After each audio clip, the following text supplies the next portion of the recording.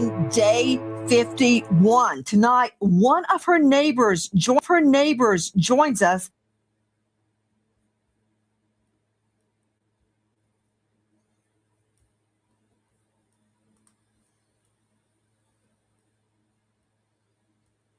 Hey, welcome to Ted Investigates. Okay, we're going to get this rocking and rolling now. Savannah Guthrie's mother, Nancy Guthrie, missing day 51. Tonight, one of her neighbors joins us to tell us his recollection of what went down that night and of his recollection of Mrs. Guthrie herself. Also tonight, mysterious ridges seen in the front of Nancy Guthrie's yard. What, if anything, do they mean, and were they preserved? This is a careful look at the porch guy video.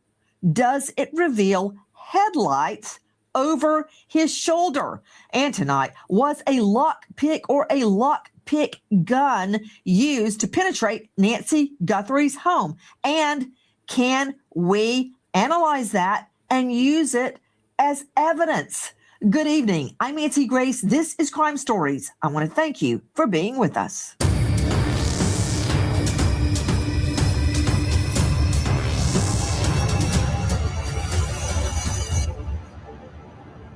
The feds are now trying to question work crews on a construction site. People just don't go in there and randomly dump stuff. They do have the thing broken up into grids. You have equipment that runs over the stuff to kind of pack it down, and that creates an absolute nightmare for investigators when they go out there to begin to search.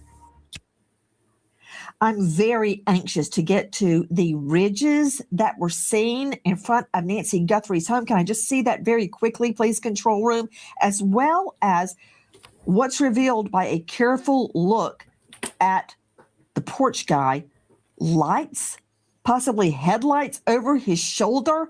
But first, I want to go to a special guest joining us, a neighbor of Nancy Guthrie's. It's Jeff Lemay, who woke up that night in the early morning hours, and he very often passes Mrs. Guthrie on their neighborhood strolls. Mr. Lemay, thank you for being with us. For sure. Glad to be here.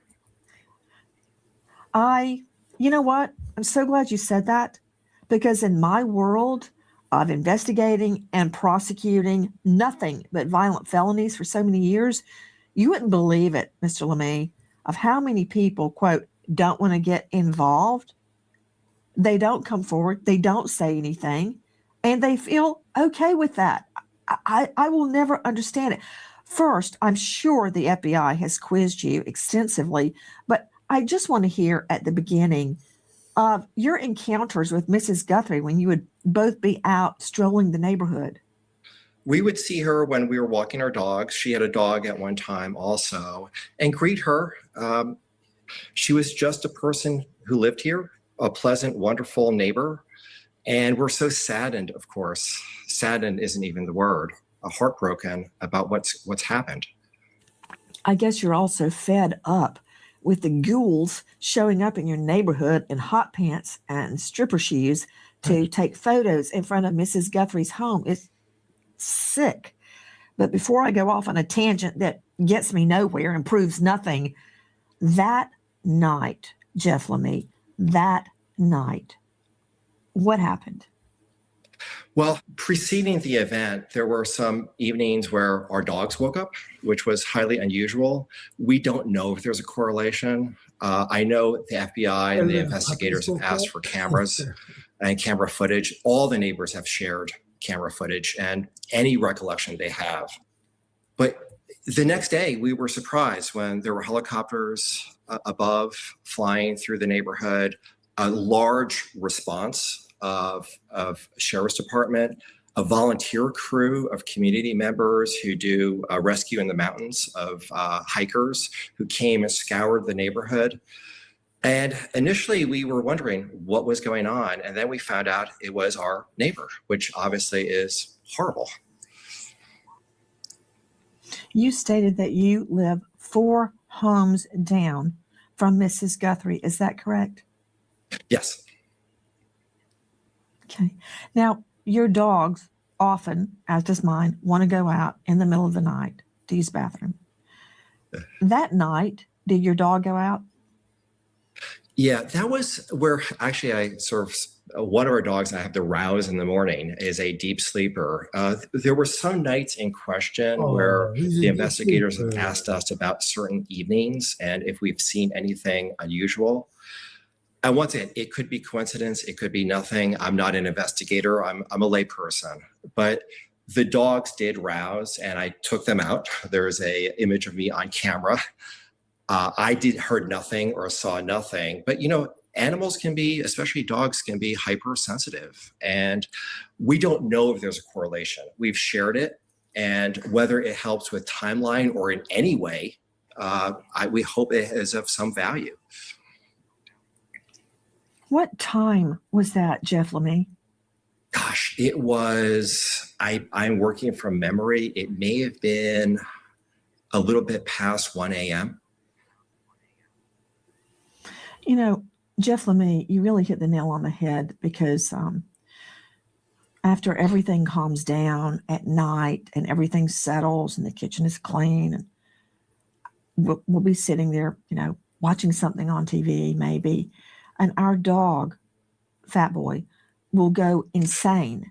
And then we find out, like 2 minutes later, a delivery was made at the front porch, or somebody then opens the back door. Maybe one of the granny nannies is coming in or out.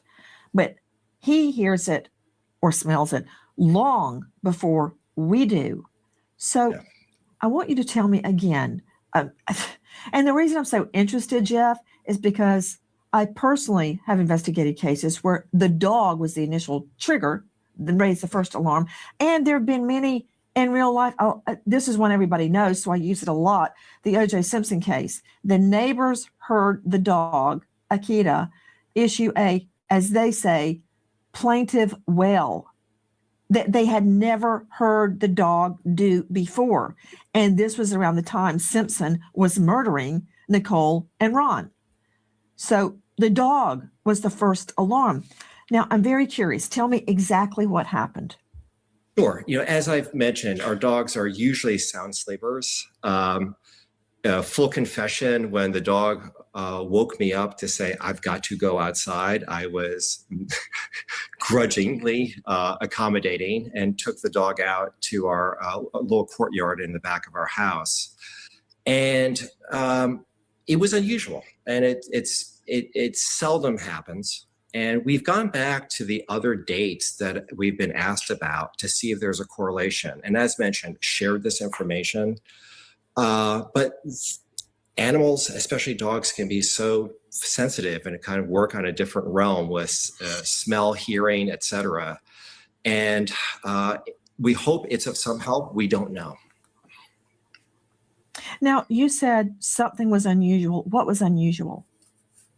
Oh, just waking me up at that hour. That would be, once again, that's what was atypical. It actually, it hasn't happened since. They are usually sound sleepers. Take them out before heading to bed and taking them out first thing in the morning. So this was kind of unusual. I don't know if they've heard something, smelled something, sensed something in some way.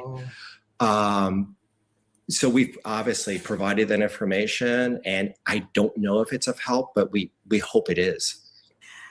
Jeff Lemay, let me throw this on you.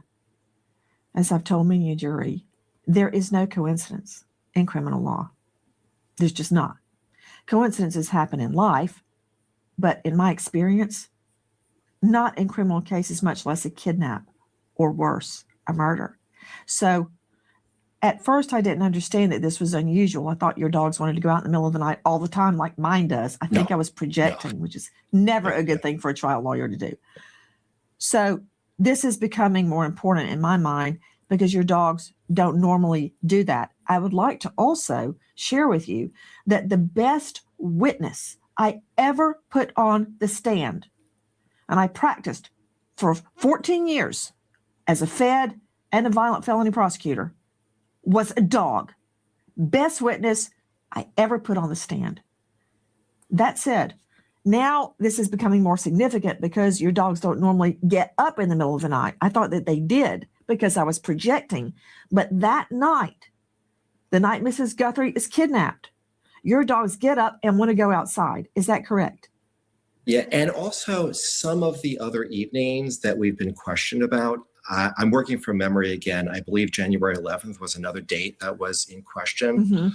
Mm-hmm. So we had this activity at that time, and human nature, we just filed it away and didn't really think about this until we were asked to review our video, and then had this recollection and saw this correlation, which was very unusual. So did you review your video, and what, if anything, did you see? Yeah, I once again not only reviewed it, but provided it to the Sheriff's Department and FBI. And once again, every neighbor has done this. I mean, there's been a robust, wholehearted support from everyone in this community for this investigation, and have provided that data points. Once again, they can see perhaps, once again, I don't know. It could help with time frame if in fact it could. That would be a wonderful thing if it provides any value. If there was someone, did you see anything on the video region from Jan 11? Just the dogs waking us up. With the way our cameras are situated, and this has been, I think, a frustration, is everyone seems to have a ring or some sort of system. But with the size of the lots and where the cameras are situated, they capture your home and entrance points, but they do not capture much beyond that. There's heavy, dense brush here, cactus, Palo Verdes, et cetera.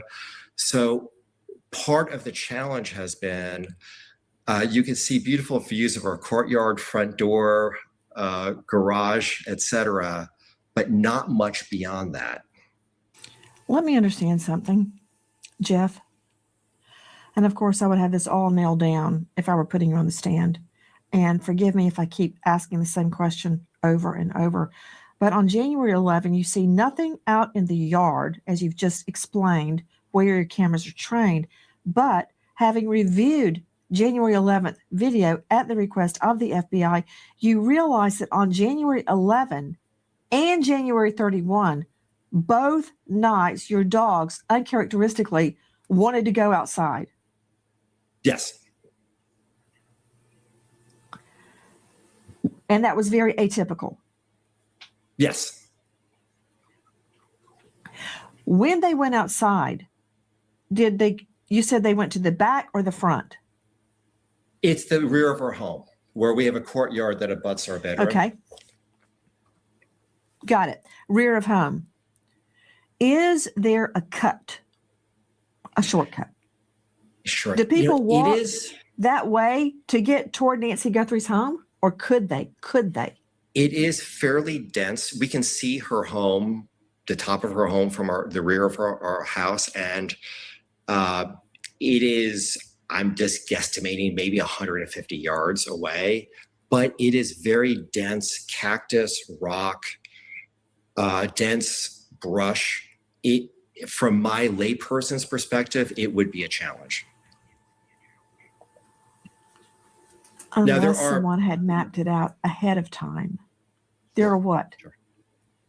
Oh, and there's an abutting cul-de-sac towards the rear. There's a service road that connects to that. Actually, it's wonderful, the graphics you're putting up, where you can see how someone could walk perhaps through the service yard to a cul-de-sac, perhaps around and about. There's a service route behind your home that leads to a cul-de-sac that leads to Nancy's home? Is that what I'm understanding? Alongside her home, where you would have to physically cut through someone's property, but then could lead to a cul-de-sac. My understanding was years ago, school kids would use it as a kind of a way to grab the school bus, and they would cut through that area. That's my understanding.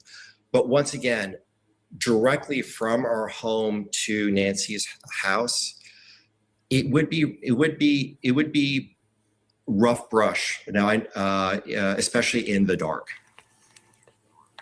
So wait, I'm curious. You just said that, guys, that video we were showing you earlier, the aerial video, was from our friends at 12 News. I want to go back to the photo. I want to understand where Jeff Lemay lives on this picture. But you stated that for a long time, school children would use a cut through the back, through the scrub, through the brush, down the service road, maybe to get to the school bus instead of going on the street. Is that correct? Sure. My understanding, this is what neighbors have told us, is people would use a service road, sort of cut through someone's property very slightly, and then go to a cul-de-sac that abuts the back of our yard, but not the. And that would get you closer to Nancy's home? Perhaps someone could take a different route I did not. to her home through that avenue. Got it. Now, when your dogs go out at night, Jeff, do they lead you to the back or to the front, or do you lead them? When my dog wakes up, he sleeps right beside me in his own little bed, by the bed. I have to take him to a certain door. I lead him to a certain door because I know I can get him in more quickly if I go out that door, and it can be any time of the day or night. So did you lead the dog to the back, or did the dog lead you? Sure. So it's a courtyard that abuts the bedroom. That's pop the door open, take the dog out, and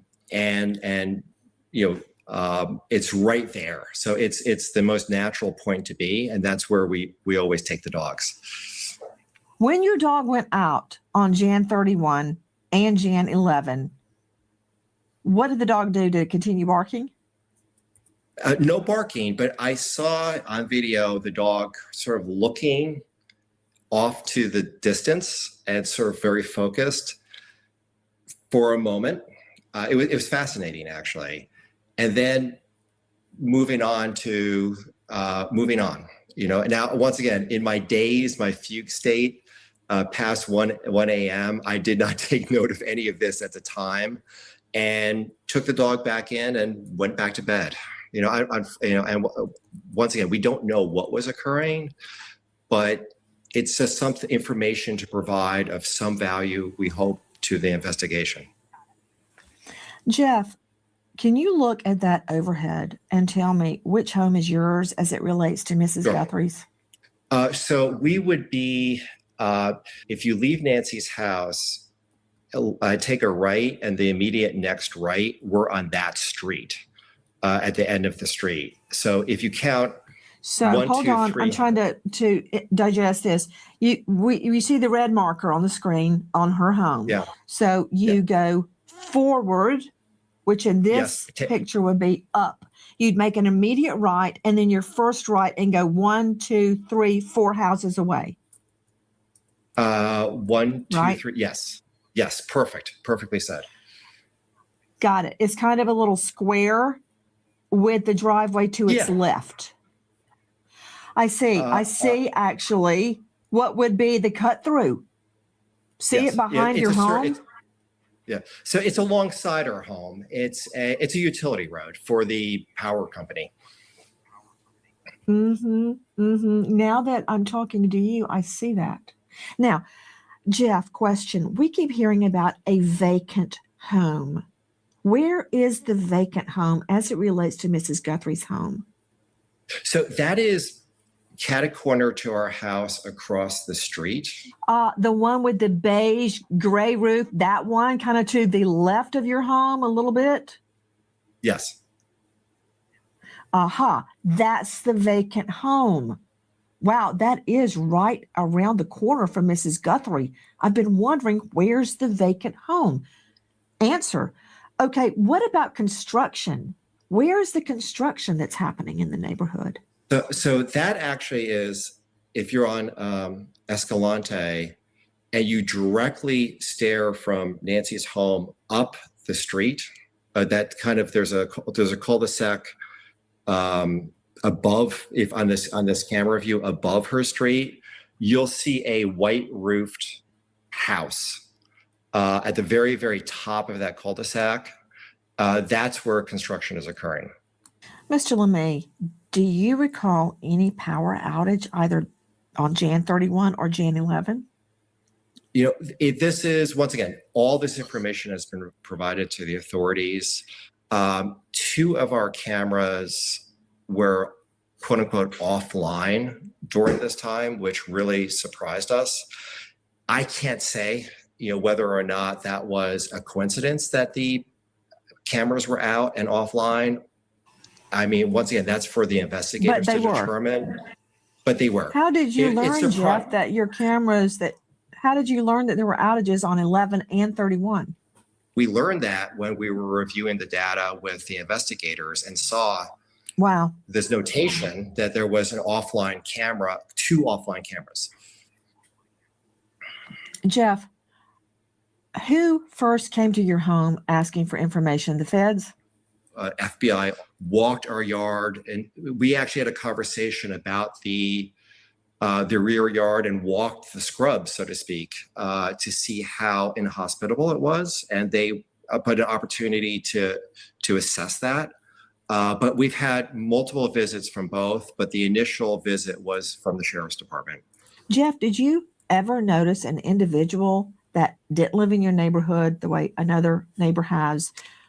Or did you notice a vehicle parked in the area for an extended period of time? We did notice a vehicle. My wife shared that information, but it was a very dim recollection. The Saturday evening, early evening, when walking the dogs, we noticed a car parked on Escalante. We shared whatever data we had, but we all do this. It's human nature. You see something, but you want to be accurate in the details you provide, and really couldn't provide much else. It's just something that we noticed. Could you put the overhead up really quickly for me? Jeff, where on Escalante, which is Mrs. Guthrie Street, was the vehicle parked? So if you continue past Nancy's home, there's a little area where people, when they walk their dogs in our neighborhood, might park. It's sort of a little area, maybe I'm going to estimate 50 yards down on the right-hand side. There's a little cutout with gravel where people park their vehicles.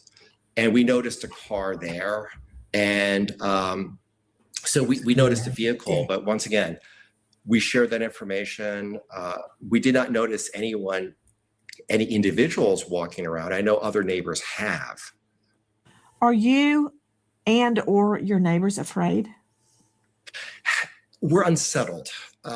Most of all, you've seen the yellow ribbons, the angels on the Palo Verde trees, the concern for someone who lives in our neighborhood who a horrible thing happened to, the concern for the family who are going through a horrific, heart-wrenching ordeal. Most of all, people are concerned about the neighbor, and it is unsettling that something like this occurred. Jeff Lemay, neighbor of Nancy Guthrie, speaking out in an effort to help the search. Thank you, Mr. Lemay. Thank you. The boogeyman's coming. So many people are struggling to keep up with credit card payments every single month. American Financing can help you take a 4-4. Very least is with over 10,000 death scenes under his belt. What do you make of the ridges? Hey Jeff, you scared? You using the covers at night, Jeffy? You a little scared? Ooh. And can a cast be made of that? We have learned the FBI may have failed at getting a cast. I think I know why, but I want your analysis. Let's see it again. Yeah. So as you're seeing these ridges, Nancy, you can see the composition out here is, to say the very least, is uneven. Here we go again. We're breaking down stuff that we've showed now for 3 weeks. Nanos is not showing anything new. Oh, Dee, Jeff was the last guy that was talking. But here we go. We're showing the same picture that I've been showing that I got from somebody, an online sleuth from like a month ago. And now we're reanalyzing that. We have no leads. We have nothing. We have stepbrothers. Okay. We have Sheriff Nanos, knows nothing. There's no new input. This is the same exact thing I was showing a month and a half ago. I was showing this a month and a half ago from an online sleuth person that found this for me, but I'll play it. And also this rock aggregate that's there is going to create quite a problem if you want to do a cast. But one thing that we can draw from the so-called ridges is the idea of a wheelbase. Now, this is something that we use when we're trying to assess tire tracks on motor vehicles. Now, obviously, this is not a motor vehicle, not viewing, but if you begin to think about something, say, for instance, like a wheelchair, goes like all this. right? You've got two parallel lines that are running in one specific direction. As a matter of fact, you take a look at it, it stays quite linear. It doesn't curve. It doesn't stay off the center here. The idea with wheelbase, though, Nancy, is to try to assess what the distance is between the center mass of where the actual wheels are making contact in those ruts. Let's use the term ruts, and because that's a term that we would normally use. So with that information alone, you can take that and you can begin to assess what product out there would create these images or these ruts that are being left behind that can be imaged. Can you actually say that this originated from this particular item? Probably not, but it can at least put you in the ballpark. Now, I have to add this one comment here. Because of the level or lack thereof of security at the scene, we don't necessarily know what left these behind, or who is more accurate, who left these behind. Could it be a perpetrator that is removing Mrs. Guthrie from the home? Or could it actually be someone like, I don't know, a crime scene person that's dragging a kit behind them? And those ruts could actually match up with that. Could the tracks be from a wheelchair, from a wheelbarrow, from some device used to move Mrs. Guthrie? And the video we were showing you earlier, guys, is from our friends at 12 News. The reason I'm talking to you about this, Joe Scott, not that you're a wheelbarrow expert, but you are a blood expert. And we know the blood ends at a certain point, and those tracks pick up at that point. See where I'm going? It's the blood ends. Did she get put in a wheelchair? Very compelling. Yeah, it actually is. Here's something else that you might want to consider too. Do you have matching sets, or do you have two sets of these ruts? All right. If so, do they give an indication that you have a set that perhaps was not bearing weight before, and then afterwards it is bearing weight? And also, going to the blood trail, is there concurrence between where the blood trail ends and these ruts pick up? Because that's a fascinating question scientifically. Also, and you asked me a question just a second ago about wheelchairs and wheelbarrows and this sort of thing. And this I can tell you. There's a type of wheelbarrow out there that actually does have two wheels, but the width of those tires on this thing are rather robust. This is not what you're looking at. You're looking at something that's very, very narrow. And of course, just like when we think about furrows in the neck of somebody that has been asphyxiated, remember, the smaller the gauge, the deeper the rut or the deeper the furrow. Here, the more narrow the rut, you're going to talk about something that has a very, very tight gauge on it that can actually go down into the surface. The idea here is to try to understand, was it bearing weight at that particular time? But part of this just seems rather cumbersome. Hey, Joe Scott, look at this again. Yeah, One, sure. I've been asked, do these ridges suggest she was dragged? I don't see that. No. I see actual wheel marks. But what about a wagon? I suppose a wagon. But again, okay, this is what you would need to do. There are garden wagons out there that people utilize. I don't know what kind of utility it would have. And also, again, you would have to go back to the wheels or the tires on these things to see if they marry up with the width dimensions on the actual ruts themselves. Okay, so we've got two measurements we're looking at here. We've got wheelbase, and then we've got the width of the rut itself, and then the depth. That's a third measurement, the depth of it. There's been a lot of photos regarding tracks from her home. This particular one is from Susie Dubay X. Susie Dubay X. And I really liked it when I saw it. Can I get a close up again? It was part of the blood video, because you're not going to get any cast, I don't think, out of gravel. Now, see, this is where the blood starts. But when you look at this video as opposed to the still photos, you see how far along the blood went. I didn't ever hear, Joe Scott, about any blood being in that portion. It's gravel in cement, and you're not going to get a cast off that. No, not in that particular area. No, that's some kind of aggregate that has some kind of cement to it. So no, you're not going to pick up anything. Right. Now you can look but what at it about where the ridges are? And by the way, that video is from our friends at Fox News. Go ahead, dear. Yeah. So looking where these ruts are, Nancy, when you take a look at that, the composition looks like gravel to me, or it's got some kind of aggregate of gravel. I don't think that it's cemented down. However, just imagine if we poured a cast into that area.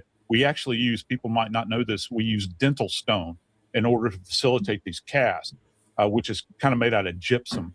And so when you let that dry, guess what you're going to pull up? You're going to pull up a big mass of gravel at that point in time. It's nothing you can actually read. So then our info that the feds could not get a cast of the tire marks or any shoe marks and the gravel is correct? Yeah. So based upon this image that I'm seeing, and again, qualifier, these are not crime scene images. But when you take a look at that and you think about the composition of it, they would say there's no utility in it. There's not going to have any value. The best thing you can do is photograph. Also tonight, if you take a look at Porch Guy, not only does a careful look seem to reveal headlights over his shoulder, possibly from a vehicle. Now, take a look, and this is from Blue Star 812/X. Blue Star 812/X. In addition to possible headlights in the background, I want to talk to guest Terry Wynn Yates, a.k.a. Mr. Locksmith, third generation master locksmith, over 25 years experience and expert in picking locks. I'm not going to ask too many questions about how you became an expert in picking locks. On YouTube, he is at 24-hour Mr. Locksmith. His website, mrlocksmith.com, mrprolock.com. Mr. Wynn Yates, thank you for being with us. Explain to me how a lock pick could be used, because we've heard so much. Did one perp come in through the back door while the other perp or a single perp came in through the front door? We've been told that the wrought iron screen door would be impenetrable. Let's take a look at that lock on Mrs. Guthrie's wrought iron door. Mr. Wynn Yates, can a lockpick break through this lock, and how? An amateur could open that lock in minutes, a professional in seconds. The top deadbolt and the bottom key and knob is what we train our locksmiths. That's the first locks they play with. They learn how to pick that. Within the hour, they're picking those locks. It's not a high security lock at all. Terry Wynn Yates, you're telling me, and by the way, this is video from Mr. Locksmith on YouTube. We're showing you how it's done. But could you explain it, Mr. Wynn Yates? To pick the lock, first of all, it has to be a lock that's not high security. So if it's a regular house lock, business lock, etc., you apply turning pressure. And then there's a couple of different methods of picking. One is raking. You sort of rake the pick in and out as you apply tension. The other method is what we call SPP, or single pin picking. And that's when you become more advanced and you can pick the lock one pin at a time. And there's 5 pins in the lock that you showed me the picture. There's 5 pins, and it's a pretty simple lock to pick. Let's see Mrs. Guthrie's lock again, please, control room. So Terry Wynn Yates, you're telling me that even an amateur could break into this? with a lockpick? Yeah, they don't have to break anything. There's several methods to open that lock. It's extremely easy to pick open, extremely easy. And that's what we start our beginners with. And within the hour, they're picking that lock. And the bottom lock has... So all this business about this door being impenetrable is all BS, technical legal term, right? Totally. Oh. Terry Wynn Yates, what about a lockpick gun? Yeah, it's basically just a spring with a little pick, like a straight pick on it, spring steel. And it's like bumping the lock. Yeah. And when you put it in there, a couple clicks and apply tension, put in the pick gun. They're readily available all over the internet. And you can pick the lock in seconds. It's just, and the other method, the pick gun's similar to what we call a bump key. So you told me earlier that a lockpick gun is kind of old school. It's not being used much anymore. Well, there's better methods, but it's very simple to teach people that. One reason you don't like it in certain methods is covert, is it makes some noise. It goes bang, bang, bang, click, click, click. So it can make some noise. If you want to be quiet, use a regular lock pick or some of the more advanced methods to pick the lock. American homeowners, the FBI has been warning about a type of real estate fraud called title theft. Your equity, the target. With just a forged signature, your ownership can be transferred out of your name. Joining us tonight, Director of Operations, USPA Nationwide Security, leading a team of investigators around the world to find and extract missing people, former Marine Iraqi War vet. I'd like you to turn your attention, Brian, toward what seems to be headlights. There's 5 windows and the guy's sitting there trying to pick the lock. I'm sorry, I had to chime up. Behind the porch guy. Look at that. And also, control room, if you will pull up the video where a pointer is actually pointing to the lights. So, Brian Fitzgibbons, does this mean there is an accomplice? And that's from our friend Blue Star 812 on X. Yeah, I think, listen, does this piece of video mean that there's an accomplice? Here comes SEAL Team 6. Not necessarily. However, right, logic tells us that removing Mrs. Guthrie from the house, evading all sorts of detection throughout this process leads us to think there has to be more than one person involved, and that they would require a vehicle to move her away from her residence. 100%. Hey, hold on, Fitz. Look. Watch it again. He looks back directly at those headlights. See, did you see that?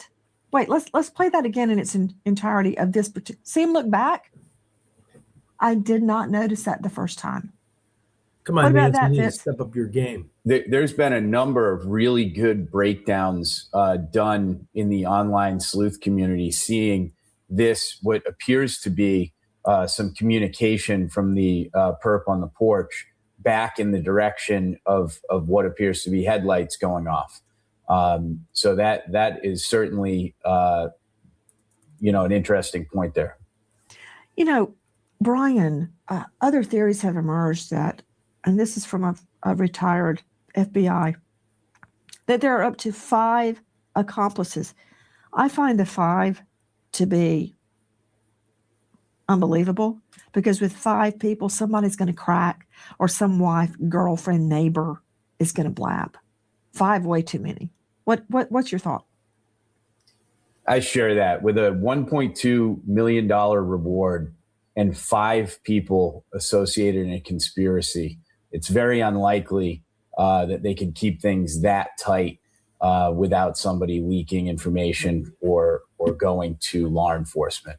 I think it's more likely that 2 or 3 were involved here, at least a second person to bring up a vehicle, and 1 to make entry into the home and bring out Mrs. Guthrie. Brian Fitzgibbons, you were listening as Jeff Lemie was describing that school kid cut through that was used. I find that very, very interesting. We're going to focus. Yeah, so this cut through, and you can view it and zoom in on the map. Is the best. You would have pretty good concealment sliding door to move on foot focus, to the southeast and gain access to Mrs. Guthrie's property from her backyard.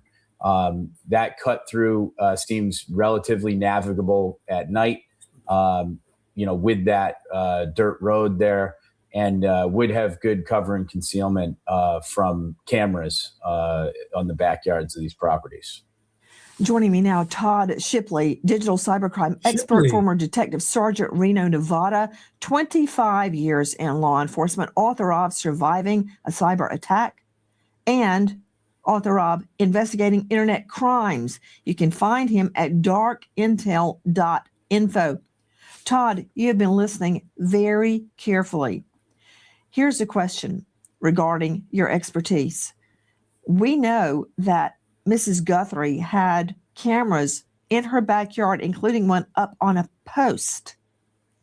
Do you believe there is more video or images to be found and they're just trying to recover them? Because we keep hearing shifting stories from nanos suggesting there's nothing else, and then suddenly there is something else.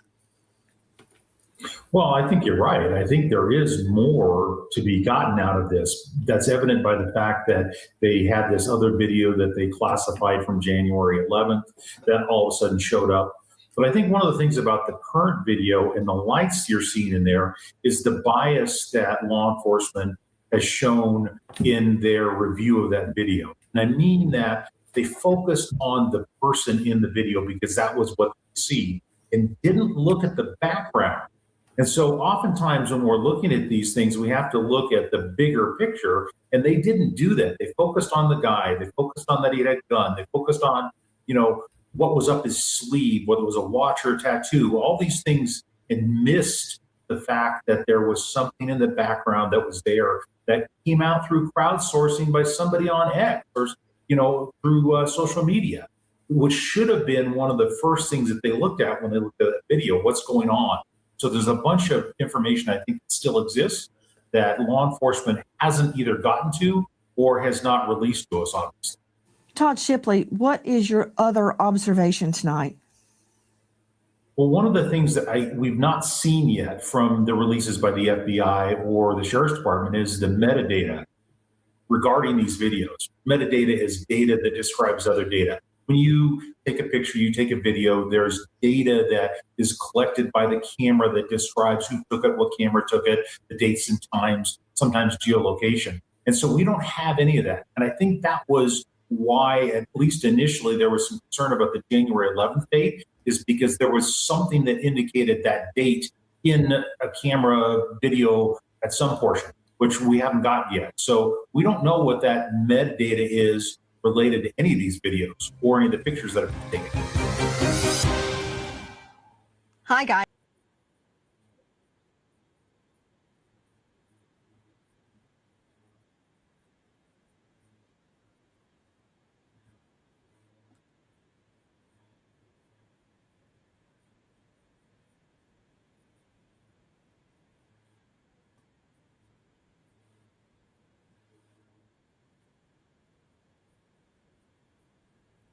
For being here and for having a little patience with me. Had a couple of things that I needed to do to prepare for the show and to upload another show and so on and so forth from last night. I hope some of you had a chance to catch last night. And if you didn't, I hope you do today. It was really, I think, a good show when it just comes to the guests. They were amazing, and just the chance to ask kind of all these individuals together, plus get them, the opportunity to bounce information off of each other. They're all experts. I was saying there was about 200 plus years of experience, and when it comes to these kinds of investigation, nothing can replace experience except maybe luck. I always say you have to be lucky to be good. I can tell you so many cases that I had that at the end of the day, they were solved because and I hate to say luck, I like how a homicide detective from Dallas, Lundberg put it, Dale Lundberg, how he says it is, he says, God, that God intervenes at some point in your case when you think you're at a dead end and you're not going to be able to make it, to solve it or to be able to come to the conclusion you want of being able to have the evidence you need, or to even have sometimes a pointer. Sometimes you don't even have any idea who you're after. You have all these clues, all this information, all this footage, DNA, kind of like in this case. But as far as really having a point on who could be responsible for this, and I think that's the situation here, you don't have really any set pointer. I think if they had a set pointer in Nancy Guthrie's case, they would be pouncing, just like we saw in the two situations where they thought they had evidence pertaining to Nancy's whereabouts and possibly to Nancy, those tip calls, the one in Rio Rico and the other one that was much closer, only about 2 miles away, cars seized, houses searched, people detained. They're going to pounce whenever they get the information, in my opinion, on this, because life is still of the essence. I know everybody believes that Nancy is no longer with us, but we don't have information that she is with us, and we don't have information that she's not with us. So certainly there's going to be a glimmer of hope held out in this case, not to mention the fact that you have someone who is capable of this violent abduction. Violent, I say that because, there was blood dripping. I thought it was interesting that Philip Dubé, for those who don't know his resume, he literally has decades as being an attorney in Los Angeles County. You don't get much more violent, and the number of cases, really Los Angeles and New York, those are the two big counties where you just see, this is a nightly thing. This isn't, happen once in a lifetime. And when I say a nightly thing, I'm talking about violent crimes, acts of homicide, burglaries, robberies. Day was yesterday. That's the motto. All day and all night in Los Angeles. So I love bringing him on board, because not only does he bring sort of the legal skew to things, but also he's handled all of these vicious cases. I just want to give you a quick summary of what he had to say. I've really never heard anybody say this but him. But he thinks that they went in there and absolutely with a knife. What he said his proof is the blood. The proof is the violence of going in there and doing this in the first place. And he's really was drawing on his experiences. And I have to say, that's what we all of us on that panel last night, we have to look at other cases that were either similar or other cases of that we had, that were similar. And we draw from that. We say, what did we learn from those cases and what applies to this case? And he really thinks that she was killed there and then taken. And that's going to bring us to one of the cases we're going to look at. It's a case that a lot of people have been asking me to take a look at. And so I took a look at it actually twice. And so I'm going to talk about it briefly today. But I want to bring up really quick, and again, we're talking about Nancy Guthrie. Let me put her on the stage. Nancy Guthrie, 84 years old, taken in February 1st. She did not show up to her church church group that she watched ever since 9/11. She convened at a local residence to watch church. When she didn't show up, everybody, of course, knew there was something wrong. Particularly 84-year-olds, but I'm going to say also individuals, we all have our habits, except for people I will say that are in law enforcement, people who have jobs like this and who are in the media, podcasters, things like that. Their jobs, they change every single day, every minute of every day. Their entire day can be turned upside down. I know when we have breaking news on a shooting or something, I just have to stop everything and sit in front of this computer with News Nation to cover those kinds of cases. And then you have reporters that are just out and about, live streamers who are out there and following these cases. So there's a huge, group of people, firemen, other people who are what I call reactive people on ambulances, people in the medical field, that each, their nurses, their days are upside down. But for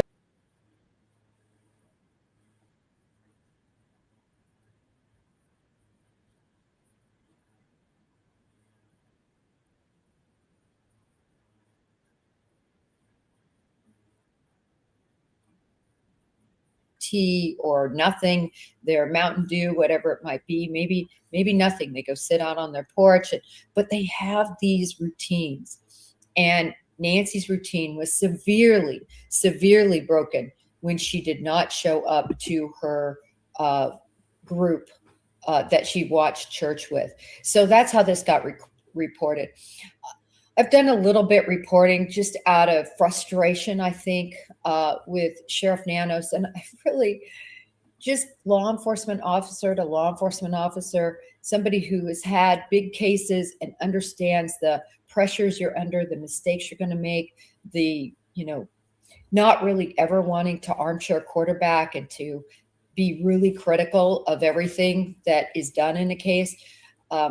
I'm disgusted that in his most recent interview, they brought up that she was reported missing Sunday night. I'm just like, oh, can we just get at least the time right? In his first interview, I also brought that up and kind of juxtaposed them. First interview, he says Saturday night that his officers reported. And then in this interview, which was just a couple of days ago, everyone, he said in the KVOA interview, which is the local interview, which I very much touted that because I think these cases, they so affect the local community much more than the national and international community. Obviously, we are so touched by this, but people in Tucson, I think not everyone, but all of those who know or are following this case and realize there's a guy capable of this and maybe more than one out on the loose. I mean, I tell you, if I lived in and around this area, I talked about the Scottsdale case of a couple in their 60s that were tied up, kidnapped. Ransom was sought for them in Bitcoin, 60 million. They were beaten by two kids that were drawn to do this by some guy named Red and 8 over a Signal app, and given $1,000 as seed money to get their uniforms and pay gas and whatever else they needed. And these two individuals never knew each other. There is a huge part of the dark web that is really frightening. Literally, you can watch murders. You can watch, you can be solicited to commit murder, kidnappings. It's unbelievable What is this, like what is on there. And I learning just about can't this help stuff but now? think, and I know we're going to know more because I think these fools will actually talk. They're not sophisticated. They're two teenagers with obviously deep-seated horrible issues that they could even think that this would be a good thing to do. Probably a lot of sadists and sadism within them and things that people are going to find out in their past that's really ugly.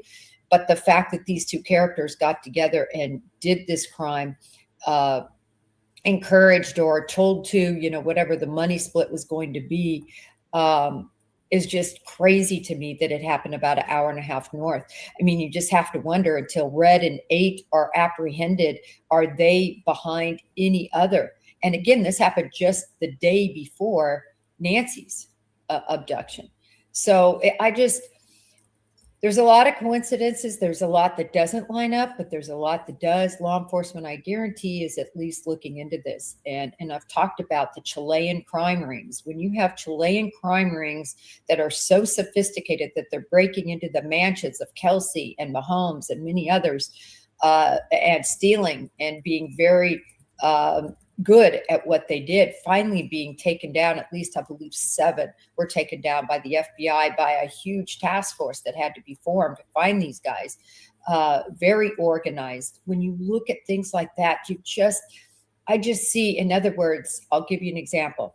When you have drug smuggling that happens backed by the cartels, all the drugs, the fentanyl, the opioids, everything that is being smuggled, the cocaine into our country, it's very organized. And then after it gets here, it's sort of less organized. I call those cells and groups are often, I call them used car salesmen. They take the best price. They have their own customers in their area, and they wheel and deal. So it's less organized, obviously, than the cartels. Initially, it was all cartel driven, where I called them like IBM folks, and this is my area of expertise, coming in, these people that were like in Scarface, where you literally had these folks that would come over in suit and tie and looking really good, like the man in Scarface that, sent over to Scarface all that money. You had that, and they literally ran these huge conglomerations and well organized trafficking from beginning to end, from Colombia up through Central America and into Mexico, and then over into the United States. And then those cells managed all the big distributions. The case I worked was out of Houston, but they distributed to Chicago, to New York. The money went back down south to Miami, where then it was taken back over to Medellin and to Cali. So these were all organized. Things changed a lot about in, I would say, the late 90s, 2000s, where the Colombians said, forget this. This is too much. Too many people are getting arrested. Too many of my people. We're going to do this where we supply to the Mexicans. The Mexicans already, and this is getting to my point, already have the routes because they have been smuggling humans and trafficking humans into the United States for decades. We're going to let them handle that piece of it. If there's 1,000 kilos, we'll give them 500 to sell, and they're only responsible for paying us for 500. I'm just grabbing these numbers. The case I worked had about 1,500 kilos that they brought in every week. But nevertheless, and that was different too, because that's when they were operating as a big cell. But I'm saying everything changed, and all of a sudden you had these Mexicans that were in charge of trafficking throughout the United States because they understood the lines to get across from Mexico into the United States. So, it's just very interesting when you look at the Chileans. My point is, could a group, and believe me, I still think there is a close nexus to Nancy. Don't think I'm getting away from that. I think she was targeted for very, very specific reasons, and for but with information from people close to Nancy. But I am just saying that you take a Chilean ring that is so successful at burglarizing and getting hundreds and hundreds of thousands, actually millions of dollars throughout the country from all of these, sports legends. And you don't think that they could possibly be changing angles to try to work an extortion/ransom type ring? I think it's possible. I don't know if it's happening. I'm just saying. Yeah, Judy, that's actually a great question. I'm not sure what Sheriff Nanos, but if the FBI is running it, there's no, they got to extract, because they have combined DNA, they have no murder weapon, and they have no body. So I would assume if they did know who the suspect is, unless they're using genetic genealogy or something to tie the suspect, they have nothing. If you don't have a body, a murder weapon, and you have mixed DNA, you're pretty much not going to get a grand jury to indict anyone. That's something law enforcement needs to look at. If they don't have any sort of focus in terms of who did this. I think it's very interesting that we're seeing now the FBI put out things in Spanish. Are they listening to us? I hope they are, because these billboards should have been in Spanish. These pictures should have been a porch guy, not of Nancy. Nobody saw Nancy, in my opinion, after she left her home, whether she left already deceased or whether she left alive. No one saw Nancy again, except the individuals who were individual who was responsible for doing this to her. So putting her face up, the story is great, maybe a small picture of her, but who should be splashed all over everything with Spanish subtitles minimally needs to be porch guy. I thought I want to get straight to I put out the exact words in a tweet about all the words exactly that the Guthries stated in their statement. But this is the most important thing. And I posted this also, and I talked about this. I sent out another tweet just with this, because this is so important. For the first time, and believe me, the family knows so much more than even we know. They don't know everything law enforcement knows, because there's no way law enforcement is going to let them know all of that. But they certainly know a lot more than we know. And when you look, these specific dates are mentioned. And late evening of January 11th. And I really believe, and I think many of you might believe also, that that is at least likely that is when the other photo is taken of Porch Guy who was likely doing some recon on her house. The fact that he was willing to put himself out there and be seen right up next to her house on a porch, knowing what he was risking doing that. I'm going to put the picture up. He risked being caught on camera. He risked his entire plot being foiled. He risked that Nancy would see this and report him and report this. He risked other people in the neighborhood. Possibly he could have been caught on camera, on their camera, and they could have seen it and reported it. He risked coming into this neighborhood again, via car, and that catching him, even if not at that moment, catching him later, right? The similar car. So now you're looking, really, they've got it focused down to some degree. They have it now focused down, apparently, because I don't think she sent this out randomly, to the 11th and the 31st, which we have known, by the way, about that date for so long, because very early on, I want to say only a week or so in, we knew about the 11th because a neighbor said, hey, listen, they're pulling my footage from the 11th. So we knew it was a big day, another Sunday. I always wonder too, was it something that he planned? Again, it was a Sunday evening, knew she would be home, I believe, did the recon necessary to know she's home on Sunday. She goes and has this meal with her in-law, or with her daughter and son-in-law, and that she would be home. Most 84-year-olds, by the way. This is seriously the movie Groundhog Day. We're just talking about the same day over and over and over, the same photos, the same, forgot the doormat, the same blood, the same perp, the same way the perp's dressed, the way the perp grabbed the bushes, and it's just going on and on. It's like you wake up to the alarm clock goes off, you press play, and here we go. Same day again, no new updates.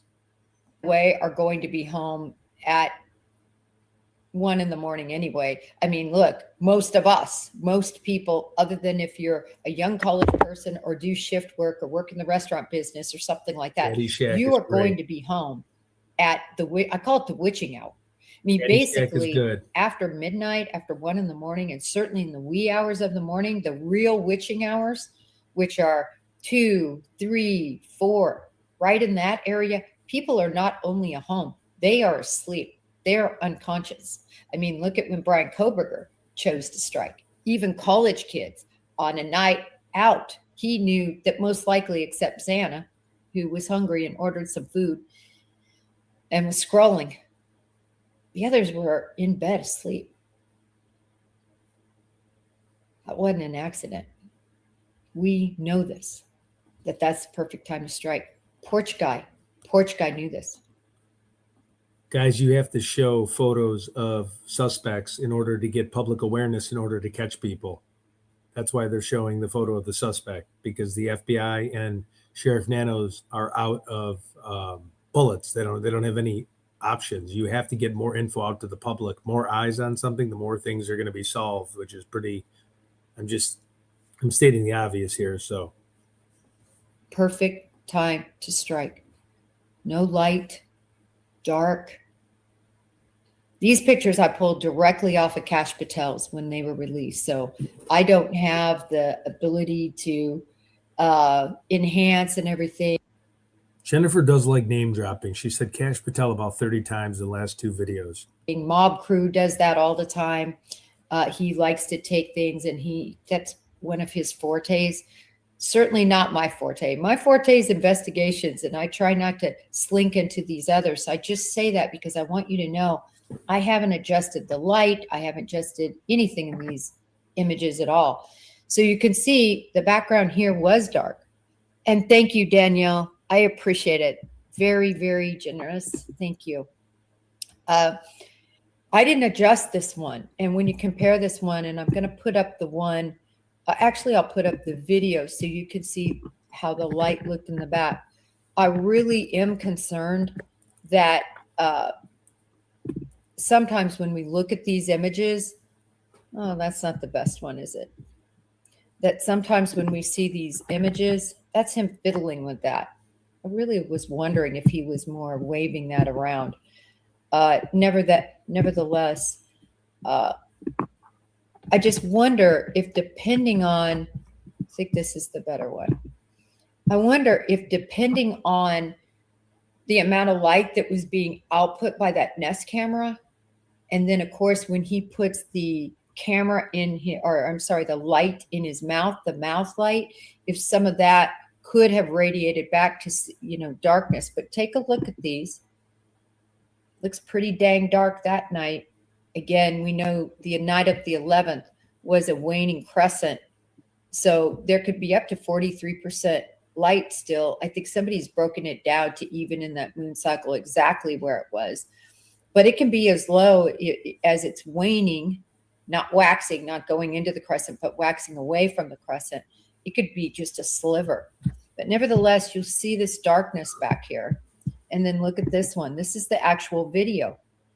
It's a little bit lighter, certainly. And remember, it was a full moon that night. So I've always said that that is the one piece that makes me believe they were 2 different days in terms of actual evidence, not source reporting. I've talked enough about that, but actual evidence. So, but then when I saw this is just another clue besides the lighting. Now, We definitely don't break into somebody's house on a full moon if you're doing, you know, if you're trying to go into someone's house. But again, I don't know if both photos were full moons or not. we see this other important date. And that makes a lot of sense when I see this photo, the darkness, you know.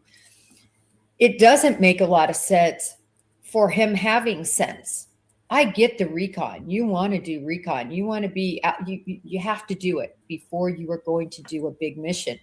But my gosh, you're going to get this close up to the porch? Look at him. He's on top of it. He's on top of it well in advance, a couple of weeks in advance of his mission. Really, really something. Yes, and I agree with everybody too. Sorry, to get into this a little bit more. Not only the lighting, now we have this, but also I thought the shirt was different. I thought the shoes were different. So, and then obviously he doesn't have the gun, he doesn't have the holster, and he doesn't have the backpack. So you add that all together, and I think this is the 11th. I'm just going to go with that from what we can see. Now, Nanos, and I've played this many a time, is emphatic that we don't have date stamps and we don't have time stamps. And I actually need to get another pro on to talk about that. That, in other words, the camera part of your Nest or Ring camera is far different than the part that actually puts on the date and timestamps. They're 2 different functions, right? One is the lens, the camera taking the photos and the videos, and the other is the internal mechanism that is stamping that with a date and time. That's why your date and timestamps can get all off, but your photographic imagery isn't.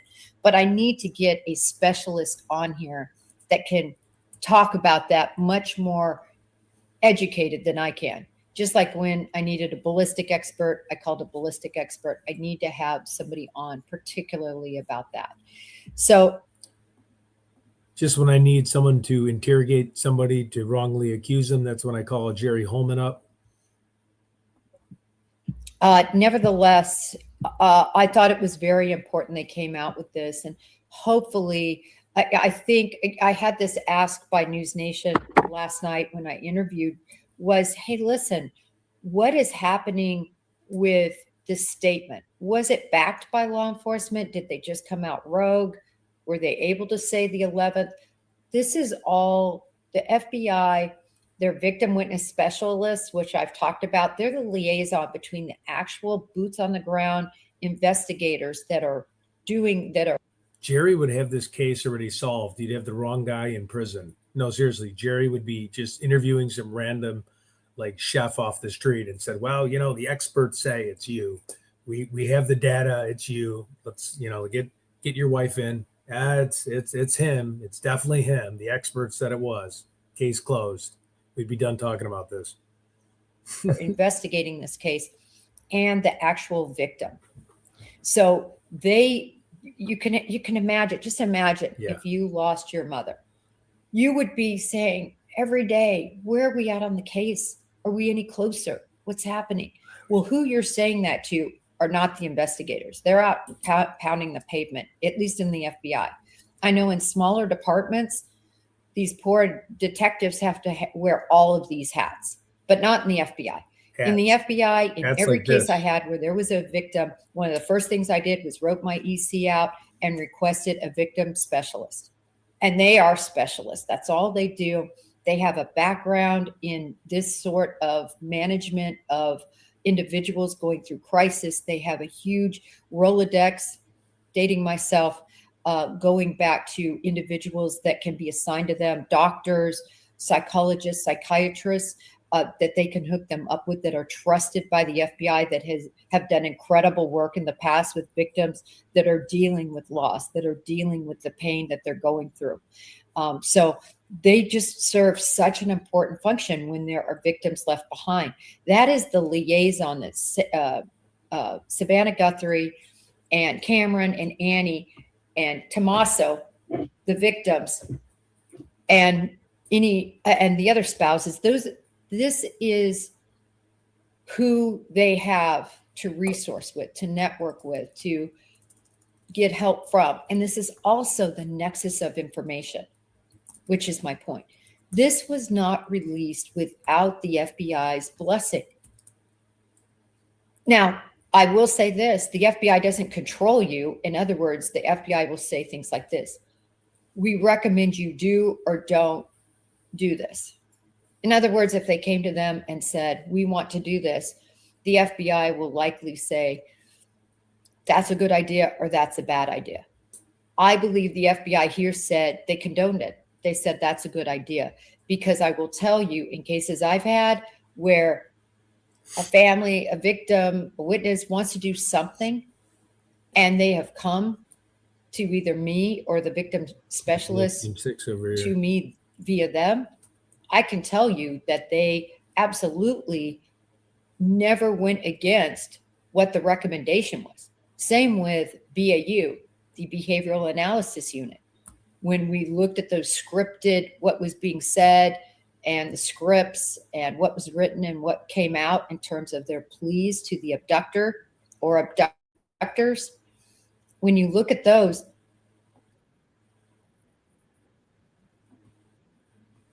Oops.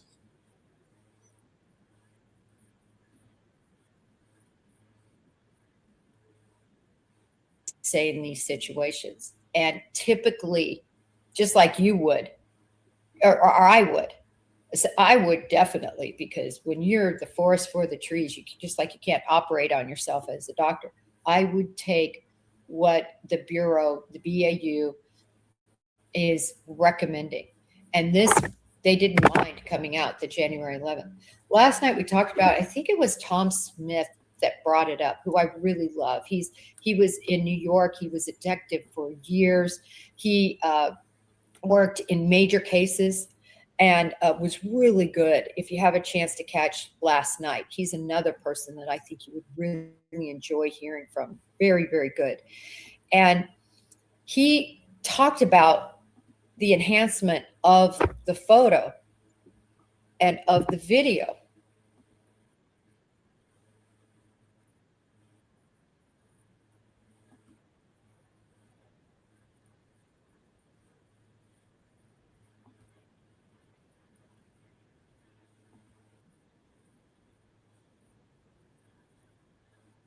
And the focus, and now I've got some numbers to work with, if not the full plate, at least some numbers and letters. That's what they can do. They can really define it, and they can really define it with technology now. Certainly bring all of this color and huge technology advancements. So when you look at this, the question was, of course, we all agreed the FBI did this. We got these images right after they came out. That's according to Kash Patel and the FBI. This was hot off the press.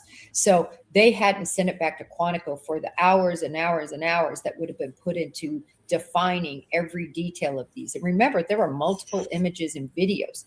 So the Bureau is literally going frame by frame to see what they could see, because in some frames, you might be able to see that ring impression.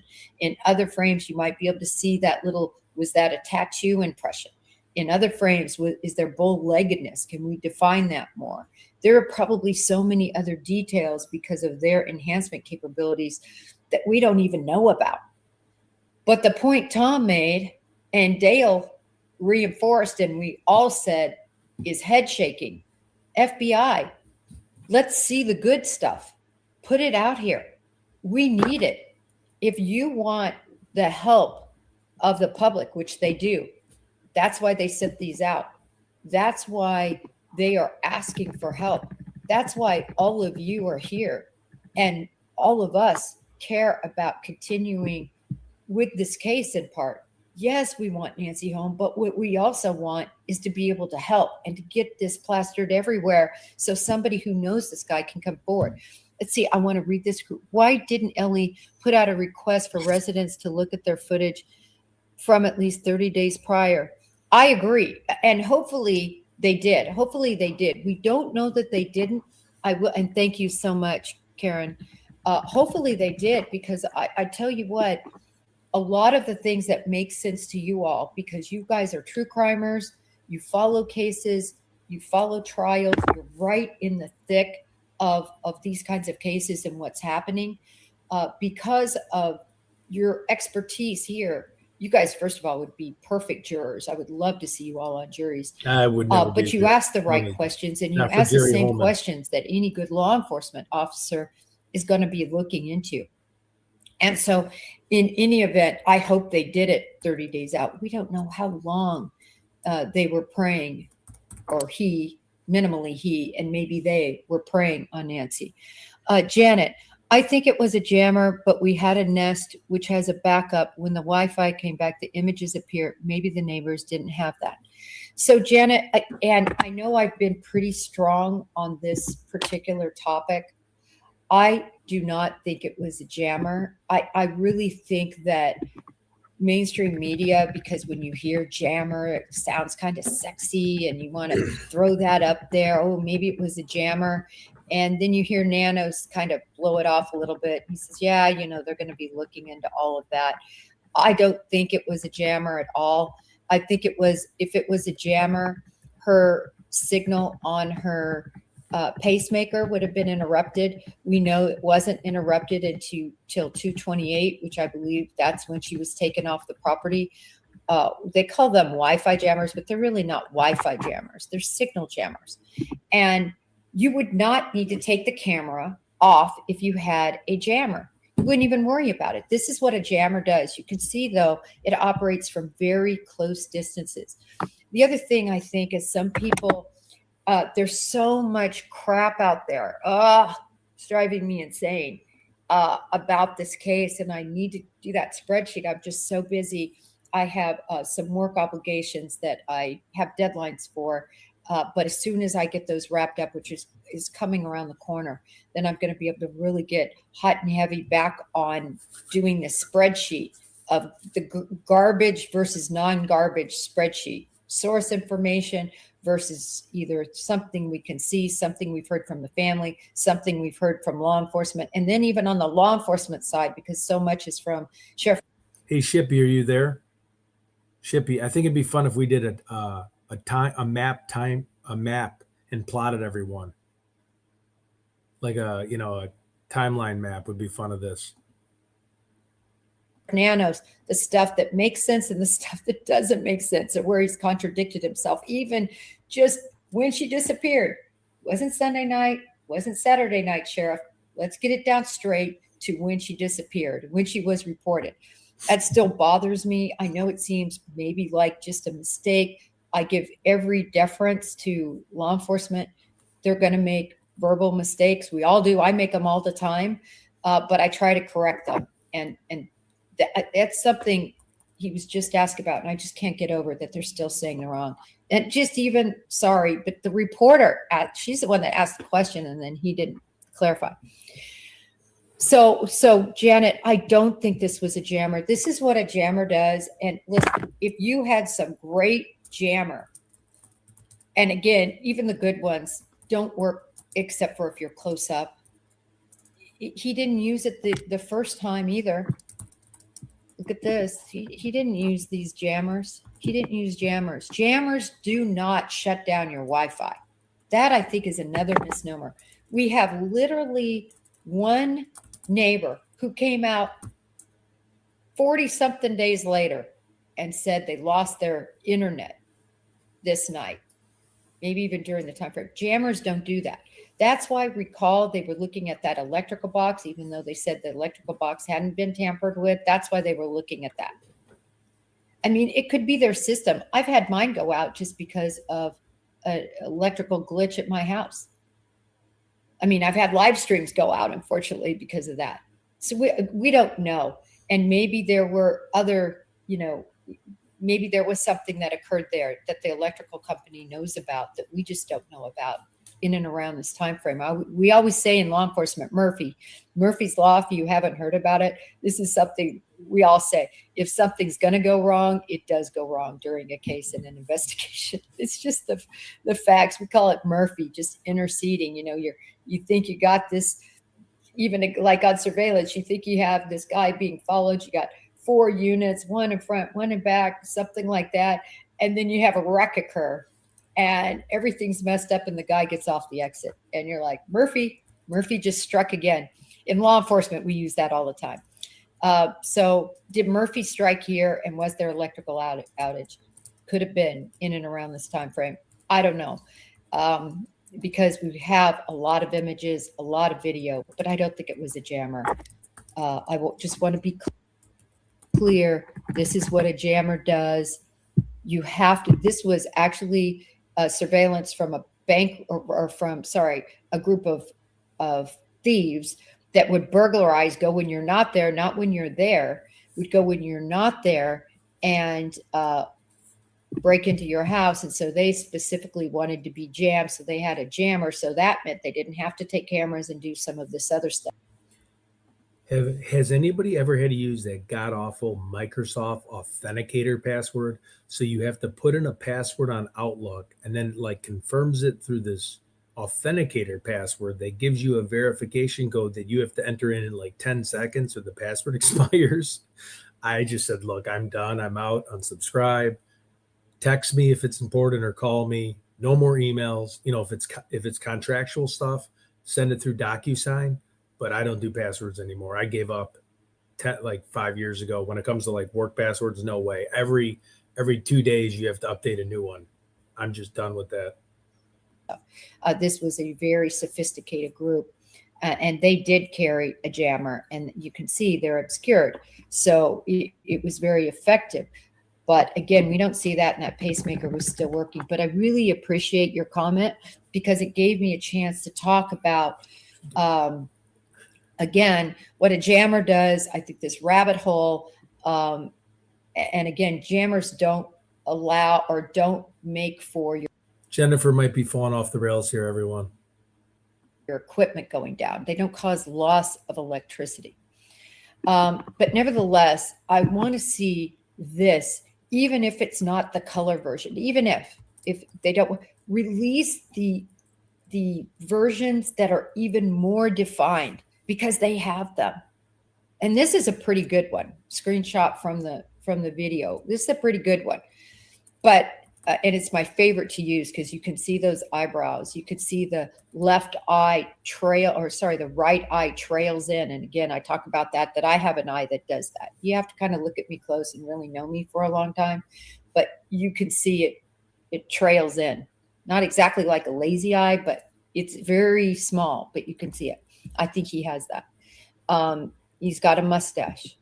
You could see how his lips, you could see this definition or the skin in between. There's a lot of clues here, a lot of clues, but they have something more to find. I wish they'd release it. I really do. Let's see. So anyway, just getting back, I guess, to me, what is significant about what they put out was the January 11th mention, the fact that law enforcement, the FBI, the victim witnesses, all of these people were on board with this being released, or I think they would have said, don't do it. And I think the family would have followed that recommendation. But I think the Bureau wants to keep this out here. They know that but for people seeing this picture, which is the picture that should be up on all these billboards, and it should be in Spanish, but for that, this case might not get solved. That DNA is going to be difficult. You know, we've heard from Cece Moore. She had a great interview with Natasha Suvez on News Nation. Please watch that interview. It's really good. It's where Cece specifically talks about how when you have different profiles, and Nano said more than two now, you have to take and I'm no scientist, I've never done this, but you have to divide out and figure out what DNA belongs to what profile. I just can't imagine how that can be done. I'm sitting here thinking about a splash of like water and how you would have to divide out everything chemically speaking that would make up that DNA and figure out what part goes to this profile, what part goes to that one, what part, and if there's three, at least three, I mean, gosh, and we don't even know what they're working with. Saliva, hair, I've talked about this, and we don't know where it was found. We do know that at least Nanos is bringing forward that it's significant. In other words, why is he bringing it up if it's irrelevant? So is he just keeping us on the line, hanging out that the law enforcement has something? Is that what he and the Bureau are doing? I don't know. Again, if I don't see it in writing from Nanos, I have to be very careful because there's been a lot of contradiction. But usually what's in writing, I believe, is supported by the Bureau. All right. I want to talk about this other initially,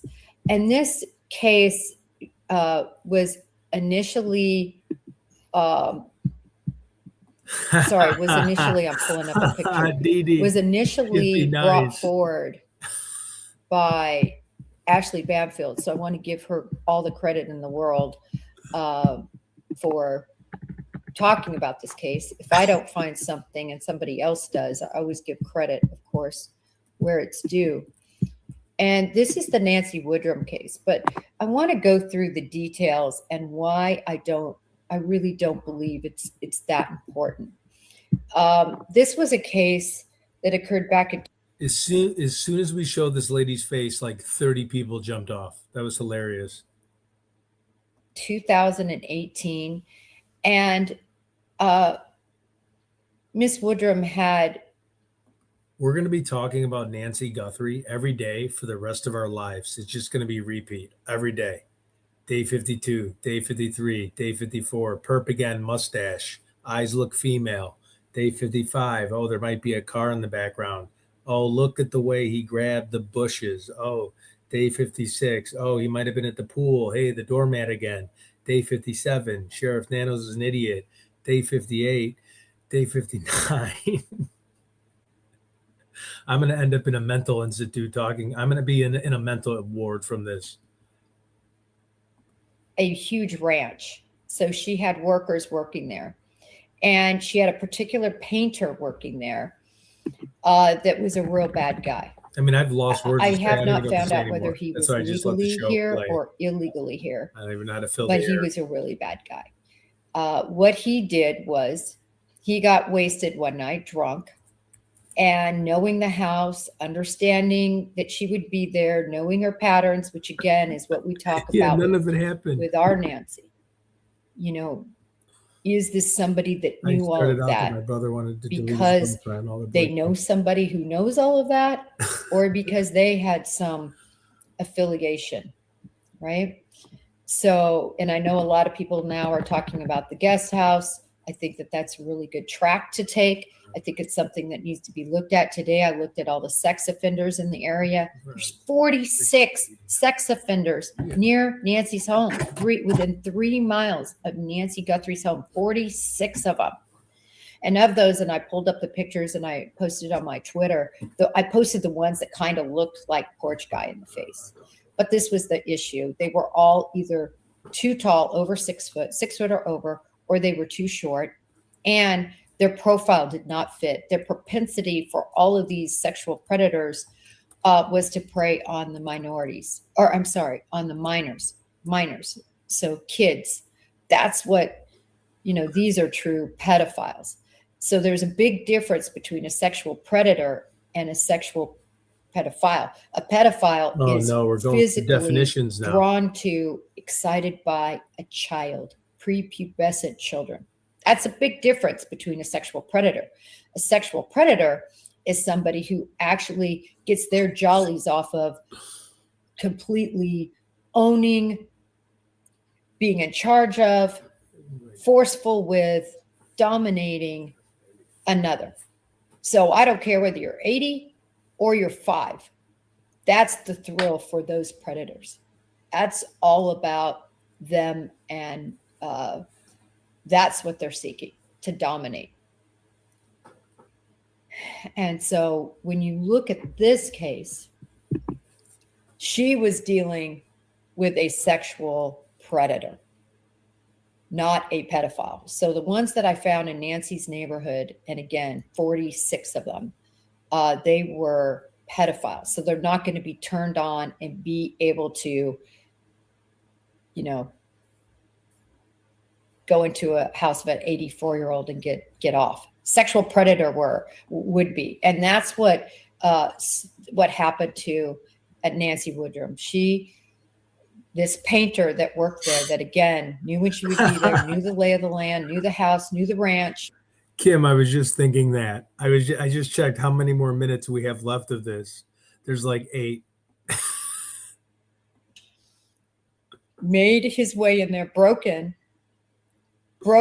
drunk, broke in without a mask.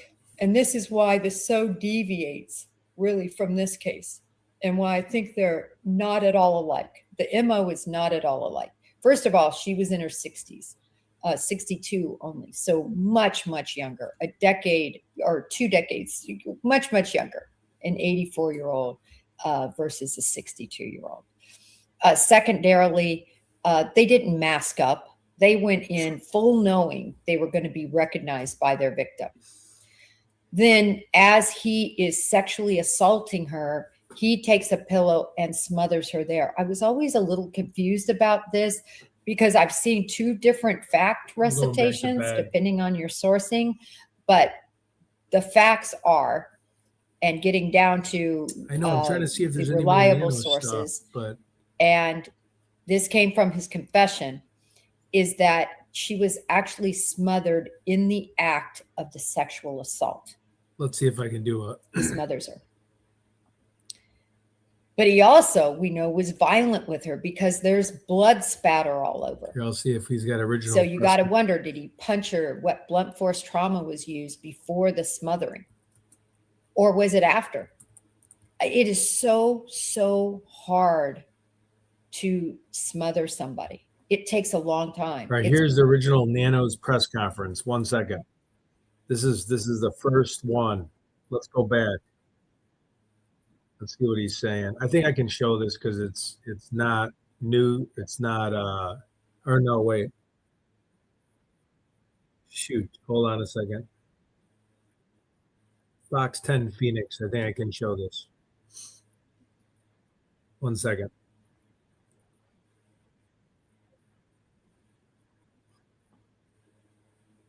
I just think it'd be funny. Let's just see what happens here.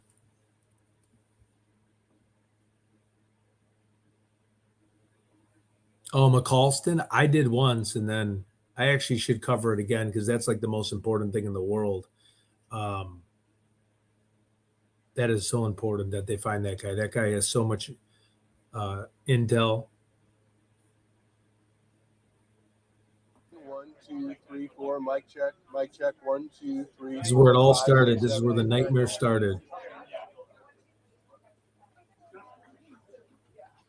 This is the very beginning. I wanted to agree with Kim Scott. I wanted to go to Sheriff Nano's very beginning because Jennifer Coffendoffer got me into like a deep sleep where I'm eyes are still open, but I'm sleeping like a fish.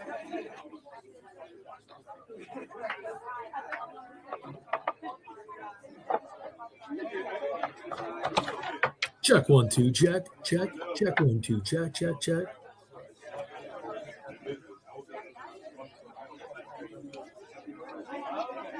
Mic check. Mic check, mic check. Check 1 2. Check 1 2. Sorry.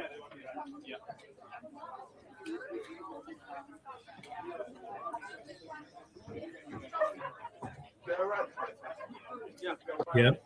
No, I seriously, I was sleeping with my eyes open. Mic check 1 2 3. Check. Mic check 1 2 3. Check. Check your body. Check your body. I got to break the trance I'm in from Coffendoffer. I'm like out of it. Corey, can you hear me? Mic check 1 2 3. Okay, hold on. Let me fast forward. You got me? This guy's making me go nuts.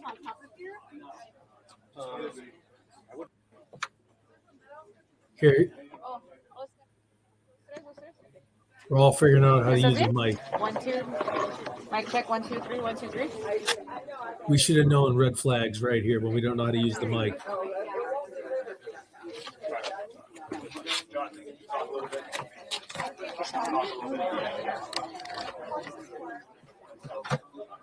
Is there another piece of that? Oh, I don't need a new one. Yeah.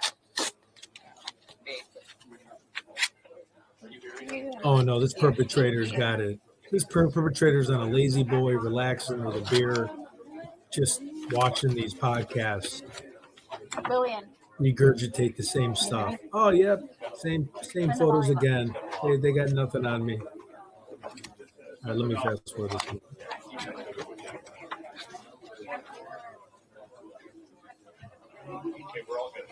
Oh my God, it does. Oh yeah, here we go. The man, the myth, the legend.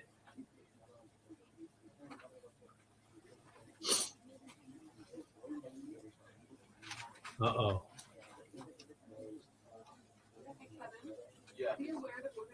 Wait, he should be here any second. I will duck.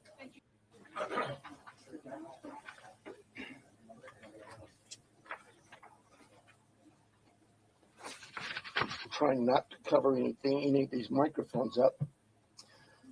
Good morning.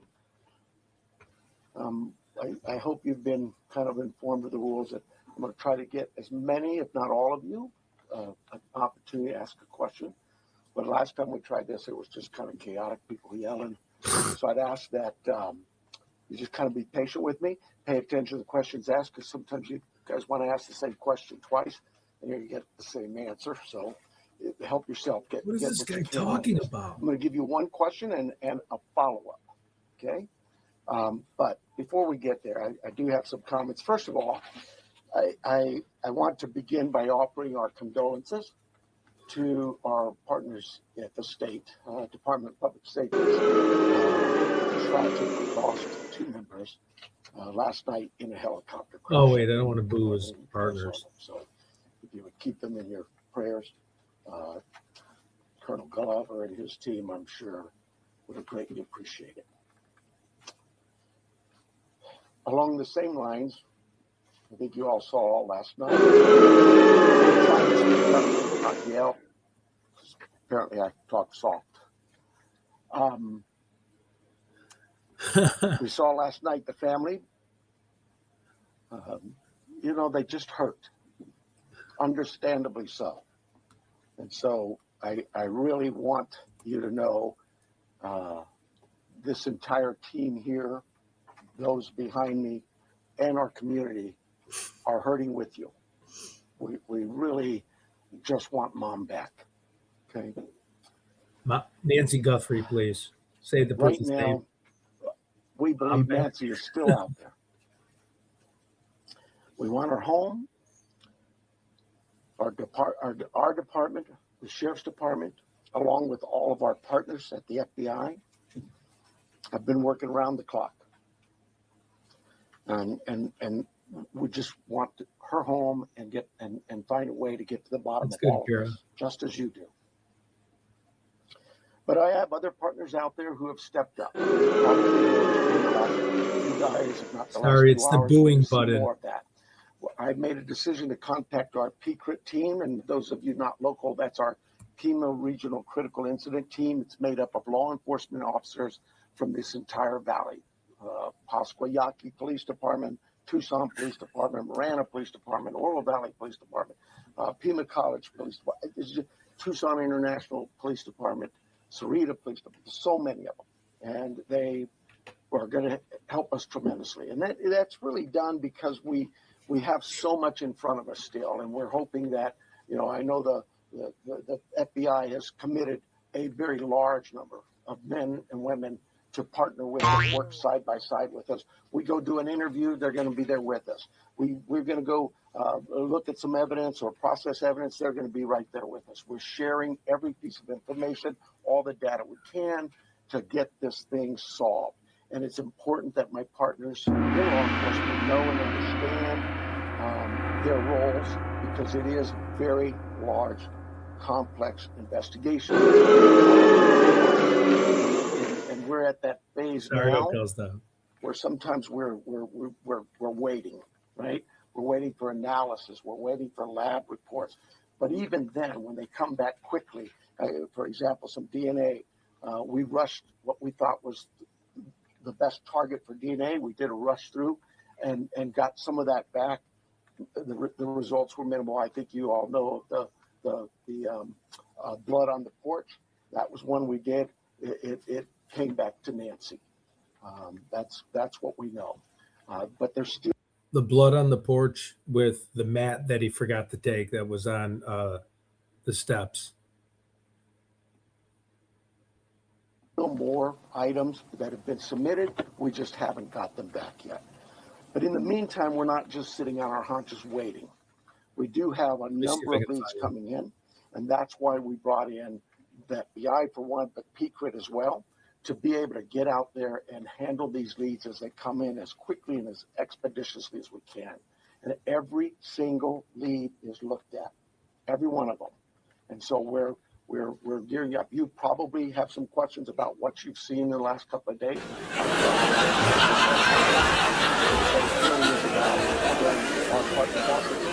To be fair, when we went to that scene the first night, Saturday night, it was just us. Since then, the FBI and others have asked, can we go and see it as well? And that's what you've been seeing. But it is a very important case to not just me and my team, but this entire community, all of our law enforcement partners. Suspects. I know there's been a lot out there about suspects, and I want to be very clear. At this time, we have not identified a suspect or a person of interest in this case. We are working our best to be clear. We have nobody of interest or any suspects that you would consider a prime suspect. We're just not there. We're not there yet. The timeline, I think we've got it on the board, do we not? This is a timeline that we have been able to develop with some of the things that we have processed. Various pieces of electronics that we've gathered. And you look at some of this, and I know you're going to say, well, why did it take you so long to get this to us, Sheriff? Well, because one thing, it's got to go out and be processed at different lab sites. And sometimes that stuff comes back to us. And like you, we have questions. And we say, wait a minute, what is this about? What about this? Could it be that? And so it's sent back or it's sent somewhere else. So, and that's happening with all of things we see, that process, that review, and that questioning of, all right, what is it we're looking at? So I'll go over it with you. You can see it on the board there, but at about 5:32 p.m., these are approximate times. 5:32 p.m., Nancy travels to her local family's home for dinner and playing games with the family, and just visiting. At 9:48 p.m., which is very consistent to what we were told by the family, that Nancy was dropped off at home.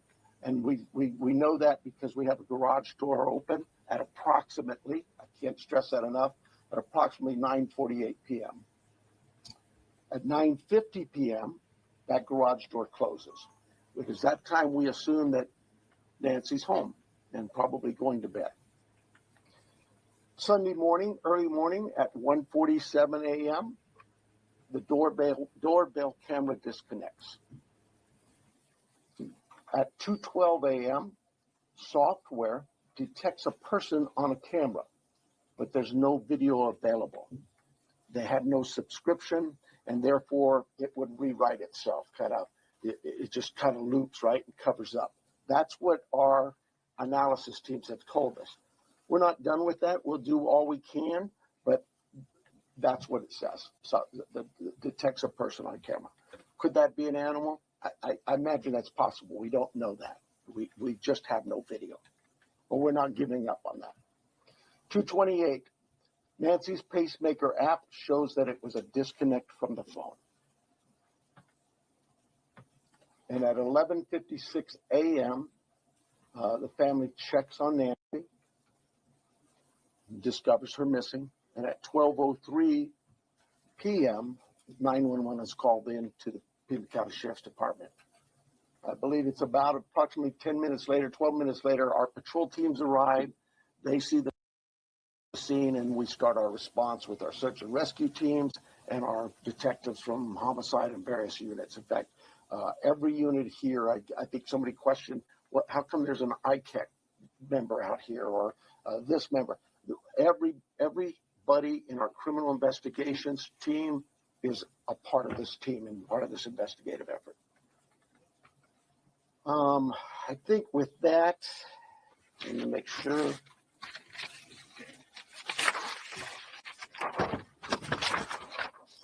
I want to clarify some things that I may have already done, but yeah, I've gone over with the blood at the front door, the doorbell camera. It was removed, we know that, but we're not confirming that any cameras were smashed or destroyed around the house. I don't know where that came from, but that's something we're not confirming. The car, the car that was at the home, it's just standard investigative practices. It's part of the search warrant scene, court orders. We pull it out of there and do our scene processing with the vehicle. That was at the home. It's just standard investigative practices. It's part of the search warrant scene, court orders. We pull it out of there and do our scene processing with the vehicle. Uber, we did speak to a driver because Nancy, we learned, had been taken the Uber to the family residence, the daughter, for dinner. And we located that driver and spoke with them and got that information. The house, you guys got this, I think, conducting follow-up. I think you said somebody had mentioned that they saw a team out there again last night or yesterday, and that's just, again, what I was talking about before. Our partners wanted a chance to see it and examine things themselves, and more importantly, it's just we're constantly following up on things and go, hey, what about this? So we want to go back and check on some things.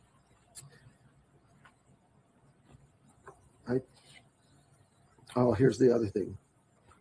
Someone had mentioned there was forced entry. I have no clue where that comes from. We have been very consistent. We are not discussing that at all, whether it's forced entry or not forced entry. That is something we're just not discussing. So I don't know where anybody got that information. I think I am about done with my piece of this. I'm going to bring up here Heath Yankee, and I think you know him if you haven't been here. John Edwards is the assistant agent in charge with the FBI here at the Tucson office. Heath Yankee is the special agent in charge for the state of Arizona out of Phoenix, and he will come up and speak.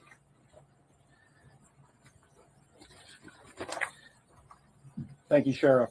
Hello, I'm Heath Yankee, the special agent in charge of the FBI's Phoenix Division.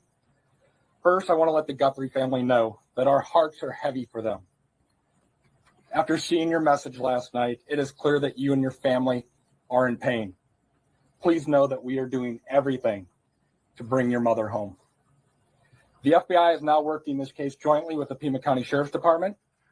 And we're going to start today by announcing a $50,000 reward for information leading to the recovery of Nancy Guthrie and or the arrest and conviction of anyone involved in her disappearance. And this will be the missing persons with the reward that will be going out. The FBI has agents, analysts, and professional staff employees working day and night with our partners at the Sheriff's Department. We have deployed additional intelligence and agents from our Phoenix office. We have brought in our critical incident response group from Quantico, Virginia. Members from our cellular analysis survey team are here, and they continue to collect and process digital information. We are actively reviewing and analyzing information from all digital sources, which includes banks, social media companies, phone companies, and any other organizations where a digital footprint could have been captured. All this information provides data points and helps put the picture together. And we will be in the community continuing to conduct a thorough investigation with our partners. You heard about us out there last night. We will be back out there today. I would ask the media, give our investigators the space to do their jobs while they're out there. Next, regarding the ransom letter. We are aware of a ransom letter that was sent to the local media and then to national outlets. As with every lead, we are taking it seriously. We are in communication with the family. And while we advise and recommend from a law enforcement perspective, any action taken on any ransom is ultimately decided by the family. Thank you to those in the community that have called in tips. For anyone out there that may have information, no matter how small you think it may be, please report it. You can do so by calling 1-800-CALL-FBI or online at tips.fbi.gov. My next message is to those imposters who are trying to take advantage and profit from this situation. We will investigate and ensure you are held accountable for your actions. We have made one arrest related to an imposter ransom demand, and a complaint will be presented to a magistrate judge later today. You will get more on that from the FBI and our U.S. Attorney's Office here in Arizona when it becomes available. To anyone that may be involved, do the right thing. This is an 84-year-old grandma. This is an 84-year-old grandma that needs vital medication for her well-being. You still have the time to do the right thing before this becomes a worse, much worse scenario for you. Please return Nancy home. Thank you. So you want to call me? You can call him up. Okay, so the first person we're going to start with the list is going to be NBC National, Liz Prince. Right here.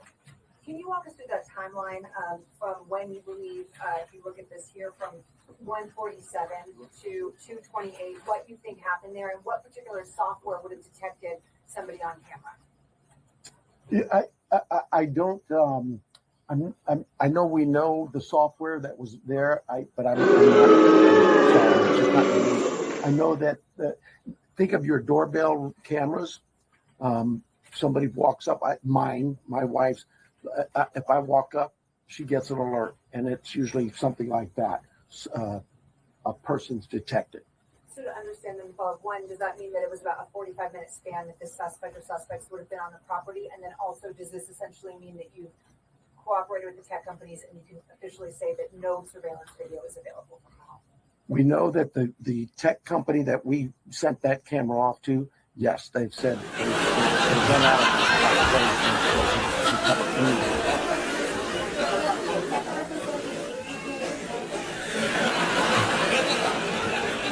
I'm sorry, with what 45 minutes?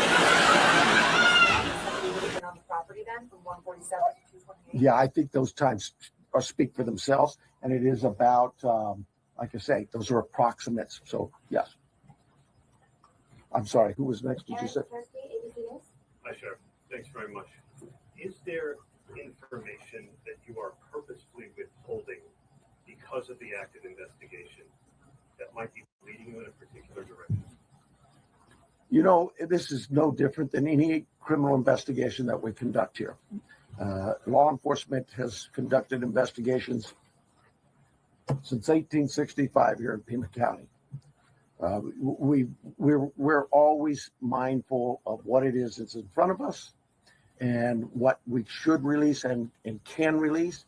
There's legal guidelines that guide us, but there's also strategy too. So, you know, I'll leave that for you to determine. Now that you are having such an injection of manpower from the Pima critical incident team and the FBI, we be slow to bring that in at the outset. Should all of these resources been brought to bear sooner? I guess that you know, it's Monday morning quarterbacking. I do it all the time, so you have the opportunity to do it for me. I'll take that hit. CBS News, Jonathan Migliotti. Sheriff over here, has there been any of life, and has there been any sign of life? I'm going to anything to deal with the ransom notes and that I would defer to the FBI, but no, to my knowledge, we're still looking for Nancy. And for my follow-up question, if I can speak with the special agent, what was it about this apparent ransom note that now 3 days on, you first haven't been able to validate, and second, it warranted informing the Guthries of its existence? So the ransom note that was sent out there, obviously every lead in this case, we are taking extremely serious. But not everyone is presented to the family. Why this one? Because this was the ransom that came in and it had facts associated with a deadline, with a monetary value they were asking for. So at that point, what were some of those facts?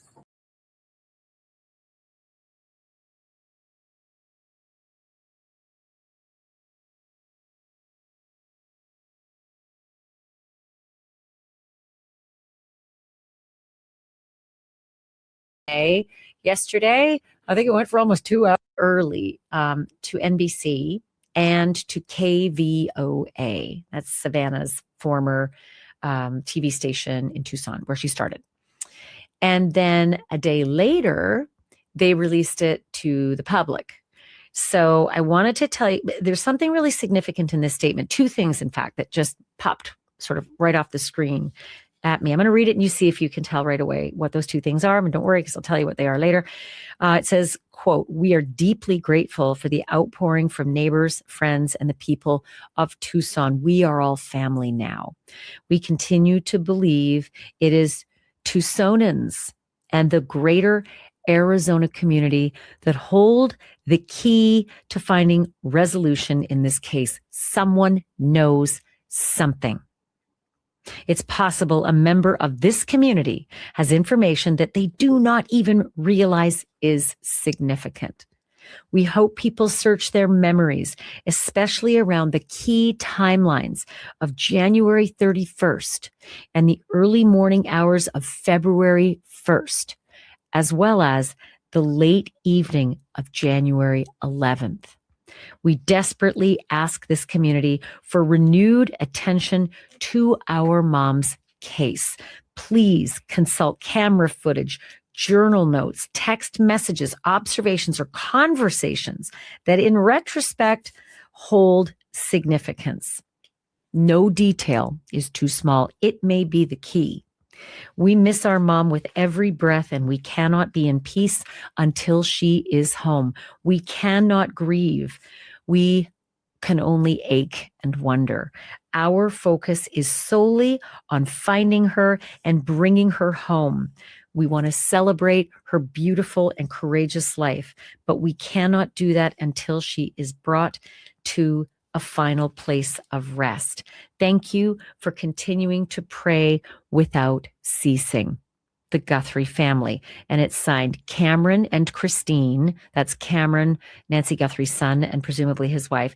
Annie and Tommaso. That's Annie is Nancy's daughter and her husband, Tommaso, and Savannah and Michael. Savannah, obviously Nancy's very famous Today Show host daughter, and her husband, Michael. So I don't know if it stood out to you. The two things in that statement that popped off the screen to me were that Savannah for the first time mentioned January 11th. So January 11th is really important because we had only heard from sources. A lot of the members of the press had different police and law enforcement and FBI sources that had said, hey, the second image of the intruder not wearing a backpack and not wearing a holster and a gun is from a different date. And lots of neighbors said that they'd been asked about January 11th. And apparently law enforcement was out asking a lot of the neighbors about January 11th and then came back and said, let's widen the aperture all the way from January 1st to January 31st. So we were all very curious about January 11th, right? And lots of stuff happened about January 11th. Like Michael Ruiz from Fox Digital has two different law enforcement sources that said the picture with no backpack and no gun and holster was from January 11th. So that would make sense that, law enforcement's out asking the neighbors about January 11th. Do you have video from January 11th? Do you know anything that happened on January 11th? And there's Savannah Guthrie now putting out this statement saying, maybe you know something about January 31st, the late night, and the early morning hours of February 1st, which is exactly when her mom went missing. But then she adds the late evening of January 11th. Something about that also stood out because she said the late evening of January 11th. That's a Sunday night. So the late evening would be late Sunday night.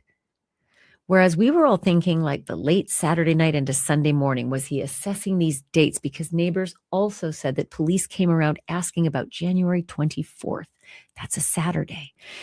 And that's a week before Nancy Guthrie disappeared. So was this guy casing Nancy's home 2 weeks before, 1 week before, and then striking on February 1st? And was he doing it late Saturday night into Sunday morning, both of those weekends? Well, according to Savannah's statement, it's late in the evening, Sunday night. January 11th is a Sunday, so late in the evening would be Sunday night. So I'm still a little confused about that. I think I may have the answer for you, though, where all this confusion came. Because remember that, that the Sheriff Cristianos, told us all that we'd be speculating only if we thought anything about the image of the perpetrator without the backpack and without the holster and the gun. We'd only be speculating if we thought that was a different date. Meanwhile, FBI sources are telling every one of their, media sources or media representatives that it's a different date. Came from a different date. So we've all just said, okay, well, that's in the wind. We don't know what to do with that. But now we're hearing a statement from the sheriff, and it may have the actual answer. I'm going to get to that in a second. But I also just want to say, go back in time here. FBI Director Kash Patel, he released that doorbell video footage, right? And the still image of that masked suspect on Feb 10. February 10th is a long time ago, right? I kind of wonder why more images haven't been released. Or did they give us everything? Did they give us everything they had? Does Kash Patel and the FBI have more? Was Google able to scratch more? And they're not giving it to us. We do know that they've said they have additional camera images from other cameras that just aren't of investigative significance, that they said. But, they said in the backyard, they can see some workers on different dates before the incident, and they can see police officers in the backyard after the incident, but nothing on the actual day. Okay. But anything beforehand, I would like to know who's in the backyard. I would like to see. Because if you saw someone in the backyard, you're like, oh my God, that's my ex-boyfriend and he's a rapist and he's a criminal and he's always talked about knocking off people. That might be helpful for a tip. I'm just saying, if we knew more, if we saw more, there might be more pointed tips with actionable intelligence, So I'm just sort of curious why, A, they're not releasing more images if they have them. And I get it. They probably don't want to, show a bunch of like innocent landscapers and pool guys and suddenly the whole world is running to their front doors and like videotaping them and turning them into the police. But there could be something else there for the public to help. And to that end, why wasn't the public brought in on the January 11th date? Why didn't they ask us? The whole lot of eyes that were on this case all through February. Why didn't they say early on, as early as possible, January 11th? Do you know anything about January 11th? For instance, do you have a boyfriend that was stepping out on you that night? You didn't know where he was all night and you are mad, or you just don't have your answer. Let us know. Do you have an ex-boyfriend who was acting weird January 11th? Stepping out, acted weird, got into a fight. Did that ex-boyfriend step out again on Feb 1, right? Jan 31, Feb 1, Saturday to Sunday. Out all night, Saturday night into Sunday morning. Because those are the kinds of tips that can sink a suspect, right? A jilted lover can sink a suspect. A mom or a cousin or an estranged brother, estranged sister, estranged father, whatever. If they know something was up, but January 11th was significant to them, why not release that? Why not have the whole world asking themselves about January 11th? Is there something that maybe I can do for the police regarding January 11th? But they didn't. They just left us all to wonder and ask questions. It's super frustrating, because maybe a tip might have come in, but now we're like, I don't know, day 51. Can anybody remember what you were doing in January, mid-January? Most of you would be like, I don't know, it was dry January. Feels like eons ago. It's a long time ago.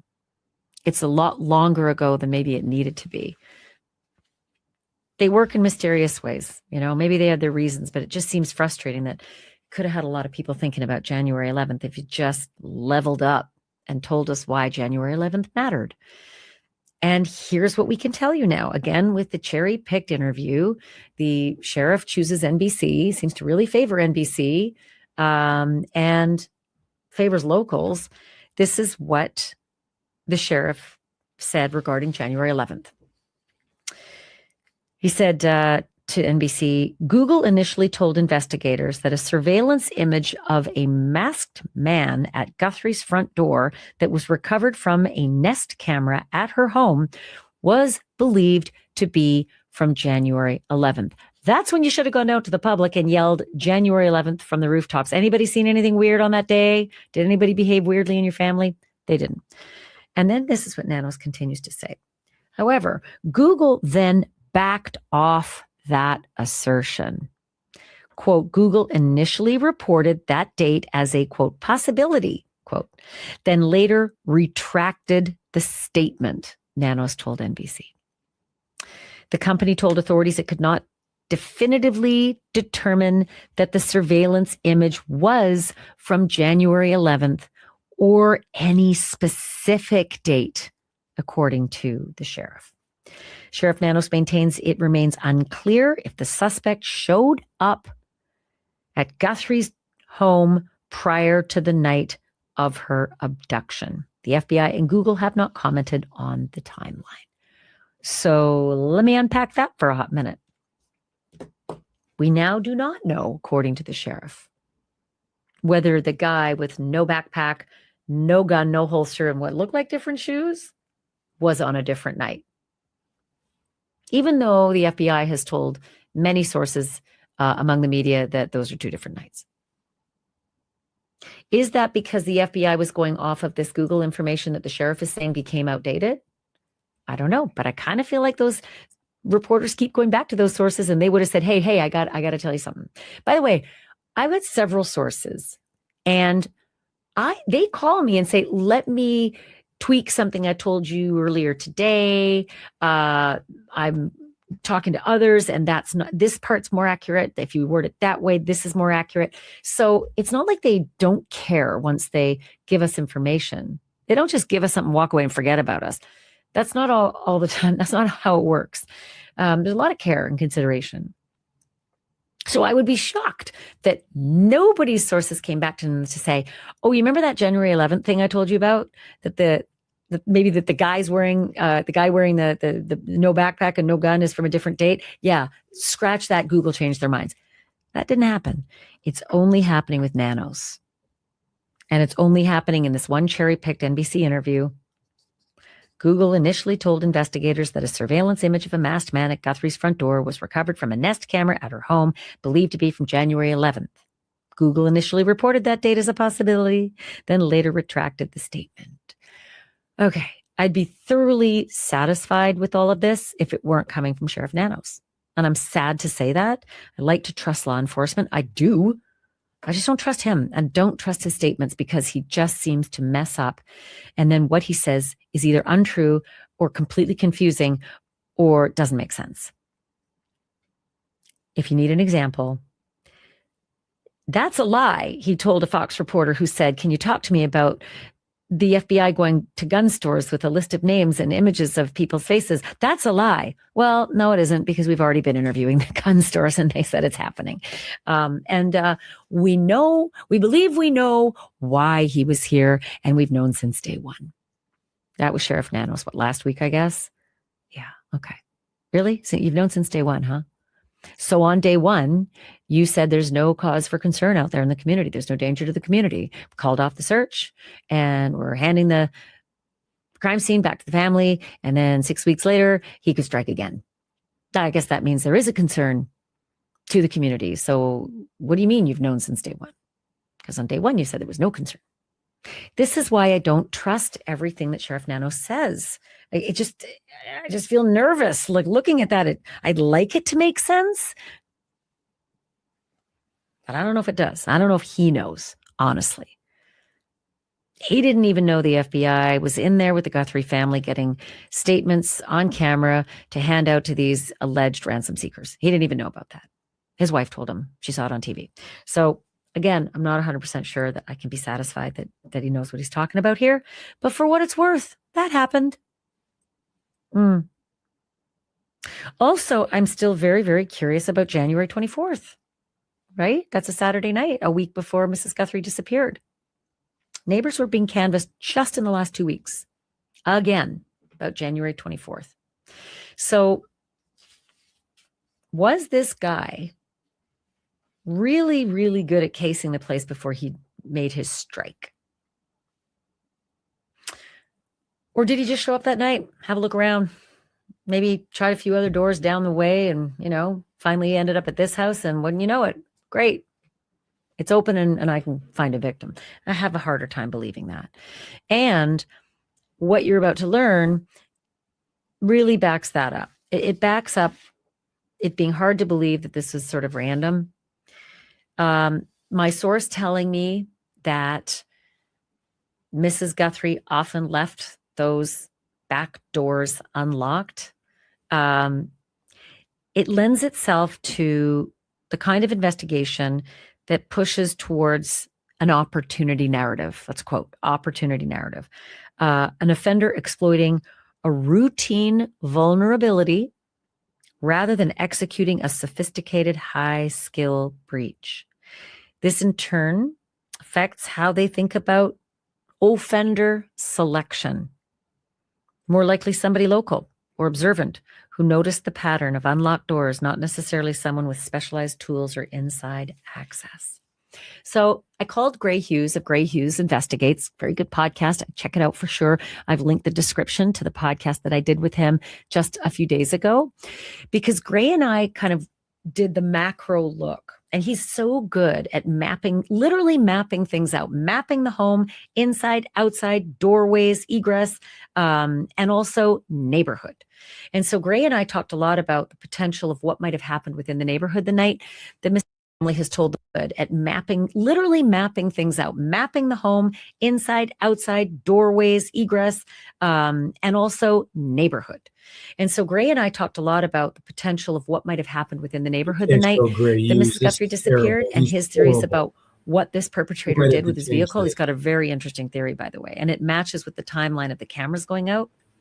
I disagreed with it, however, so you should see our conversation. I don't know But if I can today watch I called him and Use said, Thanks hey, for can you get Money. those I mean, this is 3D skills of yours back up and cooking? Because now that I've learned this information about the back doors Bears. being routinely left unlocked, I don't know if I can. and the watch offender profile She's gonna being show now great kind of use. shifting for I'm gonna throw up investigators, in more my than mouth. likely knowing this information as a Oh, he's exploiting a routine vulnerability rather than executing a He's sophisticated just a guy high-skill that eats breach. Wendy's all day and drives. Walk Google, me around the house Google and let's Maps. find all the places where there are doors, where in the back there are doors, where there are windows, Show it. and where those doors lead to All right, let's in hear the house. pubes. So where this Remember- perpetrator might have come in and where Miss. Do you remember how Pubes thought Richard Allen was so guilty and he had all the timeline, but then he didn't realize that all his hours were wrong on his map? I mean, this guy.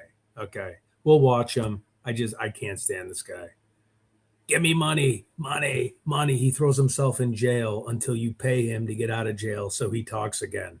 I mean, I just can't. I mean, all right. Well, Mrs. Guthrie was lying asleep in bed, and what he would have done to get in, get to her, and get her out through that front. What makes me mad is my stepbrother lost his life fighting for this country and fighting for someone like Gray Hughes.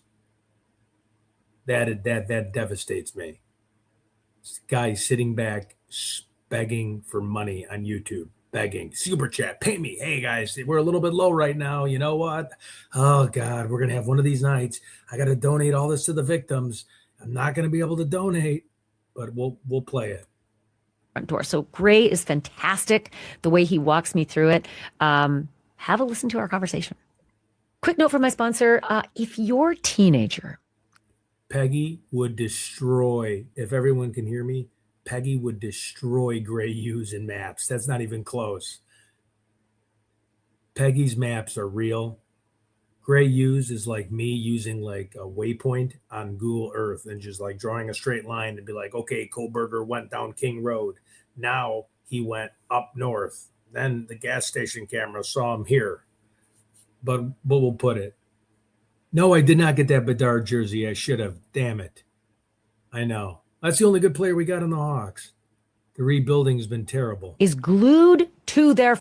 Here he Gray, is. it's really good to have you. You're so good at navigating scenes. I remember during Idaho, you walked us all throughout the crime scene of the of 1122 King Road, and since I've heard this news that Savannah's family has told the police that Mrs. Guthrie used to leave her back doors, plural, open, it made me wonder, where are they and where do those doors lead to? And you've done some pretty great work in trying to figure out through photos and floor plans where the doors are, where they lead to, and where this person might have gotten entry into the home. First and foremost, there's 5 doors, correct, to this home?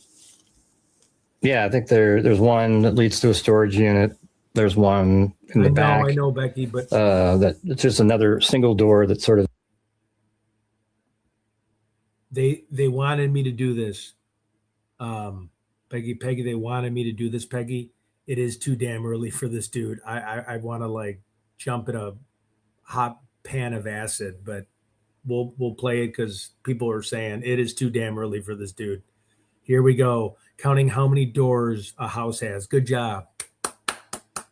We're real proud of you, Greg. In the back, middle of the yard type, right near the right-hand side, but in the middle. And then there's another door, a slider that goes from Nancy's room out to a little patio. And then there's a slider from the patio that goes in to the living room and then the front door. It's very confusing to hear it all. So let's actually look at. All right, time out. I got to break my 401k to make sure I can keep Gray Hughes afloat for another 2 weeks. So hang on, everyone. I got to make a phone call to my Fidelity account to make sure Gray Hughes gets my 401k. At it, because I think you've done a good job of mapping it out. So tell me where you want to start. What's easiest? Where do you want to start to show sort of which doors are where? Well, I guess we could just go look at. I think Google Earth would be good. Let me switch screens really quick. And we can just go like this. Let's just start at the front of the house. Okay. So we've all seen the video, right? We all know that front door really, Number one. intimately by now. That looks like a door, Yes, right? and then if we go around, let's just go around this direction. Okay. There's a garage here, and then there's this little storage room right here that we didn't know where this door went until this floor plan came out. There's a storage Can you zoom room. in there? Can you zoom into that? Because we've all seen this blue door. To the right of the blue door, originally there were smashed floodlights that were hanging there. They were just dangling there until the police finally removed them. I think it was, I don't know, second week or something. At the same time, they were removing the camera off that casita to the left bottom of the screen, that guest house.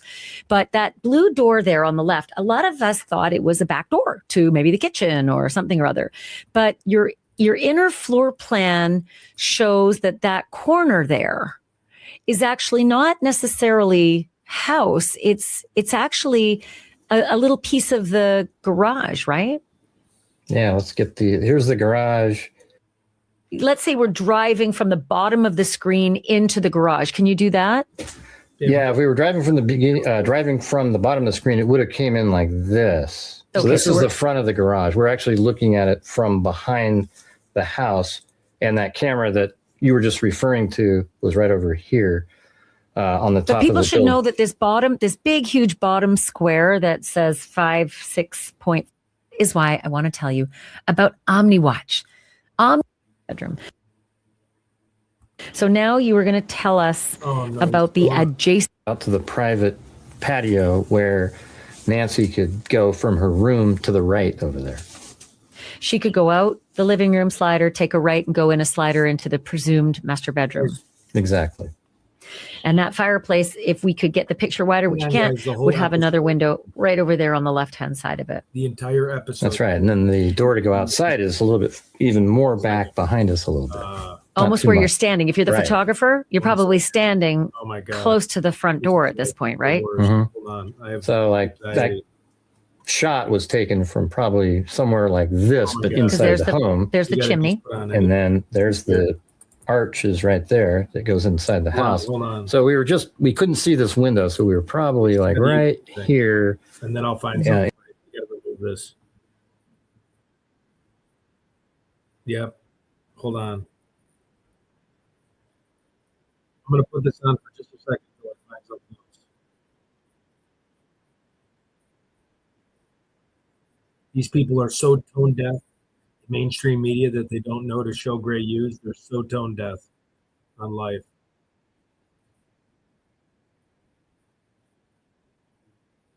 The more interesting ones that I've done lately, because you're going to hear my full interview with Rick Castigar, who really knows the sheriff and knows Pima County unlike anyone else I've interviewed, I would say. And that is because Rick was the sheriff's boss for decades.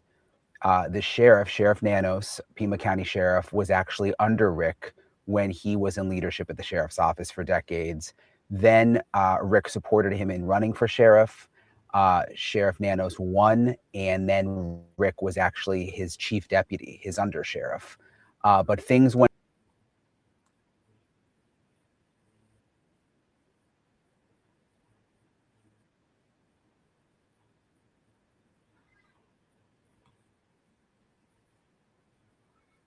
I'm coming.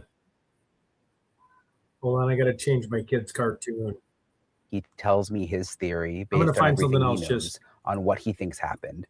Why he thinks that there was never a major search for Nancy Guthrie, which I asked him extensively about because it's been something that's confused me. Yes, there was a search in the beginning. Remember, they brought the dogs out for 1 or 2 days, it seemed like, but we've never seen really a major search for Nancy in the desert out there. And he explains why he thinks that's the case. Oh, my And we son's- basically just go through everything that's happened, and his take on it, again, is really fascinating because of his perspective. 40 years with the Pima County Sheriff's Office, most of that time spent being Sheriff Nanos' boss.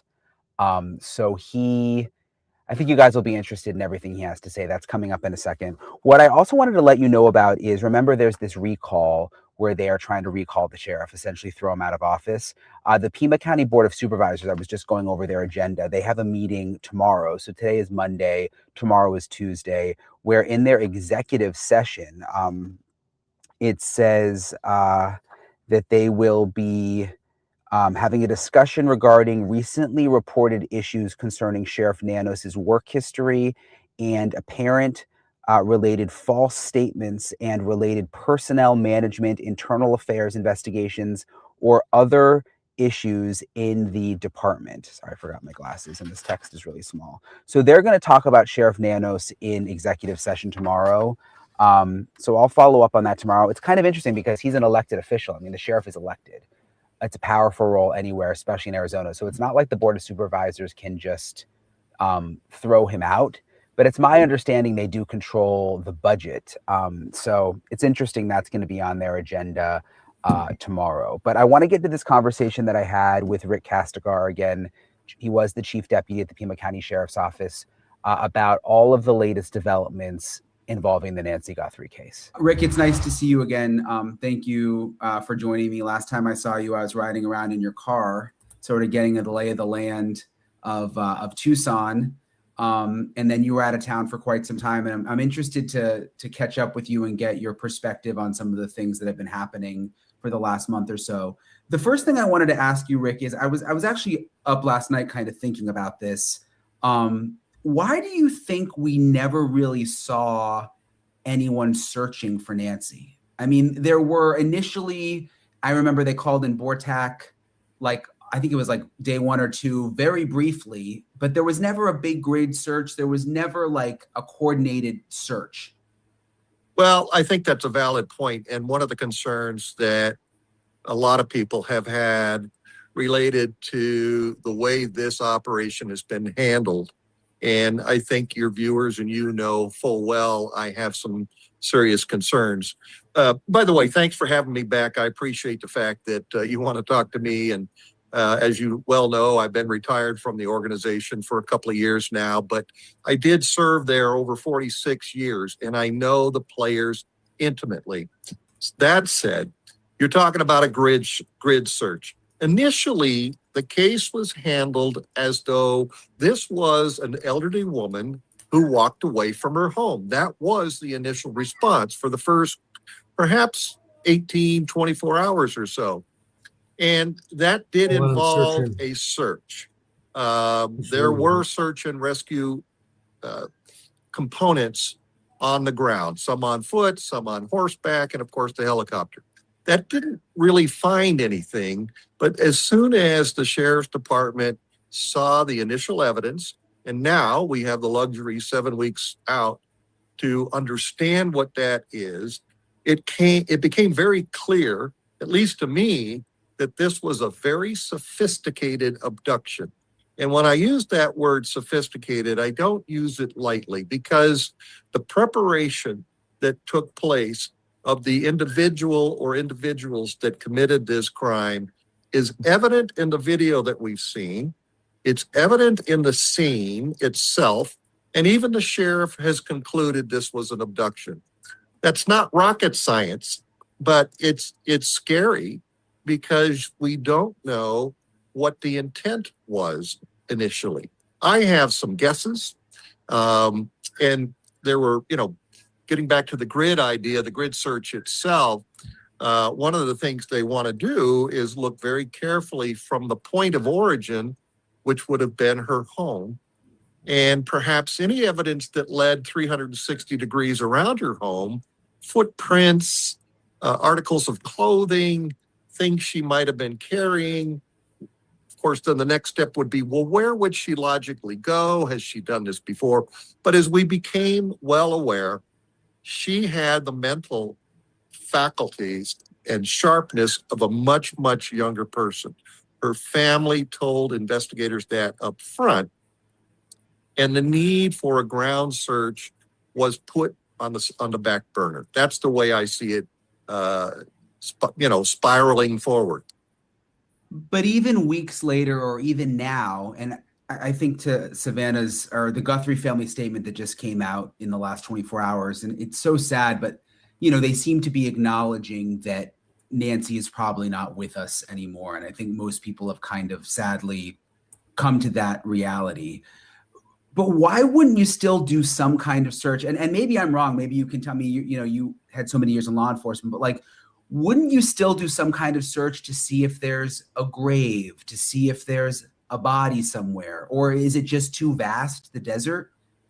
Well, to do it now would be difficult at best because the weather, wind, there's been rain here in this part of the country during the 7 weeks she's been missing, and that obscures anything you might find. But of course, you ask about a grave, but what would be the motivation of an individual to abduct her from her home and then take her somewhere, presumably with the intent to gain something, and we don't know what that is. A lot of us surmise it has to do with some financial gain.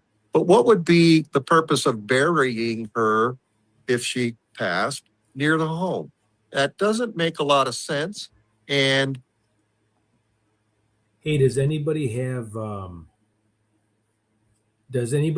address of the house that everybody moved out of? We could go on Google Earth after this. Does anybody have the house, the address, those three guys moved out of?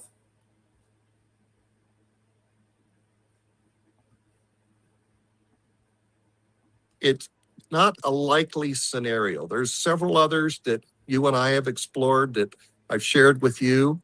I know that the sheriff's department has information they cannot reveal, and they will not, just to maintain the integrity of the case. But ground searches were conducted, several of them considerably later than one would have hoped, because they found gloves, plural. They found a glove that belonged to somebody working at a nearby restaurant. And that kind of doesn't make sense. Apparently, there's some association between other evidence and an Uber driver. I know that they've interviewed, you reported at one point, the FBI SRT team went out and interacted with somebody who was an Uber driver. That didn't produce anything concrete. And they've taken steps to be as careful as possible. But as you've heard from me before, I don't think the right thing. And This is I an think awesome FBI profiler that I wanted to show. This guy's phenomenal. Hold on. Jim Clemente. He's awesome. He does a lot of Nancy Guthrie stuff, but let's watch this guy for a minute.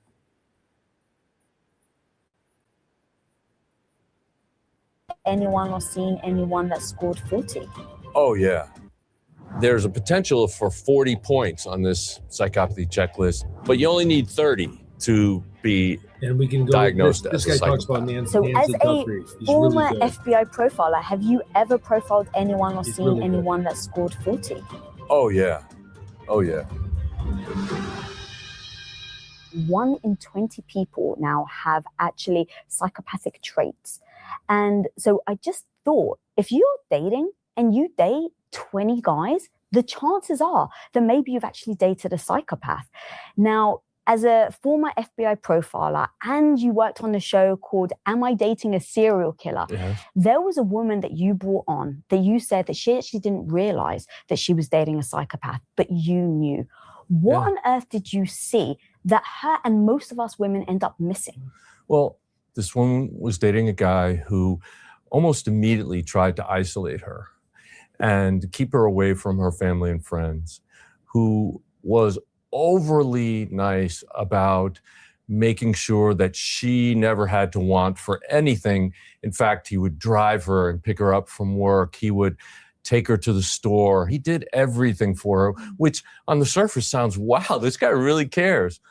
But what he was doing was he was taking away her ability to drive, her ability to have relationships outside of his, her ability to interact with her family. He paid for her phone, so he had control over the records, so he could determine who she called and when she called and how much time she spent on it. And as she started describing things like this, immediately I said, that's coercive control.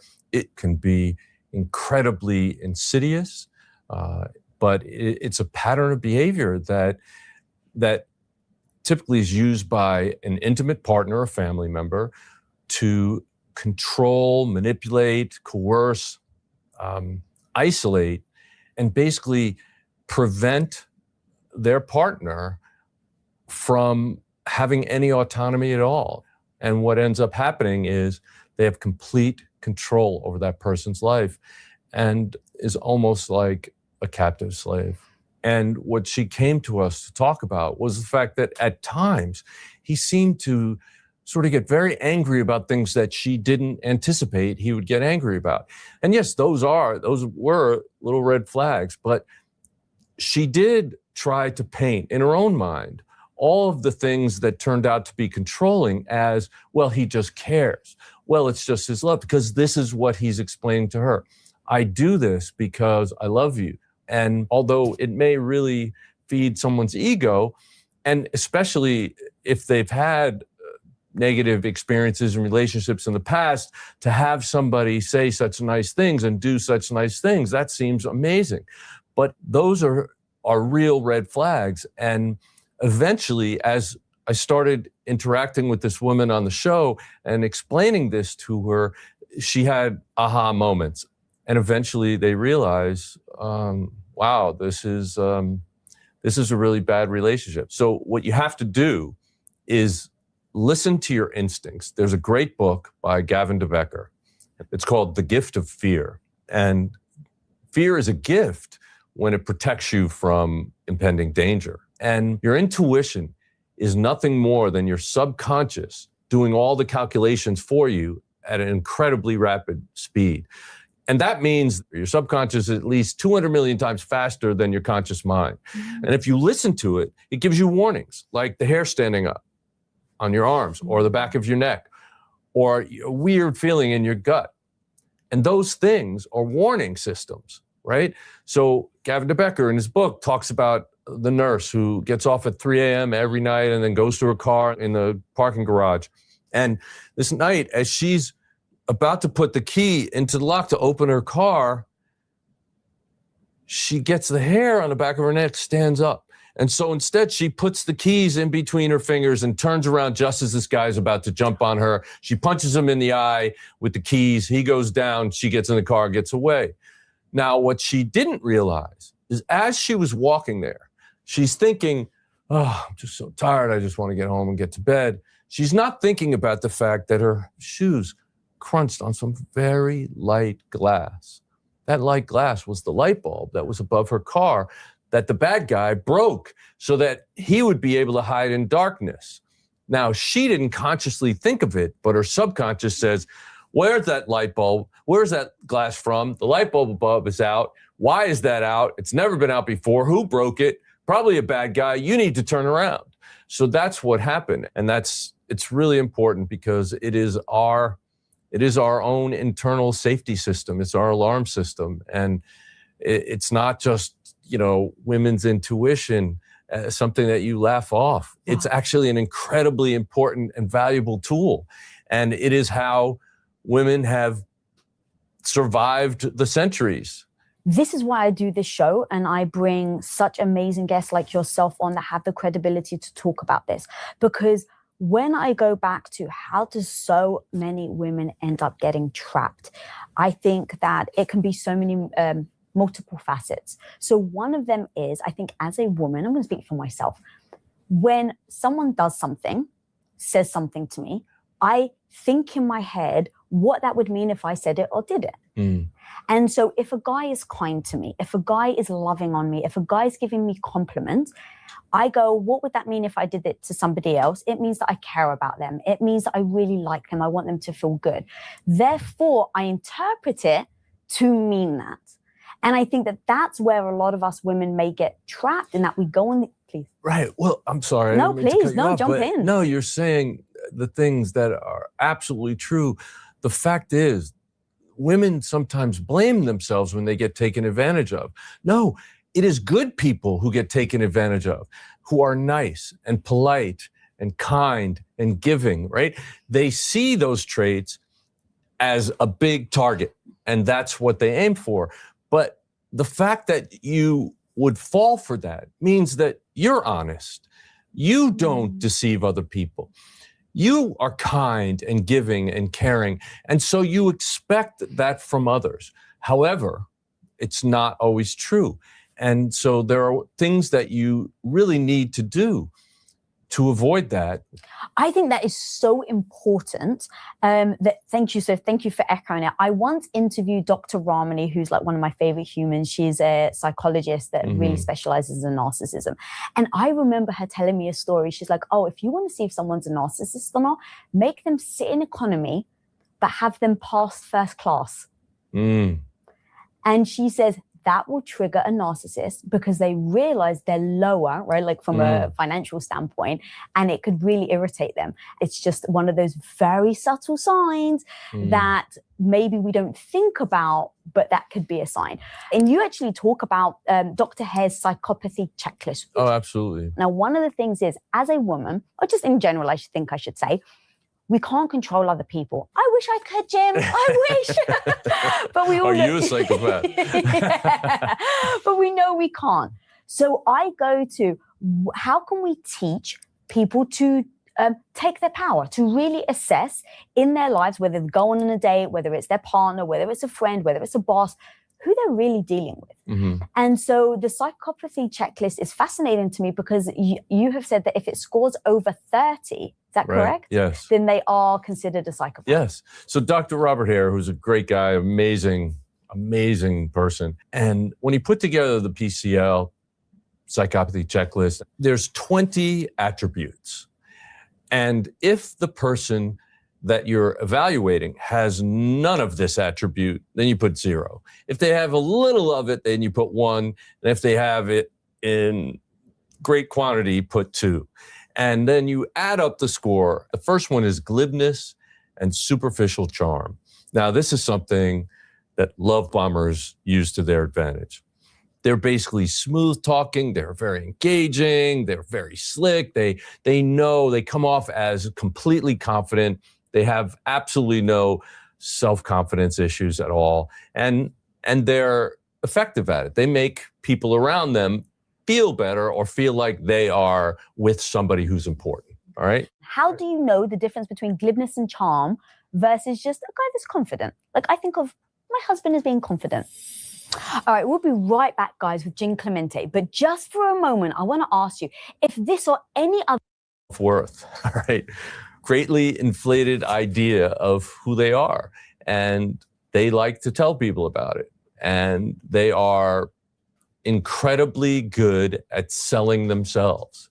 So it's not just a confidence, but it is, I am the best. I've always been the best. Everybody says I'm the best. Arrogance is a good way to put it. All right. So the third one is a big one, pathological lying. And this is something that it's sort of a spectrum where they can be sly and crafty, but they can also go to extremely deceptive and deceitful and basically being underhanded with other people and taking advantage.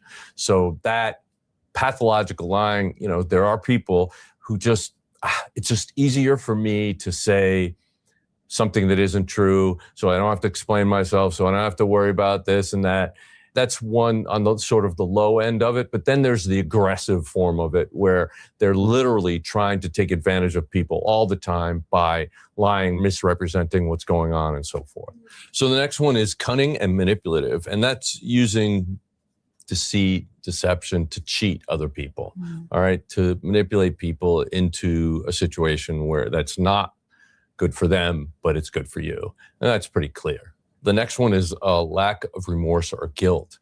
Now, psychopaths will feel concern for their own losses. In other words, if you wreck my car and I'm a psychopath, that is going to concern me.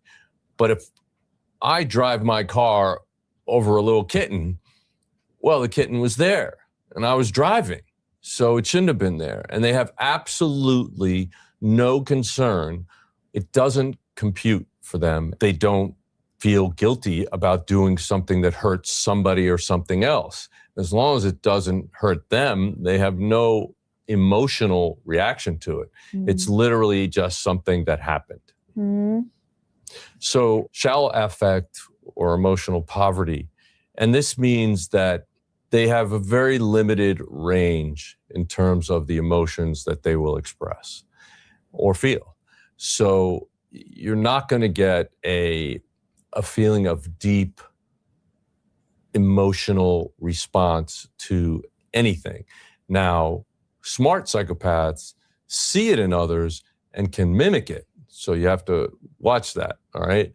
But they don't have a really true emotional response. So, for example, if you're watching a movie and, Bambi dies, they may see that everybody else is like tearing up and they may mimic it, but in a heartbeat, their emotion will be gone because it's not real. So seeing that kind of response in a person, that should be a red flag. So the emotional response is more like a light switch than like a dimmer. Yes, there you go. Okay, so lack of empathy. This is basically the hallmark of psychopathy. And that is the inability to put themselves in somebody else's position and understand and appreciate their perspective and their suffering. They simply look at it as, well, they shouldn't feel that way. Or, well, that's not really important. There's a person who's been involved in the news lately a lot, who is very, very wealthy, who has recently been sort of canceled in a lot of ways and is feeling the effects, personal effects of that cancellation. Does his name rhyme with Liddy? And for people at home that don't know, I just want to you're so sweet. I love that you never want to name people because you're like, I don't ever want to give them an ounce of credibility or celebrity, and you focus on the victim more than you do the perpetrator. Oh, yeah. So people may not know that, which is why maybe you're not saying the name. But when there are people who have gotten away with it for a long time, for example, and then they feel that they have become the subject of ridicule, attacks. They literally respond by talking about how hurt they are by it. And that is a sign of a psychopath. In other words, there is no question that they are incapable of seeing harm to other people as important. But you do the slightest thing to them, and it becomes an outrage. So you're so right. Just to give a little context, when I saw the person that rhymes with Liddy, his video where he's apologizing, he's outraged of how appalled he is. Nothing to do with the victim. Right. Not 1 ounce of remorse. Because the victim didn't mean anything to him, or the victim's suffering didn't mean anything to him, or both. Mm-hmm. So it goes right into the 8th characteristic, which is fails to accept responsibility for their own actions. Mm-hmm. They deny that they did anything wrong, or they attempt to place blame outside of them. And you're not going to ever see this person say, I was wrong. I did something bad, and I'm going to take responsibility for it. I own up to it. I should be punished. I should be the one who pays for this. They just don't see it that way. They'll find a way to blame somebody else and, basically manipulate the situation or the person into taking responsibility. If you'd seen some with characteristics and then all of a sudden you saw them, you're like, okay, let's say right now they're scoring an 18. You're like, oh, they're very close to being a psychopath. And then they take responsibility for something. Would you take it at face value, or would there be any questioning on them taking the responsibility because they know it's a tactic where they can divert your attention? Right, exactly. So if they then use it to manipulate, well, I said I was sorry, so now you have to. If they use it that way, then that's another red flag, a big red flag. So the next one is, and this is a really big one, they need stimulation. They get bored very easily. They like excitement. They'll be the ones who are jumping out of airplanes and getting on jet skis, and they always have people around. They're fun to be around because they're so exciting and they love to do these things. They're thrill seekers. Why is that? Because, look, they're the most important thing on the planet, right? And they want to feel all this excitement, and they like to bring people around who look up to them, who basically treat them like they're something special. I got a question. So you like the thrill seekers, they skydive, all of this stuff. Do they get joy in seeing other people fearful during these thrilling moments?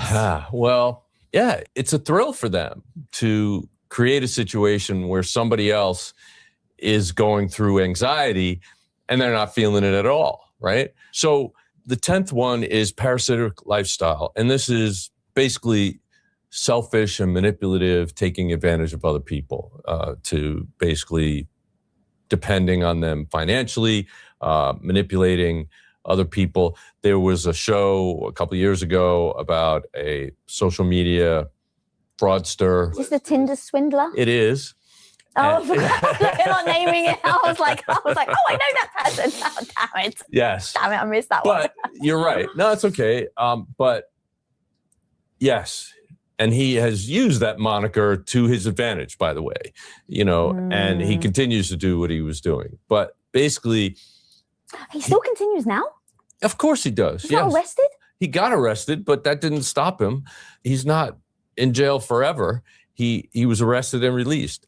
But the fact is that what he would do was he would trick somebody into a situation where, oh, look, my mother, she passed away and I'm getting this inheritance and I really want to do this deal, but if you could just lend me this money and I'll give you when I get the inheritance, and then they get the check and then they ghost that person, right?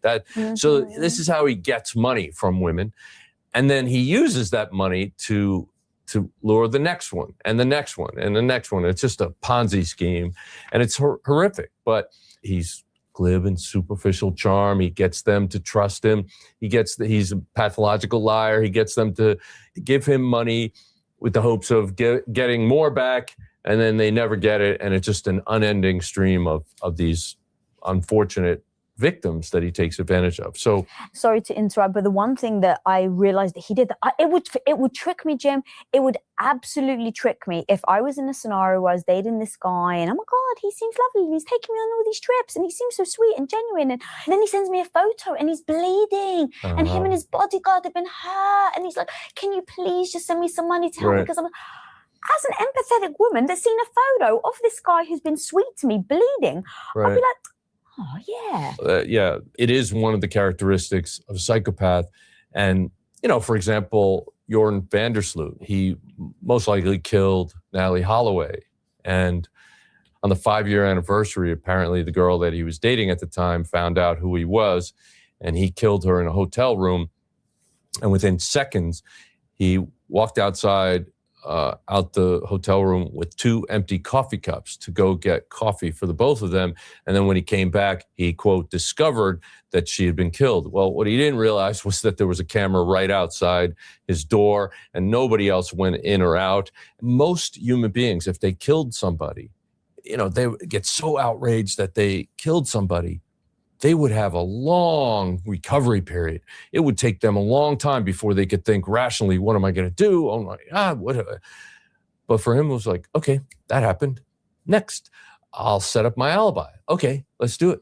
And the emotion is gone, all right? And that's something that is a real big red flag.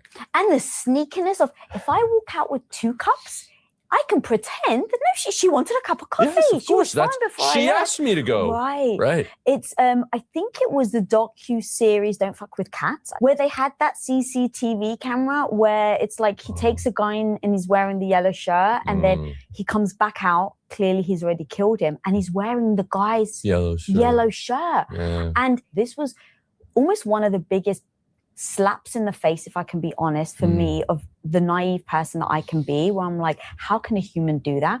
Where you just realize he's killed the person. He's taken the t-shirt, he wears a t-shirt, he walks in the lobby and he stops at the mirror and just checks his hair. Yeah. To think that you can be that void of emotions, it never dawned on me that a human being could be like that. Well, like I said, they can switch like Yeah. that. Yeah. So they don't have realistic long-term goals. Like normal people sort of set up goals and slowly work their way to them. But they want to do this, they want to do that, they want to do that. It'll change very quickly because, again, they're looking for stimulation and excitement. Mm-hmm. They're impulsive. They don't plan well. They react. And again, that need for stimulation causes them to constantly look for something new. Coming up. When you have a weak and insecure male, he wants to feel powerful. He wants to feel like he can control. And so he's going to look for more vulnerable victims. My morning routine is everything to me because it sets my day up to be able to go and freaking crush it. But let's face it, sometimes habits and routines can get a little boring, especially when it comes to food. All I end up eating is eggs and bacon for breakfast until I discovered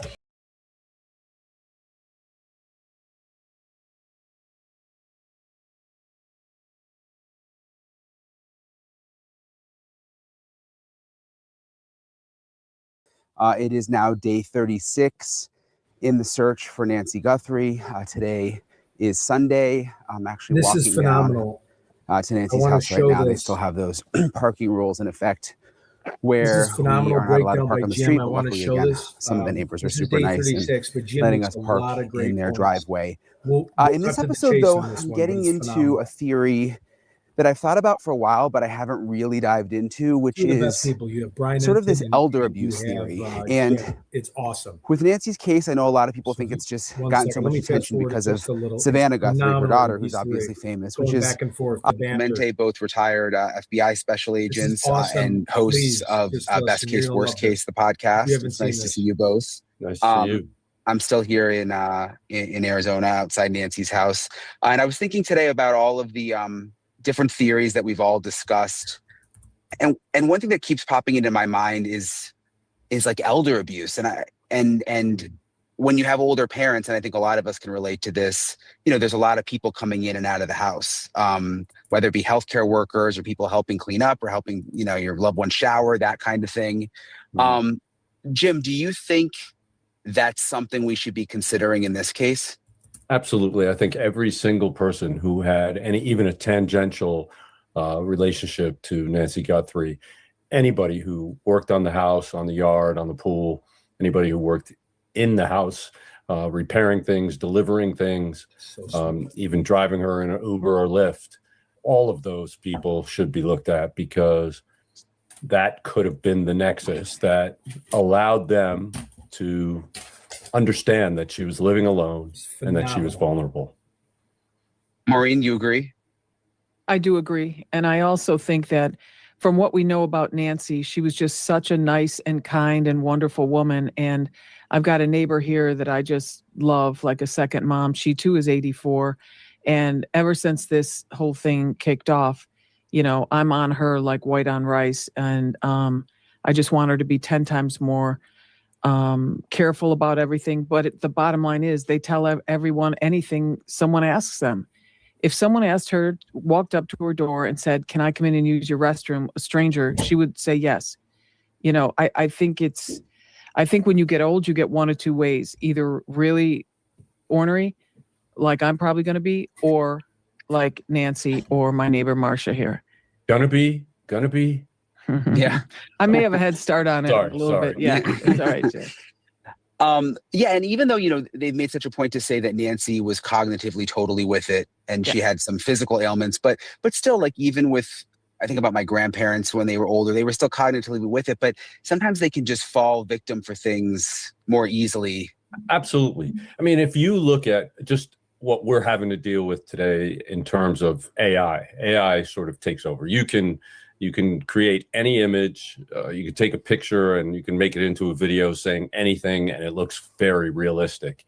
Those things are going to get better and they're going to be used to trick people and to make people more vulnerable.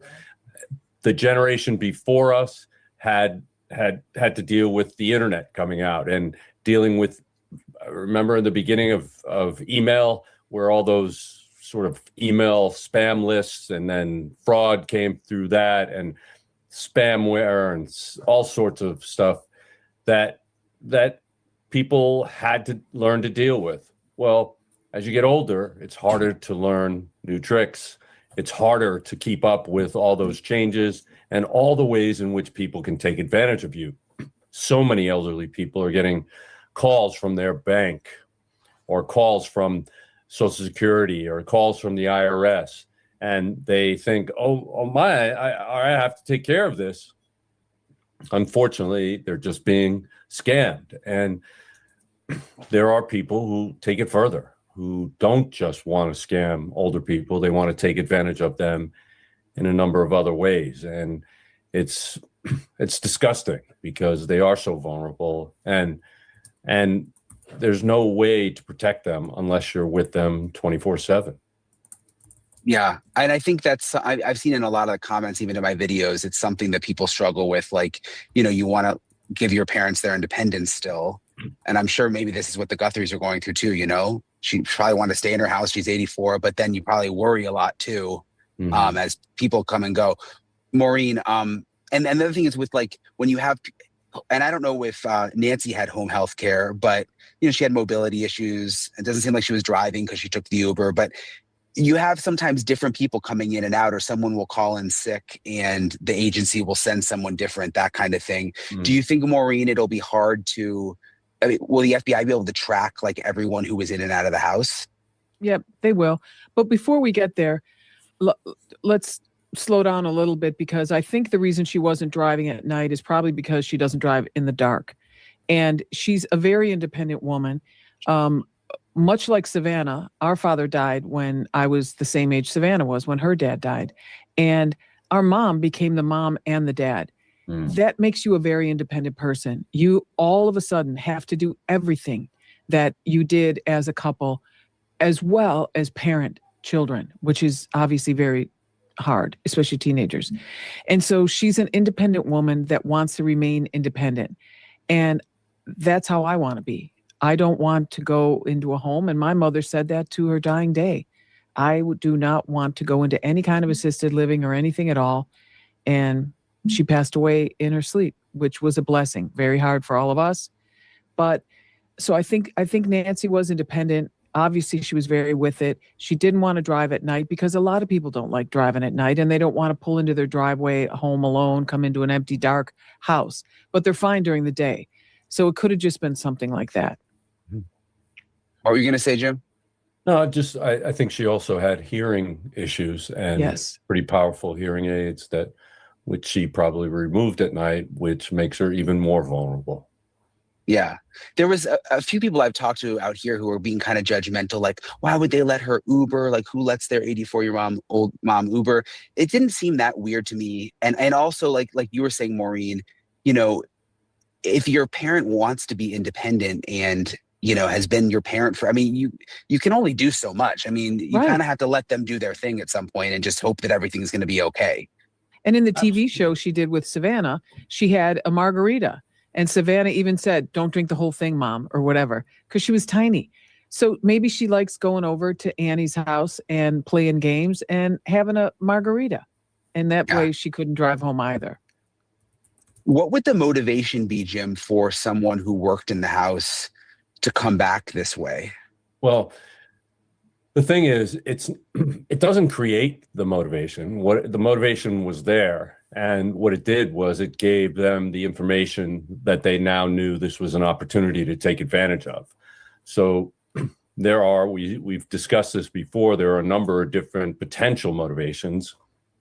Obviously, the first one, and if those letters are authentic, the highest priority one is money, kidnapping.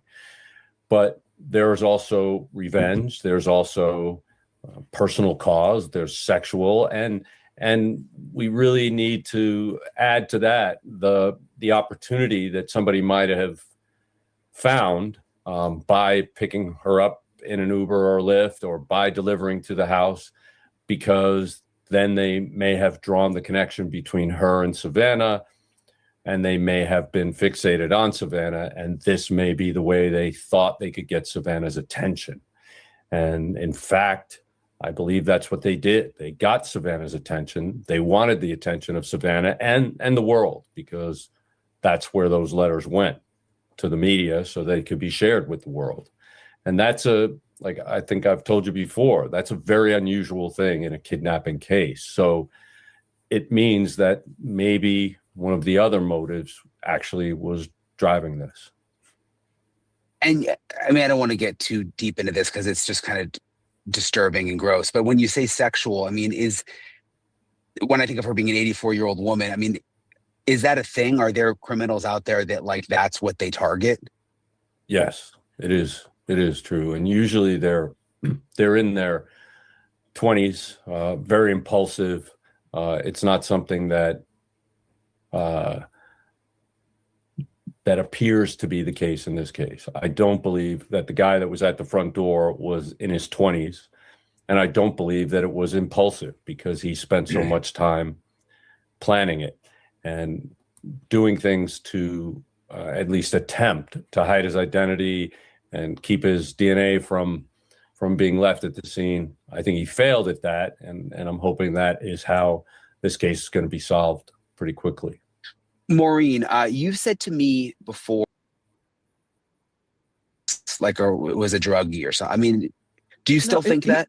He looked to me like he was high, like he smoked a blunt before he got there to take the edge off, or had some tequila or something, because he just looked so relaxed. Okay, we have. He looked so calm. We might have to And jump. We have Jennifer if you think of ripping just posting the camera out of the mount great or off the door, Nancy Guthrie. So we're going to check out Jennifer Coffendorfer really quick. She just posted a video that said "Great news, Nancy Guthrie." I don't know what it means, but let's go over there real quick to see. Sorry, I normally wouldn't want to jump around, but I don't know why it says "Great news." So let's check that out real quick.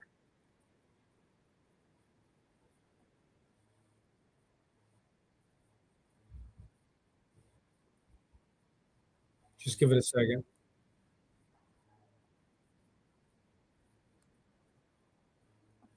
The title's called Great News, so I'll be curious why it says that. Bring you some good news, something we've been working at behind the scenes. I always hate it when, have you ever gone on those channels? I don't know if you do this, but you go on them and they say, whatever, breaking news, we have some great news. And then they make you listen to a bunch of commercials and some other things. And they say, we'll get to that. That always drives me crazy. I guess it's just a ploy to have people stay on longer. But I talked about this yesterday, and we got confirmation from the SAC in Phoenix, and also the support of the Guthrie family to go ahead and begin a billboard campaign featuring Porch Guy's face. And this is really great news. Actually, I want to show you the picture that I plan to use on these billboards. Let me add this to the screen. So we've got 3 subjects to go over today, but this is the most exciting one to me, because a lot of people aren't on social media. In fact, many people, there is no Spanish person tuning into mainstream and social media, but they do drive in back and forth to work. Many people live in Mexico and actually work here. So they do drive back and forth. And so we're going to be putting these billboards actually at the choke points on the south to Mexico, and also east and west, obviously going to California and then going to Texas, because that was the original place that the FBI had placed these billboards. Obviously, in my opinion, concentrating on the Hispanic populations, particularly the Mexican populations in our country, where they wanted to focus their billboard effort. And we're going to continue with that, but a little bit closer to home in this Tucson area. This is the picture that I plan to put up. Oh, why did that one come up? Sorry. She knows how to use StreamYard just as good as me. And put this one on. This is going to be the picture. So imagine it just gigantic up, and then we're going to have Spanish and English subtitles that will specifically say, have you seen this person? You know, And we're got permission, of course, to use all the FBI's tip lines and hotlines, which is really important because we needed them on board with this campaign. And if I'm reaching out today, I wanted to make sure I had all of this in place. That, again, the Guthrie family is also in support. And so specifically, if for some reason, well, I've got to get how much, I've got the number, I'm going to reach out to figure out how much this will cost. And if these billboard companies, this particular billboard company, will be in line with us in helping support us with this effort. So as soon as I have the numbers, and I want to put up 4, even if we can only get 1 to start, I want to put up 4. And again, that's going east, going west, and 2 going south along the highway. And if we can get this going, hopefully it will cost nothing. But if not, we already have a GoFundMe set up. We just haven't hit the button to ask for help. And I'll be putting that out there. Hopefully some of the other outlets I've reached out to, of course, some of the other outlets that I'm affiliated with, obviously News Nation, and many of the other, Newsweek, the New York Post, many of the other outlets, that Inside Edition, that have been featuring Nancy's case and that I have an affiliation with.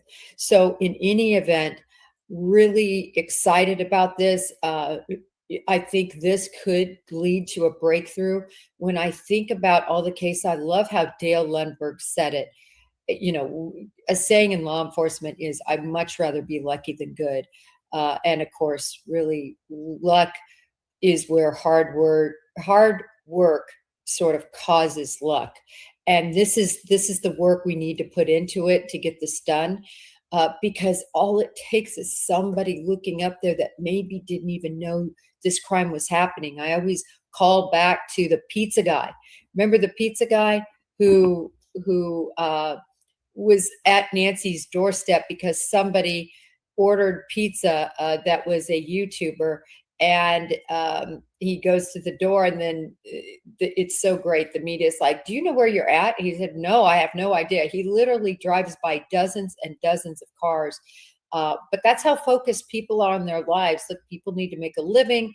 People don't have time, or if they have time, this just isn't their hobby. True crime isn't their hobby. I think all of us could say that true crime is not only our passion, but it's our hobby per se, meaning that we have extra time when we're not working, when we're not with our families, when we're not on the tennis court or the golf course, or whatever one's passion is, other passions or hobbies. This is what we do.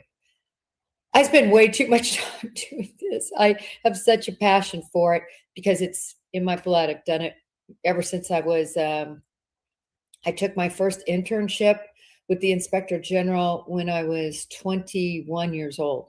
So since I've been, and then they hired me right after. So ever since I've been 21 years old, and really prior to that, because obviously I was a criminal justice major. So just, you know, everybody probably knows my story. You know, getting attacked really changed my life. I thought I was probably going to go to law school. I never thought that I could possibly be a doctor. My younger sister became a doctor. I don't know why. You know, I think when we're younger, we're daunted by what we can and cannot do. I felt like I could definitely make it through law school, and I kind of thought in my brain that is what I would always be. But not to digress, all I'm saying is, takes hard work and a bit of luck, and as Lundberg would say, God intervenes. So let's hope that in this, for those of you out there who are believers, that God intervenes in this, and that somebody looks up at this billboard and recognizes this, because I think this is a very recognizable case. And just to have the FBI on board with this effort, that we can use their hotline tip line number, of course, which is what I wanted to make sure we had that all squared away, and that the family was on board. That's all squared away. We are good to go. Anyway, I'm very excited about this, as you can probably tell. All right, I want to talk about a couple of other things. First of all, I want to put up here a recent statement from our beloved Sheriff Nanos. Sheriff Nanos says, and you could see on March 23rd, he said this, you know, kind of the signs we've always known. And that is that there's law enforcement analysis and action that is going on because something occurred on January 11th. You know, we've known this from all the reporters out there. They've talked about how neighbors have said, sure enough, that the 11th, they've asked them for extra footage and things along that line. And also, you can see here, he specifically says it's the FBI's analysis of the equipment and digital stuff that they've done, that they know the 11th is important. So I think this is really critical now to see sort of a reinforcement of what we knew. The family, I focused on that yesterday. The family said the 11th was important. The Guthrie family, let me see if I have that one up here. You put that up there. But the Guthrie family also said yesterday that that was, here it is. This is a quote from the Guthrie family. So the 11th is critical. And of course, many of us believe that that signifies the image that the FBI released. Again, I pulled these directly from Kash Patel, which he got them out right away, which I was so happy to see that he didn't keep them back.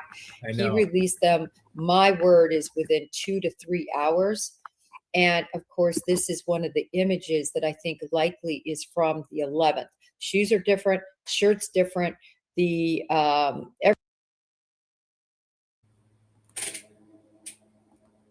Hey, don't touch that. Don't touch that. We're going to really find the suspect if that's the billboard. Sorry, I had to add that in there. The backlighting is different, no holster, no backpack. So of course, I think it's critically important to keep one's mind open that it could have been the same night. And then he added, put something over. But it just, as we did a deeper dive, it was clear that this was a different day. And now I think based on both what the Guthries say and based on what Nano says, the 11th, he did what I call a site survey. So it's just very interesting. Again, back to my premise, I've always believed that the back door was what was penetrated. In other words, where he went in or somebody else went in. If you look at, and let me bring up this other picture. I know I have it here. Of course, there's 2 back doors, right? I'm going to bring this to the stage. There's this back door off of her patio, but there's this back door. And this is the back door that I think was likely that he would have gone in. Why do I say that? A lot of reasons, but remember these guys, the locksmiths, this was the door that they appeared to work on. So it makes just a lot of sense that they penetrated, or whoever entered, whether it was only porch guy or whether it was more than one, that they penetrated here. I also want to talk to you about something really important, I think, to discuss. And that is, everybody wants to believe, and I'm going to put this other picture up. Everybody wants to believe that sort of a car was waiting out there. Not everybody. I just want to say that I think a lot of people have that premise. First of all, he didn't, porch guy and nobody else, piggybacked off the property with Nancy Guthrie. She weighed 150 pounds. Very difficult to manage that kind of weight.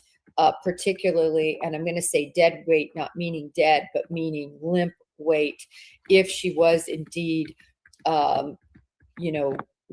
In other words, not necessarily because she was deceased, but even if she was knocked out or otherwise not moving on her own accord, it's very, very heavy to manage somebody that's 150 pounds. They did not traipse through the neighborhood with her. I know it's been said, oh, they used that empty house as a staging area. I don't know. I mean, if you mean, could they have parked there initially? Is that possible? I think that's possible. But to that point, if that's true, and again, that's a lot of supposition, but say that's true, it makes sense from the standpoint of, I don't think the getaway car was parked out in front of Nancy's house for at least 41 minutes. Doesn't make sense to call that attention, even though I want you to see how difficult it is to really see in here. There's bushes. It's so dark. You can't see basically in front of your face unless you had your headlights on or some sort of flashlight in your mouth like he did. But if you could imagine, I believe, and again, I've always said this, I believe that there is a walkie-talkie. People said, well, it could be a two-way radio. To be clear, all walkie-talkies are two-way radios, but not all two-way radios are walkie-talkies. So for instance, in the Bureau, we used walkie-talkies, which we otherwise called handhelds. And our handheld radios, and I'll show you a set of handheld radios. Oh, would you look at that? I have too many up on the screen again. Let me see.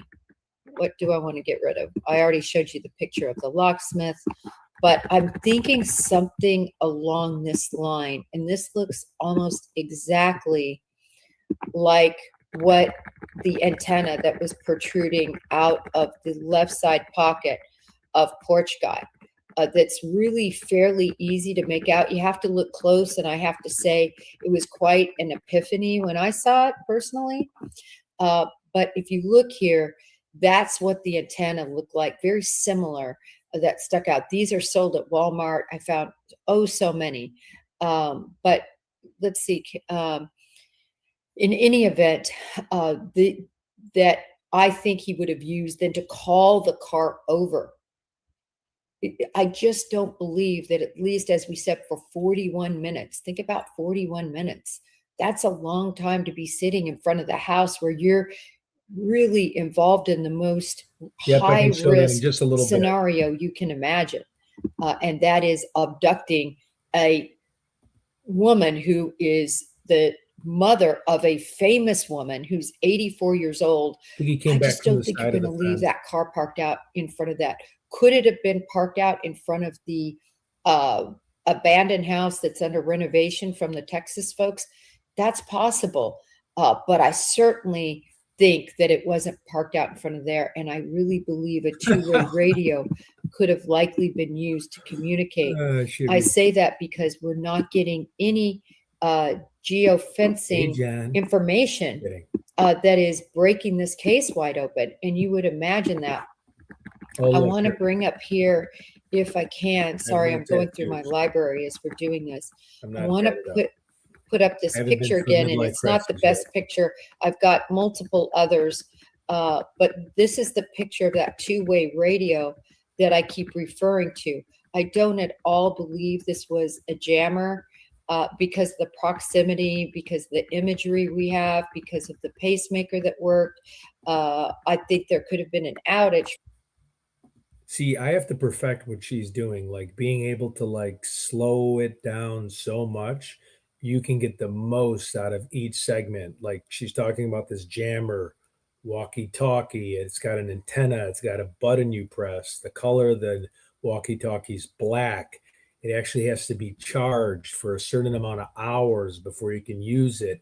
That walkie-talkie connects to another walkie-talkie. So if you put it in someone else's hand, and then you give it to someone else and they walk another 60 feet away and you press the button, then you communicate through the front of the walkie-talkie. It'll actually transmit sound to the other walkie-talkie for the person then on the other end that can hear it.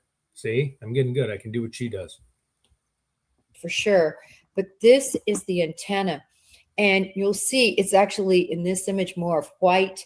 so hard to see. I'm so sorry. And I kind of circled above it. You could see just above to the left, the edge is poking out. And I have another picture that's actually better that I'll get downloaded onto this computer so we can have that if we discuss it again. But nevertheless, I think that is why there was somebody else involved. So I think that and thank you, Marie, about these billboards. Listen, I really just have a good feeling about this. I just think it's just going to take the right person to see this. And thank you so much, Joe. Yes, so this is interesting, right? This is reporting. I think it was Ashley's source Hey, could that somebody says subscribe this to the channel? I'm actually about losing them subscribers. leaving the I'm going door live. open. Look, I don't.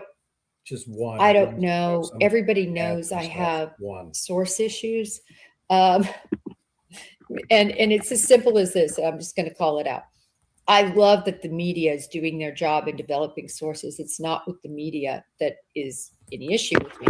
The issue is when I look at the motivation of somebody in law enforcement that would be a little rat or snake going behind the back of their superiors and giving information to the media. I just grew up in an FBI where you weren't allowed to do that. You didn't do that. You got fired for doing that. You got in trouble for doing that.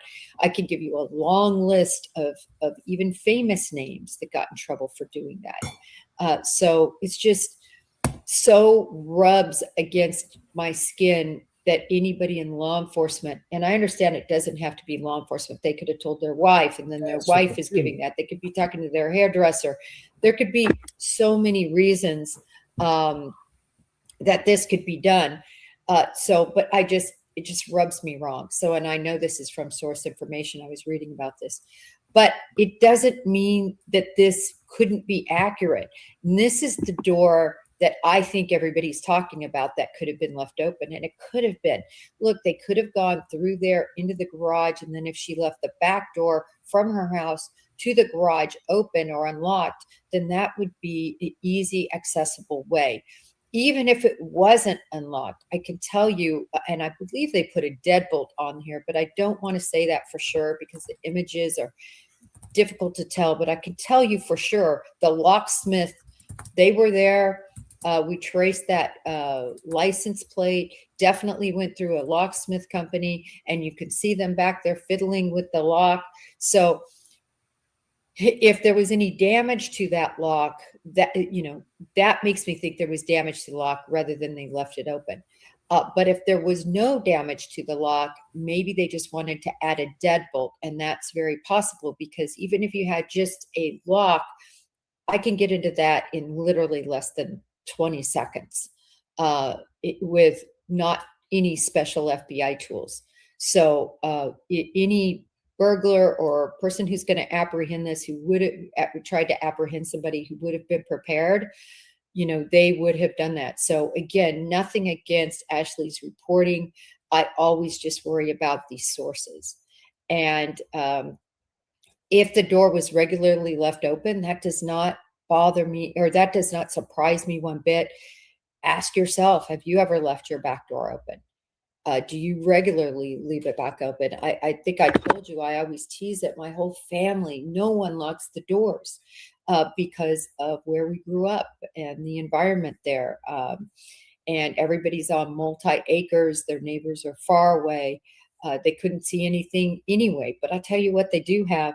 They have big old vicious, and they're not vicious except for against bad guys, German Shepherds and other large dogs that you would not want to go past on a farm.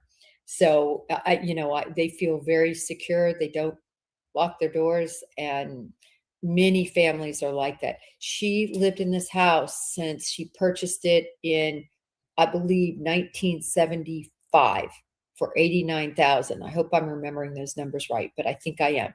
1975. Look, she's probably kept that door open on and off for years, forgets to lock it, maybe doesn't unlock it. So I think that's possible. But I truly believe the point of entry, like I said, I've said this from the beginning, was the back. And that was based in large part on me not seeing any forced entry from all the photos in the front, and seeing porch guy that, in my opinion, had a very specialized mission. And his mission was to was to remove the camera from the front so that, and let me put that picture up, to open the camera from the front specifically so that they could meet with that getaway car and take Nancy out of the front. The closest proximity, let me see, is this the right one? The closest proximal point to the front door where you would be least, let's see, that's not the one I want, where you would have least exposure to being, I think it's this one. Something else crazy comes up. Yeah, this is the one where you would have least exposure of carrying around Nancy all around the house for possibly other neighbors, other cameras to see. So that always made sense to me. And again, we talk about staging area. Could that car that I speak of, lights out, nobody can see them at that house, it's all dark, could they have used that to park a car? I think that's possible. Could the family have left the back door open? I think that's possible. But nevertheless, the point of entry, I've always said, whether it's using getting in the back through the lock, I'm not going to teach any lessons here, through just a hand lock, or whether that was open and then they entered through that garage, or whether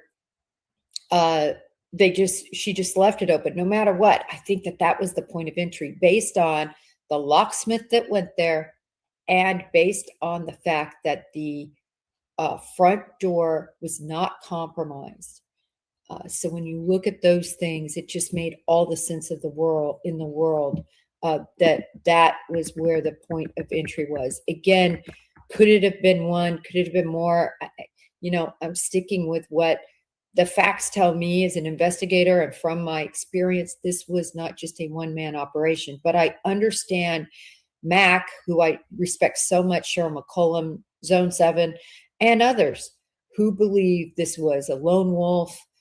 This was an individual that was perhaps like an Alan Hinckley, who wanted to get the attention of Savannah, who, read the book about kidnappings that she mentions, Savannah Guthrie mentions in her book. That give me about 10 minutes. In about 10 minutes, we're going to start doing the Google Earth with the neighbor's house, the waypoints, where to search, stuff like that. Make it a little bit more interactive than just kind of repeating the porch guy. Bridge guy and porch guy, those are the two that we go after. These mind game, she's going to get or this bad guy, this is very personal and angry and specifically targeting her for those reasons, for that motive, not for money, but really just to hurt this family, to hurt Nancy, to hurt Savannah, Annie, Cameron, that was the goal.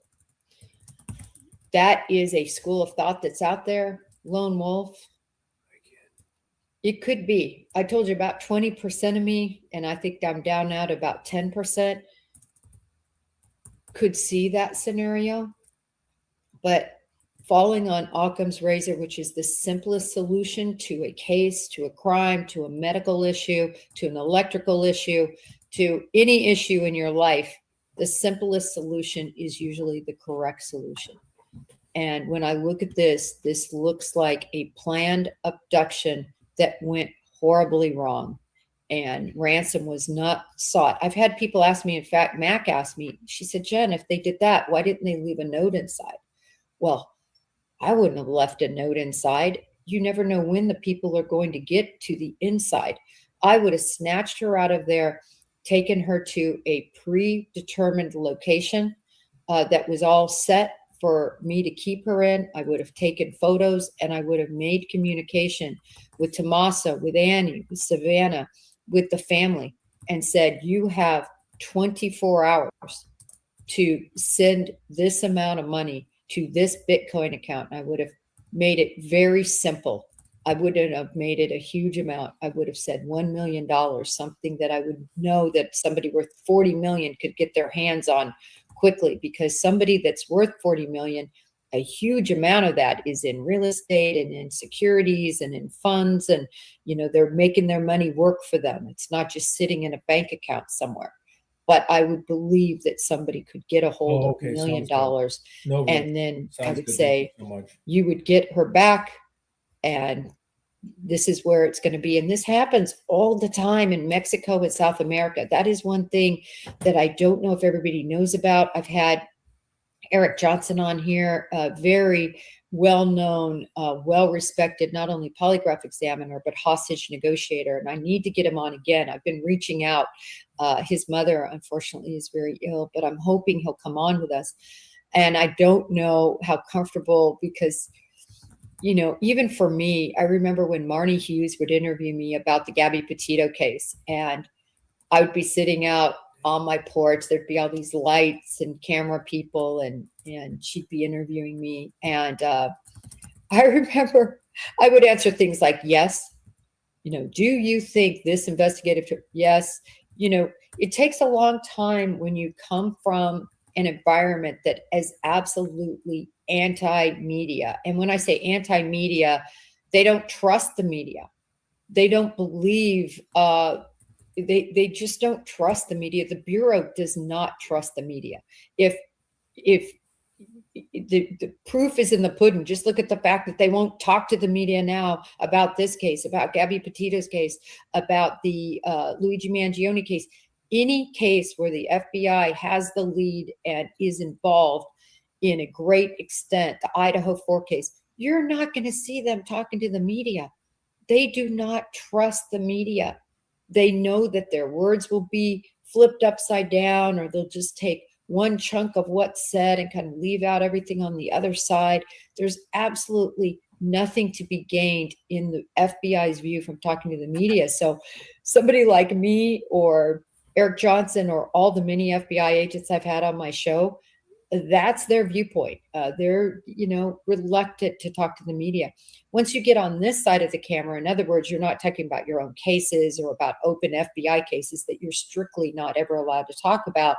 Even when you come on this side, I know for me, if you look back at my earlier, you know, 3 years ago with Marnie and even with Brian, I was very reluctant to say anything that, I don't know, that seemed outside of the realm of just the public's knowledge. I'll say it that way.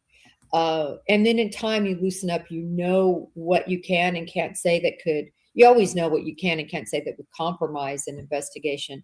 But you're able to open up. I mean, I always look back, for instance, when I talk about flaps and seals, or when I loosely talk about some of the work I did in foreign counterintelligence and the nuclear counterproliferation arena. When I talk about that, I look up before I ever mention anything to make sure it's not in the realm of my top secret clearance parameters. So I make sure that I would never release anything that isn't publicly known. So I'm very careful with that. And so my point is that a lot of times people don't want to talk about, you know, the exactly what's going on with these cases when they are in that realm. But I'm hoping I can get Eric Johnson to talk on, circling back now, particularly about these kidnappings in Mexico. There were literally agents on rotation there to handle all the kidnapping cases. And that's really, really important because there are so many Americans. Chris Cuomo, I was on with him not long ago about a woman who's an American citizen but was residing in Mexico, snatched right out of. Shibby, that might have to be at Balaclavas. Wait, we're going to call the restaurant Balaclavas. Nice. Regarded by cartel folks. And they snatched her. They reached out to the family just like they always do. The family really didn't know what to do. The FBI was involved. Long story short, the family just could not come up with the money She was on the show with Chris with me. I had her number. I was calling her. I think she very much thought that the Bureau could just go in and figure out where she was and take her, but they can't do that. So nevertheless, at the end of the day, cartels, true cartel people who are involved in this business, snatch, contact, do a reasonable ransom demand that can be easily paid, and then they return the people. Now, they might return them beat up, and they might return them in not as good a place that they were when they snatched them, but they return them, everyone. And this is it's a business for the cartels. Imagine if you said you were going to return somebody, you got the ransom, and then you didn't return them. Your business would be like this. It would never work. But this is something that goes on all the time south of the border. I can't emphasize that enough. So the thought process is, could this possibly be a fringe of that? Believe me, I don't think any cartels came over and crossed the border in this environment where our border is closed up so tight. We have negative immigration rates right now. In other words, more people are leaving our country than are coming in. So they are not going to risk that. Now, that doesn't mean that there aren't people who are peripheral to that could be involved in this. But I'll tell you what, and I ask you to take a look at this. Cartel members and gangbangers do not wear holsters. They don't wear holsters. They put their stuff in their pockets, in their backs, in their front. They're so cool for school. They do not have holsters. I've never arrested in 6 years, detached to the local gang unit, night unit, day unit, detective unit. I worked it all. There is no person that had a holstered handgun.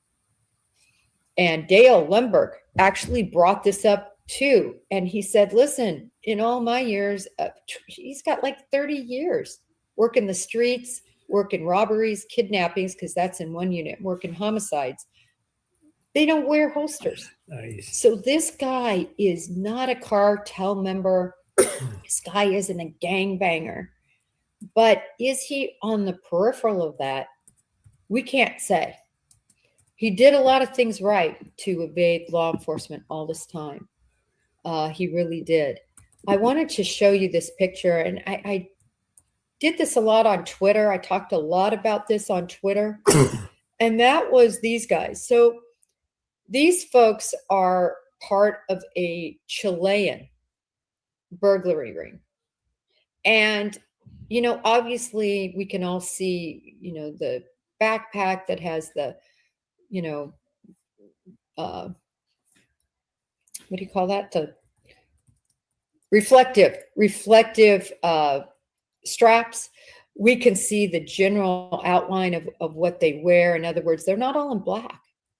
They're not all in black. They're in these colors, just like our porch guy, right?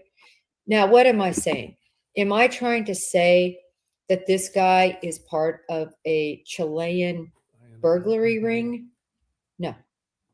I'm not praying that she's part of, or that porch guy is definitely necessarily part of that. But does this give us some insight as to the background, as to him possibly being Hispanic, which I really believe he is, as to how sort of these Chilean rings dress and comport themselves? It's just something that the Bureau is going to definitely consider. Let's see. I also wanted to talk about this. Does everybody remember? So I brought this up before, but there's 4 searches, right, that were conducted. 20 hours, according to Sheriff Nanos, that Pima County was there. Then they left. So they would have started sometime on Sunday, and then they left Monday. Then 3 days later, the Bureau was brought in. And then 4 days, I believe on the 4th day, is when the Bureau's ERT, their evidence response team, and evidence response teams, I just want to explain this a little bit. What an evidence response team is, how it functions, is all FBI agents. Just imagine when you were in high school or you were in college and you had all your workload. Your whole reason for being there was to get an education and to study and to understand everything you had to learn from the book so you could get a degree. That's how it is being an FBI agent. All day long, what you are doing is your work. You have all these cases assigned. You're judged on how you perform on these cases and how well you develop informants. That's a mandatory other section that's weighted just as high as your investigation section. They're not weighted different even. They're judged the same, and it's critically important that you develop good informants that provide good information and that are reliable. So a lot of people don't know that. But back to the ERT. So essentially, when you look at the evidence response team, and that she is a part of that team, when you look at this, this is what extracurricular activities are of FBI agents. So some agents love evidence response work. They want to go to those important crime scenes and be in charge of evidence collection. Other agents are interested in special weapons and tactics. So they want to try out for and try to get on the SWAT teams. Other are amazing marksmen in shots, and they try out for, because it's a whole tryout process. And once you're selected from your division to represent your division at Quantico, you're sent back to Quantico. I know I was back there for 3 weeks learning how to be a firearms instructor. And then same with SWAT, it was weeks. I think, I believe, as I recall, HRT came down. I believe it was 2 weeks. If I end up being wrong on that, I'm wrong, but I think it was a solid 2 weeks that HRT was there training us. And, or you could go back to the Quantico, but Houston division had the most amazing facility, really rivals parts of Quantico anyway, in terms of ranges and shooting houses and things like that. Look. So the SBR I have, my YouTube keeps blocking me, but my ammo would go through my house and then it would go into the neighbors. So I would need like a shotgun, or you use like a Judge, which is a Judge. I believe it's a handgun, or it's like a version. I forgot exactly what it is, but so it won't go through a bunch of walls. But like the ammo I have for a short barrel rifle will go through my drywall, through the living room, the kitchen, and into the neighbor's house. So it's not practical. That's why the Wasp injector knife would be the method of choice right now, or a shotgun. Okay, I'll stop talking. Quantico is the A++ standard. So, but certainly Houston had the best secondary range type facilities in the Bureau, second to Quantico, but a low second. It's like 100% versus probably an 85. But nevertheless, HRT came down, and for my class, which again, they're very small classes, my class from the Houston division, I think.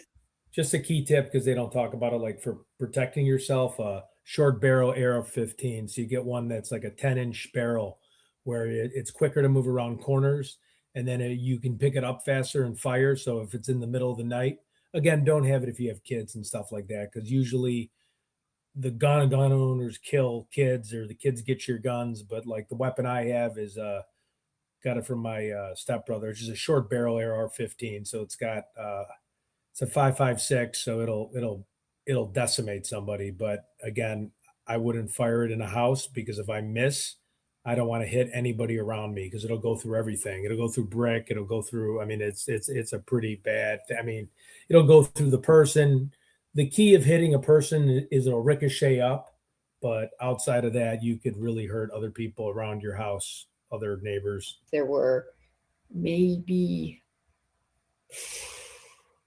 3 to 5 of us selected, and then San Antonio came in, Dallas came in, those. So there were probably in my SWAT class, probably 20 of us. But the bottom line is that wasn't my job, but I was graded on that. You're always graded on your extracurricular activities. But what you do day in and day out is you investigate. And then on the side, sort of like somebody who's in college and plays on the basketball team, or they decide to,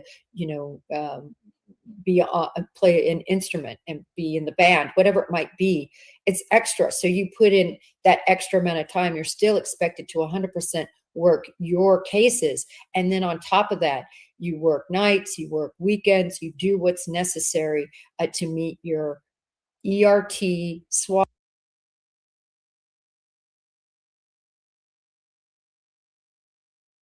Fortunately, the times we live in, you're right. Depending on your state, you have to prove the person broke in. You have to prove the person like was trying to kill you. Then when you shoot them, you can't shoot to kill, or they try to get you. Oh, the person broke in your house with a knife and a gun, and you shot him twice, and you should have shot him once in the leg, and he was bleeding out, and you didn't call the paramedics, because you were in fear, and he was trying to rape and kill your family, but you were supposed to get him a bandage and take care of him. It's disgusting. It's absolutely disgusting. If it's a wrongful entry or something like that, but it's like, there's so many states where, oh, he had a ski mask, he had a gun, he broke in your house, and it's like a law to defend yourself. You shoot him, and you have to like make sure that you shoot him in a certain way that he's okay. It's like, yeah, right to the forehead, canoe him. But yeah, that frustrates me. Firearms, whatever your other interest is, that's what you do. So I just wanted to explain that. Some people are canine handlers. That's another area. And they are detached, by the way, to the evidence response team. But I bring this whole camera thing up for this reason. Man, do I get off on these tangents. I bring this up because this camera, I want you to recall, caught, well, it was either this one or the other one, caught someone, they couldn't make it out, at 2:12 a.m. 2:12 a.m. At 2:28 a.m., her Apple Watch disconnected from her pacemaker. At 1:47 a.m., the camera was disconnected from the Nest wiring, taken off. So it didn't record anymore.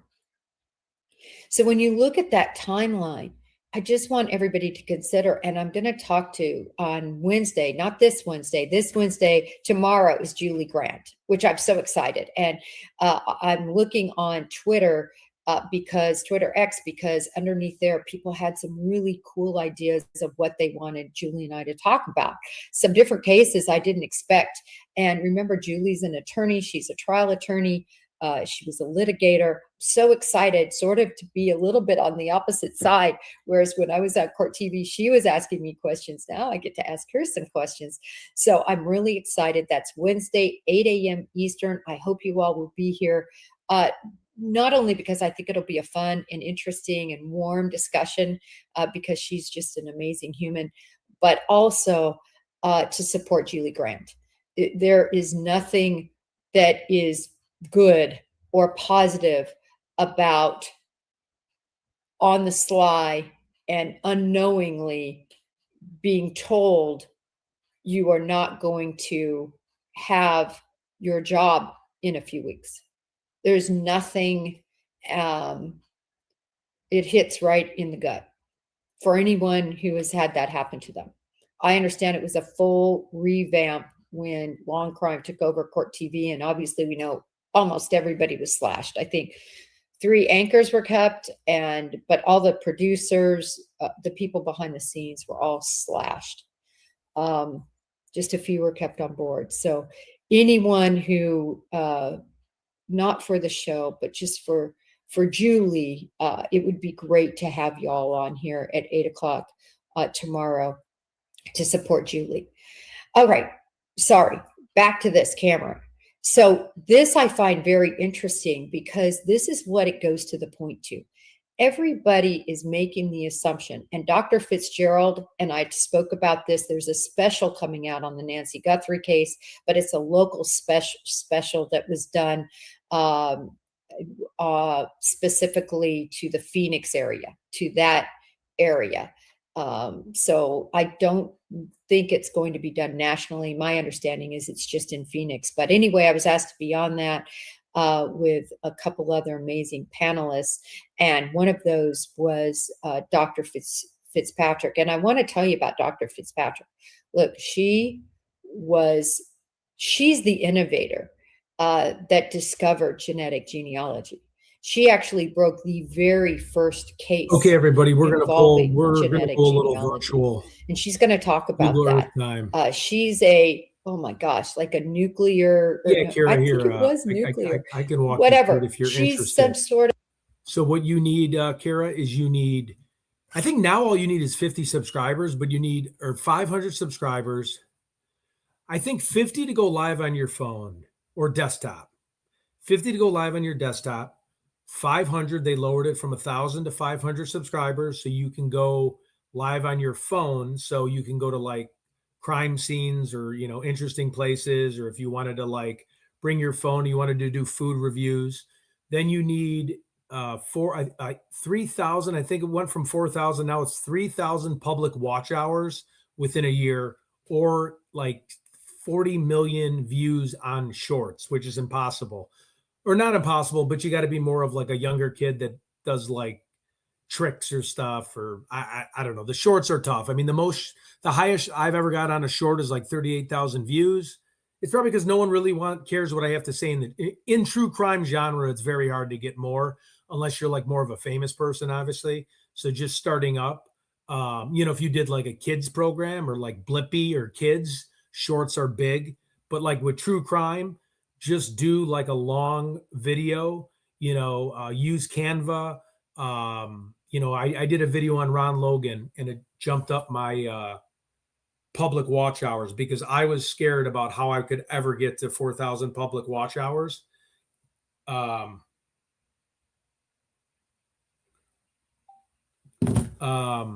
Yeah, so anyways, that's the lay of the land.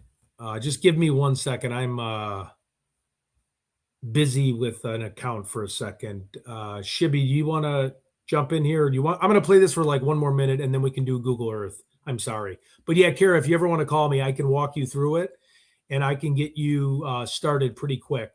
I was able to get like 3,000 public watch hours like in 2 months, 1 month, like pretty fast. But there's certain videos, certain times, and there's certain software with like the meta tags. And then there's certain ways inside of YouTube under settings that you have to use certain hashtags. And those hashtags have to match the backdoor hashtags of your videos. So think of like a male outlet and a female outlet. It has to connect. A lot of people use like a male outlet with a wrong size female outlet and it doesn't fit. So then the algorithm can't connect and no one will know. And then also reposting your stuff on Reddit pages, joining a Reddit page, engaging first, asking questions about cases, and then putting your video on a Reddit page. Usually the AI mods ban it, but if you do it enough, that's an easy way to get public watch hours. I know it said great news on the case. I know. They keep saying great news. So then when I search on it, okay, I have to do something really quick. Sort of physicist. We'll get into it. I've got her bio. I just don't have it memorized for this. But she's going to join us a week from this Wednesday. And I want to thank you, Diana, for becoming a member. Really, really appreciate that. And I'm going to talk about something at the end that for all the members. But she'll be coming on Wednesday, and I've already put these out there. I'm trying to get ahead now when I get things scheduled. So Julie's is tomorrow at 8 and at 10 o'clock, because the good doctor is on West Coast time. She's going to be talking to us not only about DNA, but she's going to be talking to us about this case. And she has some interesting thoughts about the DNA, and I'm not going to spoil it because the session we did was pre-recorded and won't be coming out until April 1st, I believe, is when that Phoenix local show is coming out. Nevertheless, the 212, I mean, I was cutting this. So after the show, her and I just got on the phone and started yakking because, of course, I found her very interesting. And I wanted to just, really get into her brain about some of her thoughts with this DNA. And then we also talked about a lot of thoughts about the entry when he came in. Everybody has believed that 41 minutes he was in the house. But was he really? Dr. Fitzpatrick brings up a very interesting point, and I loved this. And Quick, if I can interject here. Wait, let me read your comment, Kara, because that's interesting. Yes, interesting stuff. I like watching YouTube, but not a content creator. But I was thinking about why Jen was talking same stuff for a long time. Jen is already monetized because She has members. She can collect super chats. You know, you'll notice people will give her super chats. She doesn't make the most money. So I have a program that shows the estimated revenue of channels. The problem with YouTube is when you start out and you don't have a high subscriber count, you're getting about $7 per 1,000 concurrent views. Okay. And a concurrent view is something that someone can't just look at your channel for like 1 second and then go away. I think it's like a 3 or 4 minute rule that they have to watch. So literally, if I'm on here all day, okay, and if say I get like 2,000 views, you're looking at like $14, and then YouTube takes 30%, and then you take 30% away from that with taxes. Now, I'm not discouraging you, right? The more subscribers you get, the more super chats, the more members, it definitely adds up, but it's definitely a grind. Or you can be part of like the 1%, like you can do a category that really just lights fire. True crime is super competitive. A lot of major media channels now are letting their journalists break off in one-offs, right? You had Brian Enton on News Nation. Then Brian Enton did Brian Enton Investigates. Then Ashley Banfield was News Nation. And then they let her go off on her own, and she did Drop Dead Serious or whatever her channel was. And then News Nation reeled her in and said, you know what, we'll pay you even more if you do a one-off podcast, and we'll still pay you. So like now you're getting mainstream media people going off on their own, but they're still owned by the mainstream. Like Brian Enton Investigates is still all done by News Nation, but they're like, oh, this is a great idea, Brian. You started your channel. You're awesome at what you do. And then now News Nation still pays him, owns him, and does all the flying. JLR is by himself, right? So he's built his business by going to real crime scenes like Gabby Petito, the border back in 2016 when Trump was first talking about the border. Then, you know, illegals trying to get in the border. Then he would go to like the Morin cases, the big cases, hurricanes, tornadoes, natural disasters. So there's many ways where you could really get a lot of subscribers, right? So if I would have went to like an ICE protest, right? I should have went there. I just wasn't interested in that type of violent of a crowd, but I should have done that for the subscriber count because I would have got like 10,000 subscribers jump up. You know, I was thinking about going to Tucson and staying there because it is very lucrative. But, you know, if you're going to sit at your house and just do podcasts, it's going to be very challenging or it's going to be a lot slower. So being at the scenes, you know, that gets you more subscribers than doing shorts. But, you know, I don't know everything. I don't have a big channel. So. Actually posted about but Jen always that complains I am about not buying making into money this. on it. And I know what she's talking about because I know her views. That he didn't make entry right away. Remember this guy? Look at him on the front porch. He is lollygagging around like he's at a flea market shopping. It's just insane. You know, and when you look at his entire demeanor throughout the situation, he's not urgent. He's knocking on that, trying to get somebody's attention inside. You can see his left hand tries the doorknob. He then is like, nobody's paying attention to me and I'm not going to spoil what she says about the weeds because she said something I never thought about. So I'm going to let her talk about that on Wednesday. But she really got me to thinking about this 2/12 time frame that this camera sees something, or if it's not this one, it might have been that other. There were two. Hi, Sweden.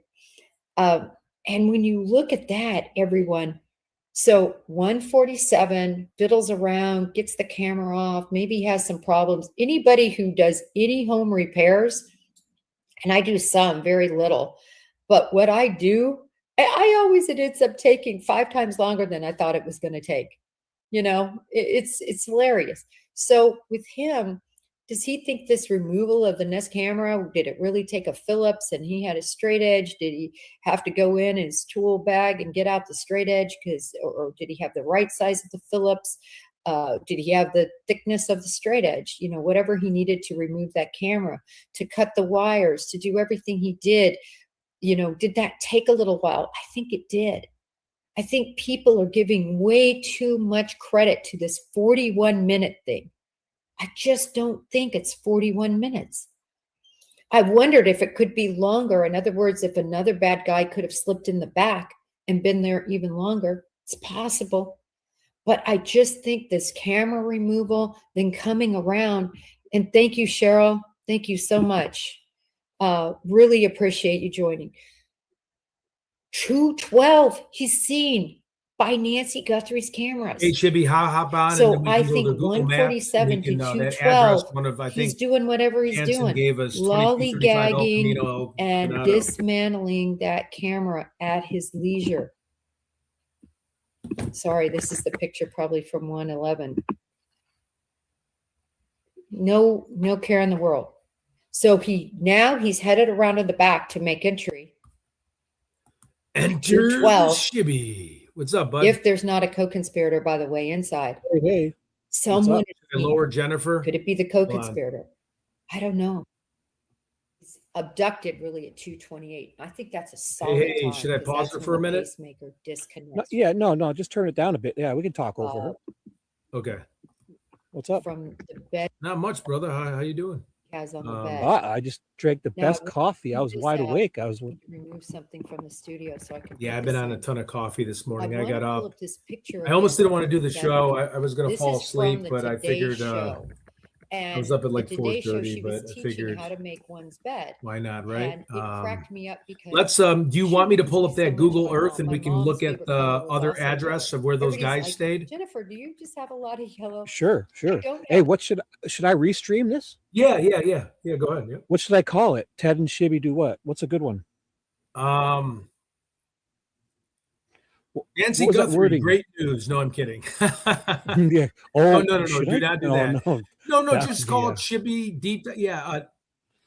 Ted and The only reason Shibby. why I use the same thumbnail every single time, that's kind of what all the other people do. But Ted and Shibby discuss. It's got to have Nancy Guthrie. You got to have kidnapping. You have to have manhunt. All right. Yeah. Manhunt. Discuss. But again, you don't want to lie. Like breaking No, news is a little bit of a stretch. But usually there's Nancy always something. Guthrie. News is always breaking news. If it's news, and it's not like I invented the word. more. But I'll just put Ted and Shibby Kidnapper discuss found. Nancy Tune in. Guthrie No, I'm and kidding. more. Yeah, right. Nancy Guthrie and more. Or should I put breaking news too? I know, aristocrat. The great news is why I clicked on Jennifer Koffendorfer's channel. It said great news, and I totally was like, "Oh my God, they found her!" And then I got bait switched by great news. We're putting up billboards. V gave me shit for using breaking news when we didn't talk about something, but she missed the first Yeah. hour. We were talking. We talked about. See, that's just autopilot. That's just what I do because it at least brings people out. No. If I don't do it and no one shows, then I'm not gonna. If I get 10 viewers, it's. But 30 we cents. we were talking breaking news. She just showed up an hour late and said we weren't. Oh yeah. Remember? Here we go. I got it going. Ted and Shibby discussed Nancy Guthrie, breaking news, and more. Let's find out what more means. Let's see if anybody even comes to mind. So the main thing is Ted is going strong. That's the main thing. If you want to come and give me a sympathy follow, I'd love it. If not, just stick with Ted. Yeah, no, for sure. Wait, give me a second. I'm dealing with my work. Sorry. Oh, I'm in no hurry. I got till at least 12 or 1 in the afternoon. 2 East. I'm in the East time zone. Eastern. Oh. Yes, catch your news updates with Ted and Shibby. Next time, Critter Mama. Next time. AZ, hello, guys. I'm just riding Ted's coattails, helping him out. I'll run the screen for him when he's really busy. I'm good at that. I have a good computer. That's why Ted likes me. All right. So I'm ready. So what's up in chat? You guys are Ted having a and good old Shibby time. break down balaclava, argue about Oh. ski mask and balaclava. That'd be great. Good one. Next time I'll throw the balaclava in. Yeah, yes. We decide. Yeah, I'll your team ski mask, I'll be team balaclava. And I we'll actually argue wanted about- to always do, but I think I stink at it, and I don't want to be like weird, like Blippy. But like my younger son would watch those. Well, you sell out your kid. That's the problem. I don't want my kid to be like a worker, but like all those kid channels get bought out by like HBO Max and Netflix. Yeah, I'm drawing a yeah. blank on their names, but basically parents put their kids like on TV and they drive around in cars and like just play around all day, and then they make like $15 million a year. But A, that's a one-off probably, and B, selling out your kid and then putting them on TV and stuff like that. But Or just to come and do appearances at places. yeah, well, no, there's I forgot their name. They're these two boy and girl. They're like my son's age. My son watches them. I think they're Oh. from a different country, and the parents just all day like do stuff around the house. Now they got a big home, and they like go on slides. They read children's books. They put them in like Corvette cars. They play with dinosaurs. They play on the playground. They get like 10 million views a day, and then HBO Wow. Max bought them for like $20 Wow. million a year. I never heard that. I never heard Like that. Go Danny Go is one my son Hmm. watches. It's this guy in his 40s, and he literally is like jumping in like a virtual world, and he jumps from side to side on like ice and like lava, and he goes and he's like always singing and dancing, and he looks like a complete nut, but when I looked at his net worth, it was like $20 million. Yeah. It's nuts. But anyways, Anything back like to that Tony. Mr. Beast guy? Mr. Beast? He's Well, got yeah, some Mr. money. Beast too, one of the original, but Yeah. yeah. Well, I think it's worth it, especially those guys that do the reaction shows. They pay, 10 grand so they can play somebody's content, and they make 30 grand because so many people are watching them. Oh, I know. Hi, Ted. I updated the Delphi map. Peggy just said Google Map, and I'll send it to you via email. Oh, nice. We can look Oh. at that at some point. Yeah. Sure. Gates. Sure. Okay, let's go to Google Earth. Do you want control of that? Whatever. Yeah. Want me to go to Peggy's? Let me stop, Jennifer. Okay, go to Google Earth, and I got the address for you if you want me to tell you it. Google Earth. Okay. I'll use Google. I had Firefox browser open. I'll use my Google for Google. No, I it's can okay. do it too. Whatever you'd like. No. I got it. 1 second. I'm just opening up a different window. New window. Here we go. I had it. I've been using Google Earth. I just really started using it. I had a link for it, but it's easy to find. Google Earth. And you know what? Before I share my screen, I will log in on my Google account. wait, Oh, I'm already that's logged in. I'm logged in on my Google account. I have All Eyes site there, but I don't see Peggy's. I think Peggy I don't know. She needs to send me the link, I think.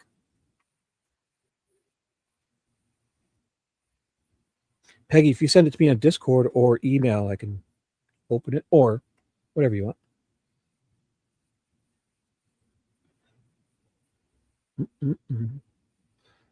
So what's up, guys? Look at this. Ted's been on for 4 hours. I did a live stream tonight. I forget how many hours. Yeah, I don't even know why I'm on for 4 hours. I don't even know if it's like beneficial at this point. No, but it's sure. worth I think us night owls should pretend we're day people at some point, and then around noon we can kind of have our afternoon naps when all these normal people go out and work. I'm going to be put through the sales cheese grater here soon, though, because I was at that aesthetic program over the weekend. Yeah, we got how'd some it go? deals closed, but it's the end of quarter, and they'll know. Like, so I got nowhere to run, nowhere to hide. Yeah, just keep plugging away, dude. You got it. Okay, So let's go to whatever. I keep hearing Jennifer coughing over. She's literally going to put me to sleep. I love the lady, but I mean, holy cow. I got her in my brain. She's got to stop hitting her microphone on her glasses or something, her blouse or something. She has her. Yeah, see, Dee knows what I'm talking about. I wanted to do a channel, making a channel, recording my daughter, just opening up new toys and playing around. I swear to God, I've seen it so many times. You have like Miss Rachel just goes to a playground. Now you have Blippi. Then you have like daughter. You have the daughter and mom. And you just play around the house. And there's like a billion views. Can you highlight Rebecca's last comment? Rebecca Leach's last comment? You need to highlight that. It's very important. Oh, yeah. Definitely. You got it right, Rebecca. Well, that's why, guys, I'm going to be, me and Shippy, I'm doing tornado chasing. So then we can get more subscribers over to Richard Allen, because if I can like run into the biggest tornado possible, And if I don't have to leave my house, that would be great. Perfect. Yeah. Well, so you could run the radar and just be like, Yeah. hey, Ted, you're going to die. You're going right into it. So there's like a radar. So in all these storm chaser channels, there's like a guy with a little box that talks about the radar. Oh, look at this, and kind of get people pumped up. And then you got me in the little side screen with, I'm in the SUV, I'm in it. So then people like to see the visual. And then you got someone crazy like me that's going to go just right into it as close as possible, where like shrapnel's coming and fences and cows and everything. And what I could see you doing is and to avoid, you could go to the tornado, but you see somebody who needs help on the side of the road, and you stop and save a family or an old lady in her car. The one thing my one buddy told me, though, he told me about that. Yeah, definitely save families in their cars. I was like, hey, I'll go to homes. And he said, you got to be careful and get certain boots because electrical lines are everywhere and you'll get fried to death. Right. Yes. Yeah. I didn't even think of that. Dangerous. You better have staying in your car for sure. What boot should I get? I'll look it up because I'll be the type that'll like go try to help somebody and I'll get zapped and fried to death, and at least it'll get views, but I'll just be dead. Well, any of those good quality boots that the military or cops wear, those are like they won't ground you. Like you can't get electrocuted really. Oh, okay. Like you need to be grounded, if you wear those boots. Okay. Oh, okay. Yeah. So as long as I have the electric, okay. So I'll basically get a commercialized electrician boots, and then I'll get my Batman outfit on. And then I'll just, I'm kidding. I am going to get custom teddy bear hats, not with the Bears logo, because I don't want anyone to be offended if your football team isn't the Bears. So I'm going to get like a Ted Investigates hat or just a Teddy's hat, just because I've never wanted to wear sports hats. That's why, if I ever would ever be a construction company, I wouldn't name it Italian Guys Construction, just in case people had a problem with Italians. So same thing with being a Bears fan. If we're in Wisconsin, hey, I don't want to help. If you're Green Bay, you hate us. I don't think in an emergency anyone's going to care what hat you're wearing, dude. No, I know, but I'm just saying, even on podcasts, I don't like wearing sports teams just because I don't want anyone to be like, oh, that guy's a Bears fan, because I'm a Cubs fan. The Brewers hate us. The Packers hate us. And I don't want to lose subscribers over sports, because it's crazy how sports fans are. Some of my buddies, and I'm a diehard like hockey fan, but I'm not going to like hate somebody because they're a fan of another sport. My buddies like are all Cubs fans, and they hate Chicago White Sox fans. And I got one White Sox fan, and they're like terrorize each other all day. It's horrible. So I don't want to be part of that. There's probably diehards that hate people, certain teams so much that they'll be sinking in quicksand, and you'll show up and they'll have their hand out. And when you have that hat on, they'll be like, oh, forget it. I'll just sink. No, they will. Green Bay will. Green Bay and the Bears, because Green Bay has beat our butts so long, and now we're whooping their butts. And I don't know if I can help the Green Bay. I might, no, I'm kidding. But I'll let you help me. I'll help you if you take that hat off. Yeah. Yep. See, you see what Peggy just said? Who cares about the cheesehead? See? I mean, and Peggy would rather drown. This year, we got the new coach, Ben Johnson. I mean, we literally, Williams torched them. So the tables have turned. I wore this while I was traveling through Wisconsin, and I was like probably getting my gas, because before Williams and Ben Johnson, I'd be kind of embarrassed a little, but I'd still wear it. But I'd have like a Walter Payton or like the 85 Bears, right? We're always going back to 85. But now tables have turned. But anyways, let's I'm on Google Earth. Do you want me to share my screen now? Yes, share your screen and let's get back in focus. Share screen. Enough as a pleasantries. We're ready to rock. Let's do it. And here it comes right there. Oh, wait, not this one. Wait. Oh, no, not that one. Sorry. I picked the wrong screen. Sorry, don't do that yet. Wait. I picked our StreamYard. Sorry, I got 3 screens. I got to choose the right one when I share. Entire screen. I want this one. Sorry. And here it is. There, put that one up. Yeah, we won't make this a sports stream. Don't worry. I go off on a tangent. This is going to be tornadoes and Richard Allen and freeing Richard Allen. Oh, are we doing that? Okay, let's. I didn't even put that. I put Nancy Guthrie, and I'll change it afterwards. No. Okay, no. We're doing Guthrie. So I think it was there's someone in the chat. Sorry, 2235 East Camino El Ganado. So I'll tell you when you're ready. Oh, so I just searched the address. Yep. Okay. 2235 East East Camino, Oh, CA. right. I'm sure you know how to spell it. You're a smart guy. L. L? Ganado. Someone in the chat gave us this a Oh, couple hours L. ago. Ganado. G-A? Yep. Can you Space spell that last one? Gana. El Gonado. No. Is that right? Can you see? Nope. What? You do an L with a space. EL space. EL space. Yep. And now GA like Georgia. Gonado. G-A. Yeah. Na. Okay. I put gonad. Oh, gonads. Gonado. Go.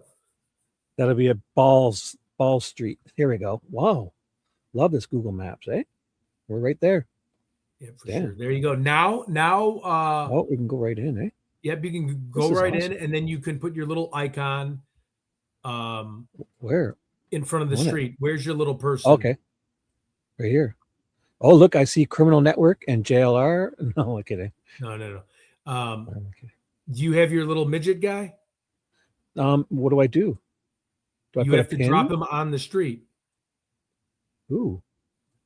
No. That's that's for waypoints. Here, I'm gonna take off the chat. Great. I had a place mark, so I added I got rid of it. There, So look. You see that little person? The little person in your lower right hand. Oh, side I of the see him. screen. Yes. Now that Street view allows you, when you click on that, Ah. and it shows a blue line, you put him in front of the place and you can look around. Wow. Okay, I got it. So you're Damn. not at the right address, though. You're at, or no, you Nope. are. Let me see. I'm a quick learner. I think I turned around. Here it is here. Okay. I believe. Now this is it. there's a plus minus sign if you want to zoom in more on your lower right. Well, I got my mouse. Oh, my okay. mouse wheel. I can just zoom in. That's as far as it goes. So I guess those now, what year is that? So look at the This so one? that's April of 2013. So that's too long ago. So if you look at the You know- bottom left of your screen, it says APR 2013. Okay. Do you see that or no? The bottom left. Look, bottom Yeah. data. Oh, sorry. I can't So- see it. My screen is not showing it all. Bottom. Go- Okay, I see it. Okay. Data attribution. Yep. So right Terms next to of it, it says the service. date. Sorry. Yeah, I see it now. Okay, so we need to change that. So we need to go in that upper bar where it says see more dates in blue. Okay. See more. Okay. Yeah. Now we got to see if there's available. Yeah, I'm gonna there's go no back to current. when. So I 2013. I was hoping it could show 2025. So we might have to go on Zillow or something to see an updated photo of cars. The problem is sometimes if you're in a real decimate location, there's no one driving by there that owns a Google, that doesn't record anything. Well, So they we're got both their looking hoods as- open too, eh? Yeah, so we're looking like 2013. So we're before Delphi right now. Right. Now yeah, you yeah, could go up the street a little bit and the date might change back to 2025. It's weird. But you want this house. Yeah, this is the house that they moved out So- of. I was just hoping to see the cars and I Let's was just hoping see. to have the date closer to be 2025. No, Now see look, more Shippy, dates. real quick. Look how No, the bottom still- date right there turned to 2019. You see it? Yeah. So it's just weird. There's no rhyme or reason. It just it changes. So you can go down more and it might change. You might be able to do, it might just be that street, Now you're at April 2023. Oh, yeah, I see it. Okay. For some reason, my bar is in the way, like my status bar keeps popping up. Wow. But it only says 2023 though, still. Yeah, it must just be the area. So what I'm going to do while you're doing that, I'm going to go on, I have an Airbnb account. Let's see if that's available right now on Airbnb. Because it was rented out, they said, right? I think so, yeah. Or well, that's a Zillow. good way, yeah. Like you Yeah, can so- pretend you want to rent it and you can look Yep, inside and call and that them too, and eh? say, hey, yeah. So that's what I was doing Wow. on a few of them. Wait 1 second. Let's do Zillow first, and then we can do Airbnb. 2235 East Oh, Camino. Is this still the right house? It says 2230. It changed. No, so basically what I was showing you as you move forward with Google, It changes the time on you. I was just trying to get you There accustomed we to go. how it works.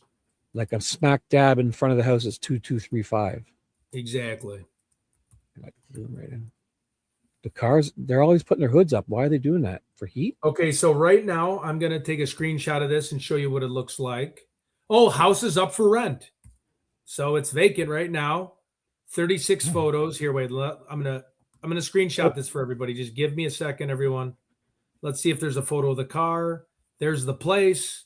There's a couple balaclavas in the corner. No, I'm kidding. Ski mask. Yeah. No, so there's not much but photos, but I'll share the screen once. Let's see if we can do dual share screens. It might not work. Hold on. No, just take mine down but don't take it off. Just take it off the stage and put yours up. Chat, what's up? I'll read chat while you're doing that. Should I just remove yours for 1 second? Here is the house that was rented out. Okay. Now I'm not going to be able to see anybody, but I'm going to start from the beginning. So this is the house. If you go back, can everybody see that it says house for rent? Yep, we see it. Okay, house for rent. There's the house. Is a 3-bedroom, 4-bathroom, 2235. Let's make sure it's right. East Camino El Ganado, Tucson, Arizona. All right, and come on down. Come on down. Okay, let's look at the pictures of the home. This is where, now this is a theory saying these people staked out a place. I mean, this would be a pretty big stretch. So you're going to pay $2,800. You're going to move in to go after somebody for $4 million. I mean, I might as well rob like an armored truck or like be a cartel. There's cartel there. Just be a drug mule. I don't know. Abducting an 84-year-old lady and renting a house and staging it just seems like a lot of steps for $4 million. But okay, I'm going to show everybody. That's some good money though. No, I know. But I mean, if you got to drag an 84-year-old out of the house and I'd rather just go drive across the country with a truck full of cocaine and either you make it or you don't. All right, hold on. If anything happened, she would have like had a medical emergency and passed away, and they would have just tried to bail. Or what we were saying before, the up and up guys heard about what the lower guys were doing, and they didn't want any heat, so they probably got rid of them all, possibly too. Yep. And I take that back. I'm not trying to say. No, those are just suggestions. Yeah, I'm not saying I'm going to be a drug mule, and there's no way they pay me $4 million to drive across the country. They'd probably pay you like $10,000, but. I think people know you're joking. Look at V's here. Oh my gosh. So there's the inside. News. You know, these guys could all, strategize on how they're going to abduct an 84-year-old because they're twisted, demented, and sick in the head. Now, it is an affordable place. So you split it 4 ways, right? So an Airbnb, they listed these places for like $5,000-$6,000. I was like, why would you pay like how long? $10,000? A month? Yeah, a month. It's crazy. So this is a little bit more accurate. But whoever gave me this address is awesome because I had ones around her house because those are this looks like $1 million home. Actually, I can get the price of it, but this is a fair price for how big this is for a 2,000 square foot. Buy a house for that much. Yeah. I mean, but I mean, it's pretty fair. Like, so if you rent a building in Chicago, a 1-bedroom in Chicago might be $1,900. So this is a pretty good, you got your own house, you got your patio, you have your bonfire where you can sit out and strategize on how you're going to abduct an 84-year-old because you're disgusting. You have the views, you can smoke a cigar while you're thinking about how you're abducting an 84-year-old grandmother because you're twisted. Yeah. You're a horrible person. So yeah, this is the house. Let's go back. Let's look at the front of it one more time, everybody. Yep. There's the toilet. Also, if you have trouble doing that with one screen, you can put the link in chat and I can put it up if you are. Oh, okay. Yeah. Here. Okay. Hold on 1 second. If you only got the one screen, right? So. Yep. So you got outdated appliances. You got black outdated appliances. You have laminate countertops. We got to get my buddy who's a contractor in there to put granite. There it is. Not if you're renting it. No, you just. No, I know if you're renting it. Yeah, you don't want to do that. So you got cactuses. As long as it works. Yep. Let's go back to the listing. Let's see what they would sell it for. Hold on. Oh, easily. Wow, it's only been on Zillow for 24 days. So this is the real thing because 24 days ago puts us at about February. Mm. And then, holy shit, it's that close to her. Do you guys see the map? So she lived at North Camino Escalante, and there's Right. where the house is, right here. Wow. You guys see that? Yeah. So she lived on this block, and there it is. Wait, I want to take a screenshot of that just so if I ever want to put that in Canva, and then I'll give you the right. Interesting. Great job. I think it was Chanson sent this in. This is awesome. Let's see if they have a price. Oh, hey, Chan. Yeah, you coming over with my channel. Hey, Hydro came to say hi to me too. Hello, guys. So it last sold in 1999 for $225. So it's probably like a 5, 6, 7. It's probably, I don't know. It's triple the amount of what it is now, probably. So, okay, great. I'll put this little link in here. So do we think real estate has something to do with it in a way where maybe they wanted her out of her house to get, is there anything like valuable water sources underneath or something a corporation would want? Yeah, I know. Like That's actually a great lithium question. mining, like rare earth metals or anything like that. You never know. Yeah, Can't or do like, that kind of or stuff. also too, did they just think, oh, does she have like a safe in her house? Maybe too. You know, I don't know. Or, but like, you know how those corporations are trying to get people out and they got that one last person who holds out. Yeah, right. That damn, yeah. Because like if there's like a lithium source, like they call it the mother lode, a vine of like something, precious metals nowadays are needed for computers and all this technology. Lithium, cobalt, and all those uranium, you never know. Right. Just a suggestion. No, I agree, Sean. Get all this freaking. So should be if you put Nancy's address in Google Earth, you can see how close it is. Okay, so Did you put put me Nancy's back up? address. I didn't even know you put 5820 me back North up. No Escalante. Where do I search? Right where the, where the I gotta go address back. is. I gotta go back. Yeah, we can go Here back. it is. Here it is. I Sorry, bet say we it can again. actually find her house though if it's that close. I bet we can just zoom in. But yeah, put Oh, it there. Mark What your was- point of that house. Too late. Oh, here, it's saving them. Look at it. It's saving them. Okay. So okay. recent. Because and then we can drop a little balloon next to them. So here, I'll go back to that one you just said, right? 22. Yep. And where was it again? This is it here. No. No. Scroll. 2235 El Camino. Yeah, This hit is it. the scroll the a little little guy. bit more. See, there's a balloon right there. This is it. This is it. Yeah, this is it, right? Yep. So what you can do is if you zoom out set a completely, it'll pin. give you the 3D view, and then you can drop your own marker there. So how do I go back out? This? The minus sign. Press that a few times. I got it. I got it. There it is. you go. So Now you there's can a make your pin own on it. waypoint on the top bar if you want to get used to the bars up top of there. Oh shit. So I got to drop a pin, you think? Yeah, I mean, just in case that erases because we're going to change the address. I see So it. drop your own pin. I see it. So I take a pin and then I drop it, right? Yep. Which one was it? This one or this one? I don't know now. I lost it too. Because I think it's this one. Oh, Now do the local. let me see. I'll double check. Perfect. Oh shit. I'll see what it is. Oh, it went away. Yeah, because you have to. That's save it, 2235. You have to take it as a KTML file or an address. It's saved here in my recent searches. So let's just Okay, so find it's the other saved there, one. but I just want to show you on the balloon real quick. This is what we did with Delphi before we got Peggy's awesome thing. So go to that balloon thing again. Drop Balloon it this like you pin? did.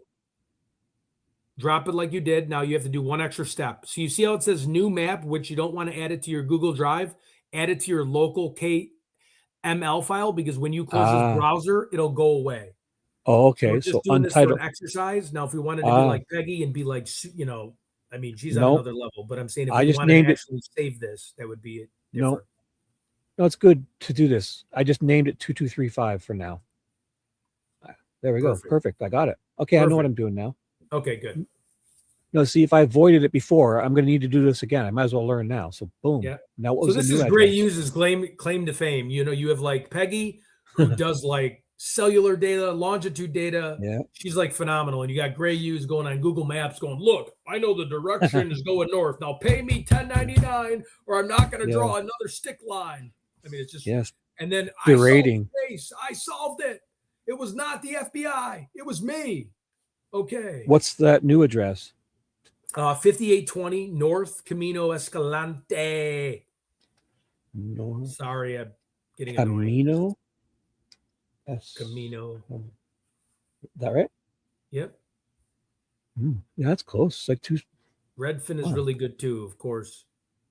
Oh man, it's what? It's like their backyards are almost. Oh my God! No, So no, they could it's, probably see it in Google Earth view. So put a little well, blue dot look in at there, and then we can do a street view and back up so from it's their right view. here. Oh Wow. my God! Wow. So I'll put a dot there. Oh, here I'll save a pin on there. This house. This is it. Yeah, I think that's Mount And I'll Lemon call it. behind them. What was that number again? 5820, right? So we'll know the 5820. numbers for now. I should just put Nancy, but that's okay. Boom, we got it. Did you I drop your believe. little balloon? Yeah. There it Okay, was. so It's now right there. let's do a fun activity. Go back to the other house. Okay, it's right and here. then drop your little right here. guy there and see if we can view Ah. from her house. So I can go on the road. Yeah, There we we're on go. the road again. So her house is like right through these bushes. Like you could Okay, literally so you walk can't through really these. see it, huh? So what if we go down? Well, I guess if they had binoculars, but is that I it don't right know. there? Zoom in for a It's on second. the other. No, it's not it. It's on the other side of this because we haven't okay. left the street yet. She's down here. Like if you go down and we turn left at the street. I wonder right if here. they could stand on There their she- roof with binoculars. Yeah, we don't So know what. her house is She's right here. directly across from a no outlet sign. Oh, we just passed it. It's right there. There's her house. Is that it? Yep, that's her house because how you can tell is when you look to your right, she's literally across from a no outlet road. Yeah, that is it. Yes. Yep. Yeah, I remember because we went down that road and to reset ourselves, and when we turned around, it's like I'm boom. gonna go we're get a looking quick right cup at her. of coffee. Yeah. I'll check with chat. What's up, guys? I'll read. Oh boy. So what's happening, guys? Look at Where's this. the Batmobile? It's coming up. We got to get that. Oh. V is sending me messages. Shibby, Disco Dino in other chat asked, "Do you have a deposition of Roland Core?" Yeah. Oh, deposition. I can look into it because I had the I read his testimony, but the deposition. How about I write? Tell Disco to, if you see them, to put a comment under the video I showed her about the testimony of Dr. Roland Core. Put a comment, and I'll go and I'll remember to check it to find a deposition, because if there is one, I can find it. Right? Look at this. V using the yellow triangles to get my attention. Thank you. Because I can see both chats here. So I can see Ted's chat too. And I'm streaming live on my channel. So the Vicarious Vigilante says, is that Mount Lemon behind them or the Tucson Mountains? Let me find out. I got Google Maps here. So if I keep going back, will it go up in the air? There it goes. So where was it? Wow. Scoop. Oh my God, it's right there. Mount Kimball. So this is Mount Kimball right there. Yeah. Mount Kimball. Wow. Look at this. Push Ridge Wilderness. Sabino Canyon Recreation Center. Recreation area, sorry. Yeah, I think Catalina Foothills. Oh, it's a high school. There's schools here. Man, it's a beautiful, vast wasteland. What'd you say? Oh, I didn't even see you with that mask. I wasn't even looking. I was looking at another. I didn't even see it. I know. What I is had that? it for like a couple minutes. Oh man, I heard you talking differently. I didn't put two and two together. I was looking at my other monitor doing this because I have when I'm looking at this monitor, I'm not looking at StreamYard. So that was who? That was the Halloween guy, right? Yeah, that was Michael Myers. Yeah. I figured I just wanted to see how long it would take because I know you were pretty focused on that. Well, I'm looking at a whole other TV. I just heard you talking funny, and I was like, "What?" Saguaro National Park. Man. So I what do got you want to do? immature one day. I was shopping with my son, and he loves Hot Wheels and stuff. And I was like, I think we were in Walmart or Target, and it was like Halloween. And I'm like, oh my God, I got to get a Halloween mask. Ted, if you want to compile a bunch of locations and media links, I can start a Google Earth for you. Whoa, really? Oh, that'd be Look wonderful. how close. Thank you, Peggy. Look how close they are. That house is right over here, but it's on the other side. So it's basically, I don't think you'd be able to see them. This house would be in the way, depending on how big these bushes are at the time. And I don't know if maybe during the winter months, maybe they get thinner in their greenery. I don't know. Or it's all year round. Nice. Yeah, yeah. You know, change the dates so there's less vegetation. Let's see if go to get rid of Street View, right? Yep. And then go up there, and there is a counterclockwise circle. It looks like a tire. It's all the way to your left. Click on that. Oh, wait. No. Over I'm here? sorry. No. Oh, shit. fuck. What'd you do? We're What done. did you do? Back. I went back. Okay, that little circle that's next to the pin drop or the balloon. The circle right here. Yep. Now click on that, Ah. and you can pick your wow. dates. Wow. So let's go to So more we of want- a desert terrain, like how that almost looks, right? Is that Oh, less like vegetation? like a winter months, right? Maybe December, October. Yeah, it does change. Check it. Oh no, it Yeah. didn't. You think it would change in the months, right? Does anybody know about Arizona? Is it the same all year round, or is there Well, the in the cactuses wintertime? I don't think die, but I think. Oh yeah, you're right. Not There's a die. vegetation. You know what? I could text my dad and ask. Wait, Peggy. Who knows? Because you think it would change from like your visibility would definitely change if there was less greenery on the trees, right? So this is October. So let me find October to the middle. I'll go to July. Yeah, I don't see any change. Yeah. Don't stay away from the winter months. Yeah, so like July when it's like 110 degrees, maybe the scorching heat will ruin it a little bit. Yeah, get out of No, August. August, it's I still think pretty the freaking hot, opposite. but I would play it safe, like you said, and go into July. July is miserable. Okay, so here I'll go back to here. March. March The is next one is cool. March. March, they It's love March. My dad loves being in Scottsdale in March because it's 70. But I would Unless- think that the colder months would maybe make them go dormant. So Oh, maybe. duh. Okay, yeah, duh, because we're in the desert. Yeah, it's reverse. Okay, I'm guessing. smart. I don't know. Yep. No. I think you're right.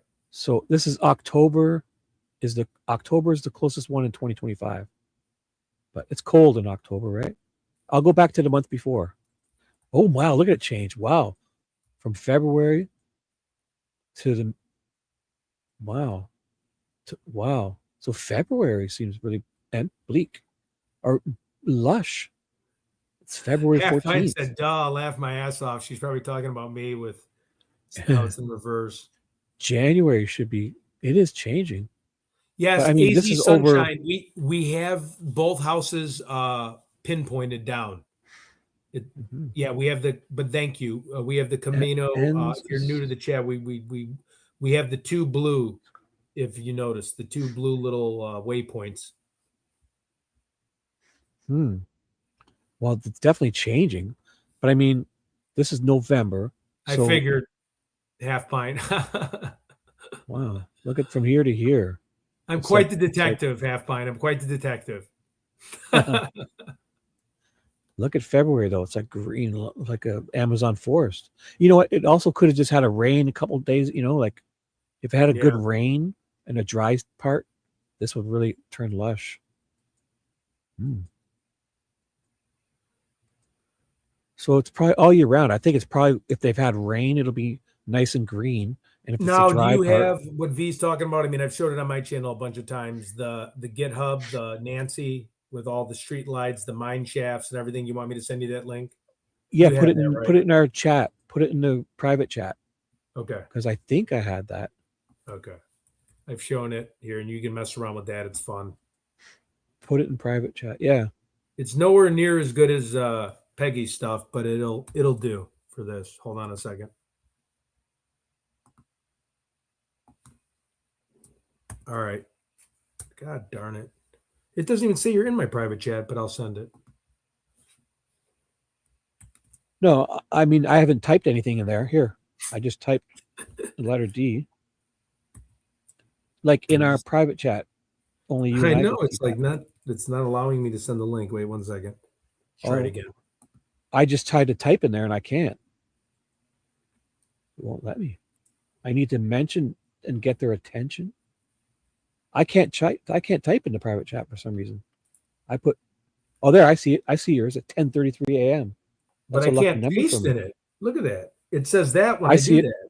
I see it. It says Nancy Guthrie case. No, I know, but that's not even the thing. That's not the. Oh, you want to put the link in? So copy the link. And when I put the link in, it just says Nancy Guthrie case. Hold on. Let me try. How again. about I thought I just saw it. I've had Should it. I just before. email it to you? Here. I've had it before. Wait, I might have saved it. All right, here. If you don't, I'm just gonna pop off a quick email to you. Yeah. Send it to me email. You know, I'll have to take my screen down because if I open my email, it might show up on this screen. It usually opens up on this. Who cares? I haven't had any good emails. I'm just going to open it. No, it opened on the other screen. Okay. Email Give me me. 1 It's open. second. I have to forward it from my other email because I'm stupid. Oh, it comes up as just, I guess it just comes up as a hyperlink. Just give me 1 second. I'll forward it off. Everyone having fun watching us? I love it. Tell you, V and Peggy, and they love seeing us make mistakes. They laugh at us and with us. So Becky B, hello, I see you in my chat. Chan was in my chat. Island Queen, aloha. I have a new Island Queen. B. I don't know if it's one of your people. Wow, thanks, guys. Hydro, Quebec. Look at you. Oh, am I waiting? Did you put it in private chat yet, or am I waiting for the email? I sent it to your email just now. 1 second. Oh, I had that up. That was the. What Jesse. the heck? That's That was Jesse. No, I was looking on my live stream. I was showing people. Oh, stuff. okay, cool. I was like, holy cow, that's. And I had it open on my status bar. It is right here. I got my email, and look at this. Nothing from Ted. What? Oh, here we go. I got it. Here we go. And Nancy Guthrie case. It won't let me click on it. It's not a link. It just says Nancy Guthrie of the line under it. Oh, you know what? I copied the link. How about this? Watch this. I copied it. It showed as a link. So here we go. I got it. It's reason, all eyes on Delphi. It's the GitHub, and you just go to Nancy. Right, but when I clicked on it, it didn't open. I had to copy the link and put it in a new browser. Weird. But we're here. There you go. Well, you can mess around. okay, So awesome. those are the best paths that they designed to get away great. without less cameras. So on the left, you can pick your major routes, all the traffic cameras, and you can really dick around with it. I'll let you mess with it. I'll be right Now, back. didn't she get in trouble for something, having the cameras that she had to take them down, or no? Was that just? Yeah, I don't know. You can zoom out, cell phone towers. Oh, I got to check the box. Okay. And wait. And then you zoom out to see a little bit better too.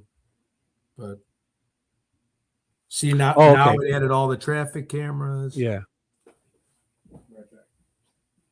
Wow. Mine shafts was a good one. Because those abandoned mine shafts. You can do water I see it on YouTube all the time when people fall down those abandoned mine shafts, or they throw bodies down like in true crime. I see it all the time. They're going to find a body down mine shafts because they just abandoned them, right? This is a great site. So I'll take that out and I'll just do one at a time. What else do we want to see? Trailheads, cell phone towers. Here's the cell phone towers. So they got great reception in this area, it looks like. I wonder if I have to click something for them to come in. Let me just add some stuff. Storm drains. Oh no, it just pops up. Look at this. Storm drains. Wow. Oh my God, you know what? Those storm drains, when I was a kid, we used to run up the underneath my street, and we'd cross to the other side, and we'd just walk out this big hole in the ground, and we could walk all the way up our street. And if you lifted up the sewer lids, those little sewer caps, whatever they're called again, the metal. Why am I drawing a blank? Hello, Cara. Hi. Half Pint, Rebecca. Look at you guys. What are those called again? Those sewer cap thingies. Pothole covers. No. Anyways, so these will be under the streets. So you could walk under the streets of people's homes. Wow. And this is her address right here. You could basically... Is this it? Storm drain? Oh, the other one is the storm drains. This here. I'm going to take the other one off too. I don't have nothing checked. Storm drains. Where are you? Storm drain. Okay. So it's not at her house. Underneath. Should be storm drains everywhere though. So this might be incomplete. I think everywhere would have storm drains. Actually, no, that wouldn't, because it would be in the more populated areas where there would be a risk of flooding. And I doubt Nancy's area, they'd probably love the water, right? So, and what's up, guys? Any suggestions here? Ted has fallen asleep, I think. I'm only kidding. So the major routes, traffic cameras, cell towers. I'll get rid of the cell towers. And I'll try regional wells. Oh, a well. Like a water well? Oh my God, look at them. Is that a well, like a hole in the ground? Well, look at them all. Man, they would probably be searching all those, eh? Nowadays, they could probably go to them and put a camera down or something, or have a dog sniff. Because if there was a body down inside a well, you'd think it would be, the dogs would be able to sniff around the top of it and either know. If the dogs don't hit, there could be a body down there. Look at them all. Wow, those are wells. All those dots. Like wells. Here, look at regional wells. Wow. There's a lot of wells, water wells for sure, right around her house. Yeah, there's a ton of them. And so, what do you think? They're like a hole in the ground. There's one right by. There's one right beside her home. Because that's 5820, and that's the dead end street. There is one right behind her home. Look at. Right here at this, shows this person's house. And her home is right here. So there's wells. And then you can do the Wi-Fi jammer. Now, what is with that? Do you believe that? The Wi-Fi? I don't know who created that, but I think because it's a mountainous terrain. Brian Enton made a comment every time he drove into Nancy Guthrie's neighborhood, his reception would be terrible and he'd have to jump on a Starlink, and it was like horrible. So I don't know if there was a jammer. That was what they first said when they spotted something in the back pocket of the perpetrator. I don't know. This isn't Mission Impossible here with this woman. If you're going to get an old lady, not to be, I mean, you're not doing all this. The thing is, with anything, these guys, all you do is get the right timing at 3 a.m. You get a bike or a fast vehicle, a stolen vehicle, to get in fast. You don't care how loud you are, because you want in and out. They'll kick the door down, the back one. They'll break a window, in and out. 2 minutes, they're gone. Doesn't matter how loud they are, because you won't even get a chance to call the police if they do it right. That's why I watch my cameras. All they had to do was put her out in the desert, and wildlife would have done what wildlife does. Yeah, true. That's true. Well, Peggy. but yeah, if something went wrong and they were to abandon the plan, yeah. But these wells, I mean, to throw them down the well, it's happened. I see it on YouTube often. Every few months, there's a case where people get tossed down a well. V just said I had to close my real chat because someone was watching me, so I had to reopen it. Yeah, it's funny. Yeah, I'm going to be getting spied on here in the next hour. I got about another probably hour tops, and then I got to go. Wow, look at this. My chat is filling up with people. I've got all these new people. Kara, Island Queen. Thanks, Blowing guys. up. Look at me. Mom's going to be so proud. Oh, my God. So what are we doing next? What else can we do with this? I haven't really explored So it. you can go to the gang territories. So highlight Where? Sinaloa drug routes and everything. Get out. Are you kidding? Yep. So, okay. What? So look right there. You have what? The gem. I can't Wi-Fi see it. The G Mata's drive route is the one that Annie gave police. Annie Wait and a the second. police agreed that's where the perp drove away. The Jean Mata's route or whatever the hell it's called. She has Wi-Fi jammer. She has a Wi-Fi jammer disruption zone. Yeah. Yeah. But For I show real. that. Look I don't at know how realistic that is. So basically go on that and then you can click on each one and it'll give you a description of how powerful each jammer would have to be to knock out the houses and the blocks. Then you have Jean Mata's drive is the route from the Shadow Hills Country Club all the way to where they think the perp would have traveled. So they were local Tucson police was asking people to check their Ring doorbell cameras. So if you click on the Gematas or Gemna's Drive route, 7.6 miles. Yep. And then if Nothing. you I'll go back out, a little bit. Zoom out. Oh, where the heck to go? I'm doing it. I'm clicking it. It's on. Zoom out. Let's see if you zoom out. It's farther. It's a purple line. Yeah. Oh, there it is. Oh, way up here. I have no clue why it's up there, but yeah, that's it. So what does that mean, Jen Matters? So that's what Annie Guthrie and the two gave to the police about the route where the suspect would have kind of traveled. So they asked people to check their Ring doorbells along those route, even though that is not tied to. Is this a road? Yeah, I don't know. It looks like a weird road. It's nano style, man. Everything's backwards. Nothing adds up. It's, hey, check stuff that's not roads, but. So what is that? Is this just what is this going over? Is this it's got to be flying in the air. What is this? Yeah, I don't know. Let's see if anybody in the chat knows. It must mean that they go along this road and down this road and across, but maybe they. Oh, that was nice. Should be lower. Pint. Thank you. Wow, half pint. Thanks. Ted's too, or just mine? It's hard to leave the channel. Well, it's because me and you trying to figure out a map is probably the most entertaining thing. That's yeah. Well, we're a couple of rugged investigators. Wait till you see Peggy's map though. That's where when we upgrade our game, where we become game changers. That's like me being Michael Jordan in 1998. Like you just can't beat us.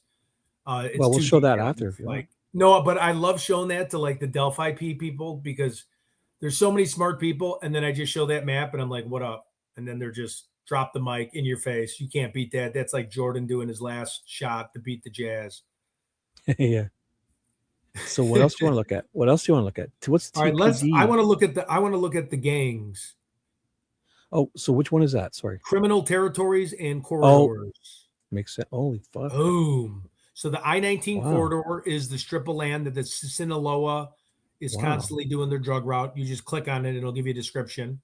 There's the Mexican Mafia is the purple. Click on it. And this is well known. Like, why aren't we just sending troops in and taking them on? So just click on that, though. It'll give a description. Which one? There's Purple? one that'll tell you about the human trafficking. Want me to read it? Barrio Hollywood and plus Arizona New Mexican Mafia. Largest Tucson street gang alliance. Transport marijuana from the border to Tucson, PHX, probably an airport, right? NMM taxes, other gangs on drug distribution, violent retribution for non-payment. Also, it's like the old days when they would offer like protection and you'd have Wookie. You'd have to give them like a $500 a month or they would kind of rough you up. Yeah. Tony Soprano style. But if you paid up, then you were safe too, right? Yeah. Oh, yeah. So and basically, with the Italian Mafia, you're paid for protection because the Black Hand started before in Chicago was the Chicago outfit. Before that, it was all the Italian immigrants moved to, from Ellis Island. They relocated to Chicago and they needed someone to defend all the robberies. So that's how the Black Hand started. Then the Black Hand the own Italians, because that was the mob called the Black Hand. The Black Hand started robbing the small business owners. So then Wow. they needed another mafia, which was the Chicago outfit, to fight off the Black Hand. Now you had two people asking for paychecks every day at your business. It was terrible. My God. Yeah. Yeah. Oh my God. And so it says, I didn't read this part. Active sets include the Midville Park Bloods, That's who I belong Manzanita, to. Lynch Mob Crips, the Here, wait, I'm Southside gonna find Posse. my balaclava. Wait here. I don't. No, here, you get your sombrero, it sounds like. And the East Side Mafia Crips. Wow. I like that name. East Side Mafia Crips. Damn.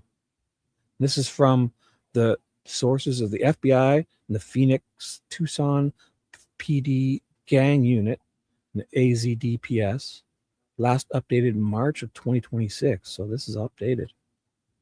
Or just get your Michael Myers masks, dude, and we'll start our own Halloween gang. I'll get a Jason mask. We'll get the Walter White mask. We'll be the Hollywood TV show gang, or the Hollywood Stars gang. Oh boy. I don't think so neither, Half Pint. I think she's whatever I think if it happened the way they said it did, they would have then accidentally hit her head or too hard, or bumped her carrying her out of the doorway. You know, like if you're carrying her like bride style, and if you're walking like a dog walks through a door opening with a branch, they don't think of how wide the branch is, right? I'm not saying Nancy's like, but you know what I'm saying, right? Like carrying her and hurrying, they hit her head on that door frame.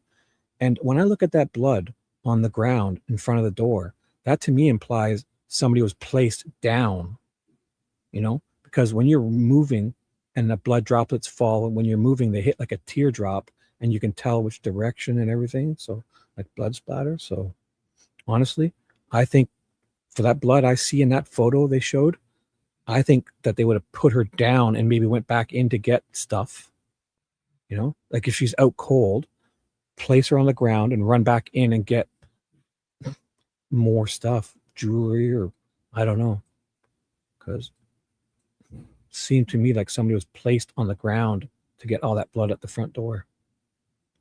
Man, lots of gang activity.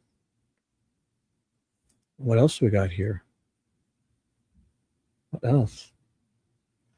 There is no big border wall down there. Oh, Stan, what was her name? Sorry, Stana Laughter. Hello. Yeah, I guess the walls. I mean, I think the walls aren't as effective as people think, because a wall won't keep out airplanes, and I think that's where many people come into a country, through the airports. I know we like to see, you know, when you see on TV, you see convoys and gangs of people, whatever, walking through the desert. But I think walls don't keep out airplanes, and I think that's where many people come in, I believe. So building a big wall sounds like a great idea, but if planes are flying in all the people, what good is a wall, right?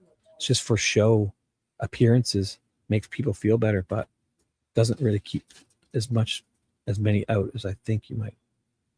I may be wrong. But I'm not a blood expert like Shibby. Well, I'm not pretending to be. No, I am. I know it. I mean, it's very obvious to me. Go look at those pictures, V. I will confidently say that person was not moving. When you look at that blood stains, if Ted has the photo of Nancy's front door, here.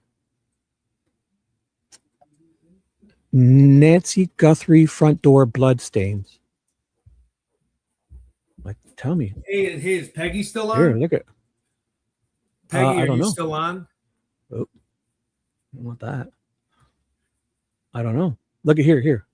Those drips aren't moving. That's when you get a dot like this. When you get a dot, That's like not this, from Google Earth, right? No. I did the blood stains. Like if they were carrying her, the drops would hit and it would be teardropped.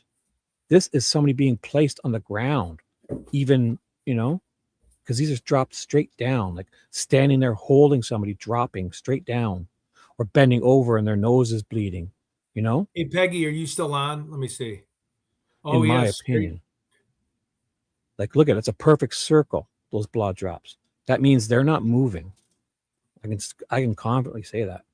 I've watched Peggy. enough YouTube. Hold on, I got to show her. I got a shirt on for her. I've seen the photos. Looks like the drops, not a pool. Yeah. Well, not a pool, but I mean, what I'm saying is they're not moving. So they're definitely drops. It's not a pool. Nobody said it was a pool. V, I got my someone in chat is busting my chops. I don't know who it is. I think her name is V. Yeah, I was trying to find my balaclava. I can't find it. I must have left it at one of the murder scenes. Yeah. Get the pantyhose. Go in your top drawer and get your pantyhose. Get your old pantyhose. The ones with the runs in them, the rips. Oh the my ones you God. won't want to wear anymore. But you've seen them in the movies though, where they put the pantyhose. I think that looks because it really covers your face. Like it Oh, Shibby, smushes your check this face. out, Shibby, real quick, and we'll go back to it.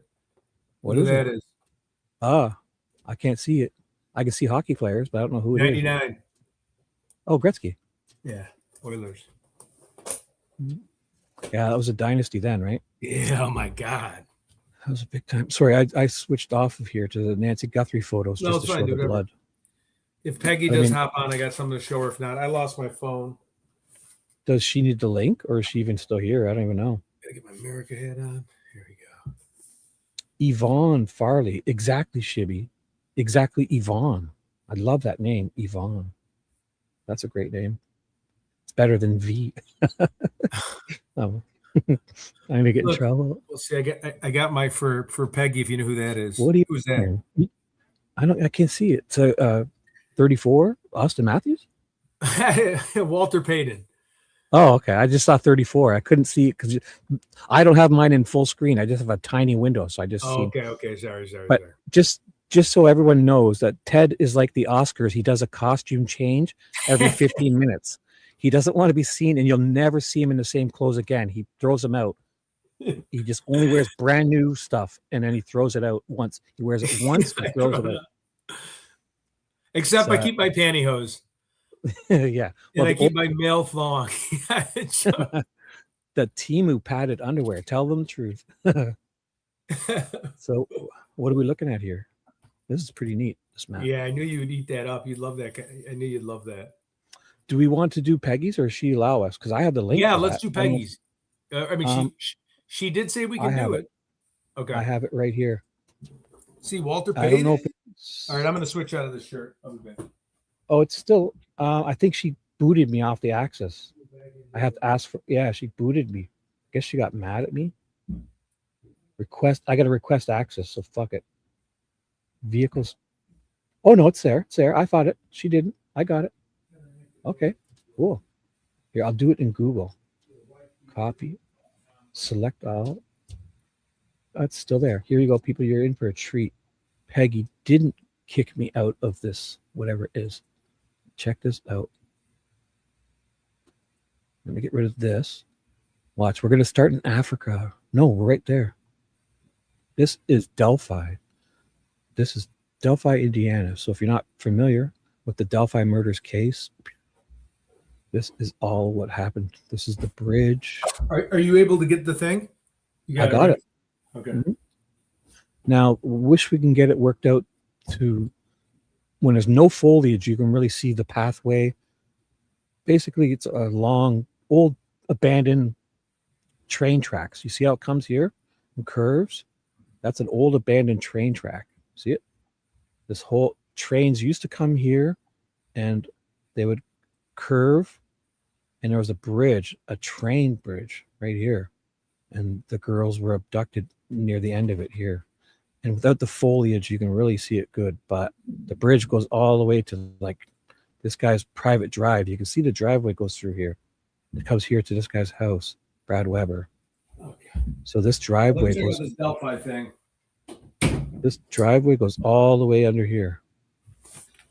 And the bridge starts way back here. The bridge starts here, goes over the creek, but it continues all the way to here. All the way. And girls were abducted right here, past this driveway around here. They had to go down the hill. They were on a second layer. They said Brad Weber drove his white vehicle by and scared them across the creek. where they ended up below this cemetery. There's a huge cemetery. So the girls were murdered here. There's 2 bodies were found here. But the person stayed for an hour and 15 minutes after being scared, they say, and did an hour and 15 minutes worth of unnecessary stuff, put sticks on them, changed one girl. They were both nude at one time, unfortunately, and he dressed one girl in another girl's clothes, and she was larger, and he must have made a mistake, or I don't know, but she was wearing the other girl's clothes when they found him dead with sticks all over them here. Yeah, it's crazy. But again, I don't know why we're falling for the, like, Ellie keeping out, like, what's the odds that 2 girls at that age are, both their necks are, they were drained of their blood. Both their necks are sliced and their jugulars on the exact same side. Is that Like, as if Odinism? Like, is that where they're starting to drink from the water and stuff? Well, they use a horn. They use a horn and they collect the blood. Jackasses. I'm not kidding.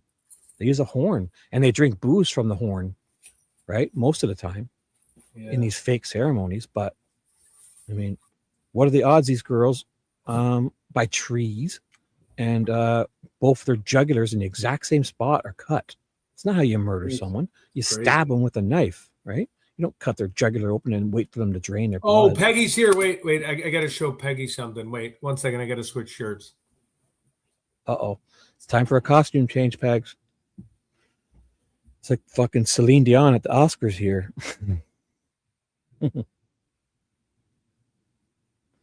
Peggy, is this okay? So, I don't want you to get mad at me again. Sorry. Ed forced me to, Peg. I have no choice. He said, if I don't open this and show everyone, he'll never let me on a show again. Yep. I also have a jersey. Not so many words. Cooler. If you can see it. So that's Peyton, Walter Payton, right? See that, Peggy? Oh, I see it now. It makes sense. I didn't make out that it was a guy. I just saw 30, the number 30, whatever. He thought it was Austin Matthews. Sweetness. See, she knows Sweetness. Okay. I don't know him. I know the name you said after. I'm not a big football guy myself. As a Canadian, there's hockey season and there's hockey waiting for hockey season. That's about it. I grew up playing baseball and soccer, and I played all the sports. Not so much football, but we have lacrosse and golf. We have it all. Basketball. We invented basketball, but once you played hockey, all I did as a kid is, played mini sticks, road hockey. We'd go to play hockey on the arenas, and in summertime we'd play summer hockey if we weren't playing soccer or baseball. So up here in Canada, it's pretty much hockey season or thinking about when it's going to start hockey season. But the cutting grass, and then there's hockey. Cut grass in the summer and play hockey in the winter. Sweetness. So Peggy, is this okay or no? Oh, she said no, I wanted to update it. So Ted, are you revoking permission? Oh no. Ted, help. Peggy's revoking our permission. I'm sorry, Peggy. Let's go. I'll take it down. Peggy's refused. Okay. Let's go to All Eyes. Forget it, Peggy. All right, I'm back I'm for my sorry. shenanigans. Ted, Peggy's revoked. Let's show where the bridge got No, here. Wait, we can't. Oh, Peggy's revoked. We've been. Okay, it's fine. It's fine. We can do something else. It's fine for now. We'll do something else. Sorry, Peggy. Damn you. I'm going to send him the new one. Oh, whatever. Oh, do you have it ready? See, I tried helping you, but you never let me. So I should close this one down then? This is no good? I got rid of it. Okay, cool. Thanks, Peggy. So there's a new one. How do I order 8? Are you at home? You're in your house, right? Yeah. I'm supposed to How's be on that the feel? road this entire week, but I don't know. Well, how I'm isn't gonna it get better there. than? Are you like taking a new hotel every night? A Yeah. different one? Well, no. I mean, I was at a hotel from like Monday through Sunday. And Sometimes then, you stay at the same one, right? But Well, yeah. Well, so I traveled back, and then I just was so tired, I had to stay at the same one. do you ever do you ever rent the rooms like that, whatever that house Airbnb stuff is, or is it No, hotels because better? they won't. Yeah, the hotel's cheaper. Like especially if it's spur of the moment. Now, if I did, so if I knew where I was going like 3 weeks from now, that would make more sense. But because the spur of the moment, I have like hotel code keys. Like I can do. Yeah. So if anybody has a Marriott app, do GDY, General Dynamics. They're a military contractor. You get 40% off your room. You might have to show an ID. So like, you know, my stepbrother was in the military. I just literally took his ID, removed his photo, put mine Don't on. tell that. Shush. Oh, sorry. Yeah. Anyways, you could do that if you were. But anyways, so what? Yeah, So like if you did can use Airbnb. a safe one where they won't check you as long as you're not in a big city. Go to DTC, Deloitte. The company's called Deloitte. So if you're a Marriott, you punch in the code DTC and it'll drop it from say $189 a night to like $110. It's like a coupon code, right? Yep. Yeah. Yeah. But I mean, hotels aren't that bad, right? Like, I mean, it's more No. private than, because if you rented Airbnb, you'd probably have to get a room and you'd share a kitchen with a bunch of weirdo people you don't know, right? Oh, if yeah. you're going by no, yourself. Right. So. You know, and then you don't know if they have. Now, I'm not a girl, but you don't know if they have toilet cams and shower cams. I can, Peggy. 1 second. Peggy just sent it to me on Discord. So 1 sec, Peg. Okay. You You know, they could have toilet cameras and shower cameras. If I was a girl, I would be weirded out with an Airbnb. Okay, and my Discord is opening up here. Shit, fuck, shit. This is never good. Oh, fuck. Okay, luckily nothing else is popping up. Oh, nice. I'll What pick that up. branch of the military were you in? And there we go. Sorry, let me just pull this up. Well, I got General Dynamics is not military, FYI. They're they are for tier 1 special forces units that they build for the military. So it's not using a military. You would have to show your military ID. Oh, Peggy wanted to show you something else. Let me share it. Okay, Army, nice. No, it's something different. It's not what you think. Thank you for your service. Yeah, General Dynamics makes everything from reverse engineering, bombs, missiles, and so I shouldn't overstep my boundaries. I'm not impersonating a military person. I'm impersonating an employee of General Dynamics who are subcontractors. They build for like, for example, Blackwater in the Iraq War, DevGru, your Army buddies, which would be like Green Berets, CAG, Combat Application Group, Delta Force, aka those type of people. Peggy wanted you to see this first. Peggy wanted you to see this. Check it out. You ready? Army Rangers. No, this is good. Oh, where is it? Fuck. Thanks for your service, though. Thank you. Thank you for your service for fighting. Yeah, no, I would never impersonate. Yeah, no, that's stolen valor. That's fraud. That's loser stuff. John, but since you were in the military, I mean, you probably have a way better discount, but use GDY, General Dynamics, DTC, or for some of you, if you're nervous, just type in IBM. They never ask you. Now, if you're in a big city, and I'll stop my rant right now. If you're in like Philly or you're in New York City. You ready, Ted? Yeah, but I'm saying if you're in, oh my God, whose is that? Taze. That's Peggy's. That's Peggy's? And no, Andrew Shaw. Andrew Shaw. Andrew Shaw. I met Andrew Shaw like a few years ago. Yeah, that's Shaw because that's the cut he had when he won 2013 Cup. That's freaking awesome, Peggy. Where's his signature? Shawzy. That's is this awesome. signed? 13 seconds. That's wow. Where's the signature? Come on. That is awesome. Peggy, do you remember when he headbutted the puck in as a goal and he was like, that's a goal? That was the greatest. Shaw really got the team going. Now she sent me the new link. Is that okay, Peggy? I open this? Okay. That's awesome. Going. So Peggy I actually was going to put on my Patrick Kane shirt, but I was like, how many times am I going to switch here on a podcast? And then I was going to wear my Bears. Yeah. I got a bunch of Bears stuff.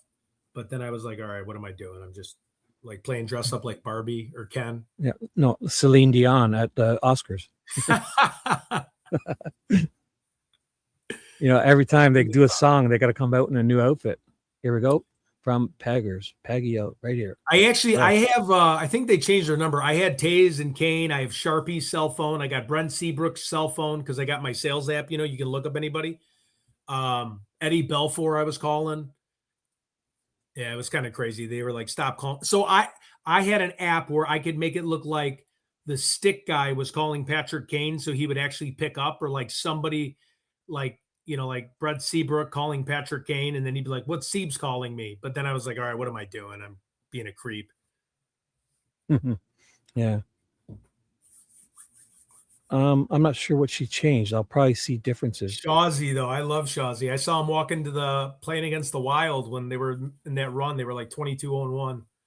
The signature is on the cup. I love that. Oh, that's awesome. Yeah. It's too bad we can't get this foliage because you can see the pathway, right? Right. So awesome when we get rid of this, the greenery, the foliage. You can really see things great. So, what have you changed, Peg? Critter Mom, it's funny you said that. I was on a Halloween once, and actually, I'll leave that. I'll take that part out. Never mind. There was someone that was dressed up as a Budweiser can, and we ended up. I was actually Ted Bundy, and she was a Budweiser can, and we hooked up. And she was a big Budweiser can. It was very weird. You know what? I seen when they dress up as the one night stand. Yeah. And it's like a lamp with a nightstand, a lamp. But my buddy walked into the room because it was like we were in our 20s, and he was like, what the hell's a Budweiser can on myself? It looked really goofy. But is it was soft? a big official can too. It was a big ass Budweiser can. The person's like laying on top of me with their Budweiser gear on. It was crazy. So is it a hard can, or is it like soft like a blow up costume? No, it was like a big, I don't know what, I can't remember, but like an actual cardboard cutout, like of a can or something. Yeah. Oh, yeah. It was an actual can. It was a Budweiser can, but it was like felt, but it had it must have had beams on it because it was like super round. Yeah, it's only 99 cents a month. Yep, that's correct. What? The Little Teddy membership. Oh, okay.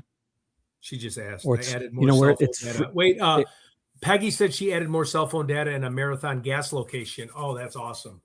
Here, let me put my tell what's her name? What was that? Half pint? It's everything's free on Sweet Dude Chibi. I'll even stream Ted's stuff. I'm only kidding. I'm only kidding. Well, but it gives you access to Ted After Dark, so that's for 99 cents. Ted beneath the covers. Oh fuck. Did you see my thumbnail I made of us? I was looking at it. It looks so ridiculous.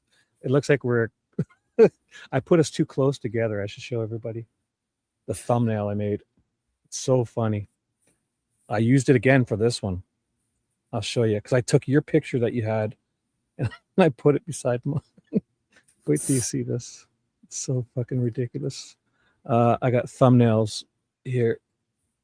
It's in my YouTube thumbnails.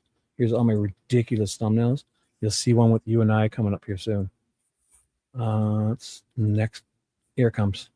Here it is. This is the one I made. It looks my God, that's great. I put us too close together. It looks like I'm putting my arms on your shoulders. I put your head over Rich. This was Richard Allen, so I just put your head over it. Like it looks like I'm right behind. I could be touched. I could be poking you in the back. Put your hands up. No, I'm like kidding. Oh, that's so funny. I just made it real quickly the other night. So, anyways, what are we doing here? I got so many browsers. I'm trying to do it. I'm trying to sell 99 cents. Hold on. I'm trying to be a salesman. Mm-hmm. So this is for my channel. I was deciding what we're going to do. This Megan Sundwall insulin. Oh yeah, what is this about? Let's hear this. Utah. Wait, that's in Utah? Yeah. She her friend said she had cancer. No, she's taking shots at you. We already know about your crush on Ted, Shibby. This is not a surprise or a secret. It's a bromance. No crush. Yeah. It's a pure bromance. This is two-way. This isn't just one way, V, like you were with me. This is two ways. I like Ted too. Wait, it says, Critter, remember, you're just asking for a trip to the State Hilton dressed like a Budweiser can. What is the State Hilton? I guess the loony bin or something, maybe. I don't know what we call it nowadays. Mark my words, the Bills will win the Super Bowl this season. Do you know how I know? My dad just passed away last week. Oh. Oh, I'm so sorry to hear that. Yes, they will win it for him, 100%. And he's in our Where prayers. is I'm sorry to hear that. Where is it? Oh, here. Oh, here. I got it. Bears. Copy of the Delphi timeline. That's so true. So we won't do the full presentation like we did, but if you see anything, if people don't know about Delphi, I did a stream on it with Ted. I have a playlist on my, if you want an update, I have a whole playlist, or on Ted's, of check out this guy here, Sweet Dude Shibby, has a playlist of, here we go. 1 second. Yeah, what is I the did playlist for? I don't understand what that is. Well, you put playlists, you put videos on them. So I made a Shibby and Ted's Delphi Murders, and if you click on it, I put them in the right order. So these are all my appearances. Oh, okay. I never understood. So, So when Nancy Guthrie's over, I can get all, like, I got all those obnoxious same thumbnails. I can put it. Oh, what the heck? There's Dee Dee on there. What? Oh, wait, that's a video. That's our live stream. I'm playing my playlist of our live streams. Remember we did that with that guy, Daniel Pearson. This is us. When I streamed it to my channel, it was just one day ago, March 22nd, we streamed it. Is that when I was sleeping with my hands down my pants? Like a yes. Do you want to see it? I can show you. You fell asleep here. Embarrassing. And I didn't mean to do that. That's like an Italian thing. You just put your hands in. I'll find you. Yeah, you're falling asleep right here. Look at. Oh my God, I got the same shirt on. But you didn't look bad, and you weren't like snoring or drooling or anything. So look at. I'll tell you how long you did it for. You just kept me on like that. That's horrible. I don't think we even noticed them. I don't know. We didn't keep it long. So okay, no, from I'm just kidding around. 4:18. Let's see how long you were there. Only about. Here, wait. I have to take a picture of that and show my buddy. Is there any way you can make that a little bigger? Yeah. I can't because it's a video. Wait. No. It's fine. Here, let me get a good background picture for it too. Yeah, there's a good one. Look at you. You're turned right towards the camera, and Dee Dee's looking down. Oh my God, V's. Here, go take a screenshot of that. Because you got V and me. Look how close I am with V. Oh, take the highlighted comment down for a second. Oh yeah. You have a highlight, then you'll see V on my highlight. This is in the video. So I got V and me, and Dee Dee with her cute little ponytail, and you got a great face sleeping. Yeah, let's see here. Wait, I'm gonna hide my. Well, yeah, hide me too, and it'll make it full. It'll make it bigger.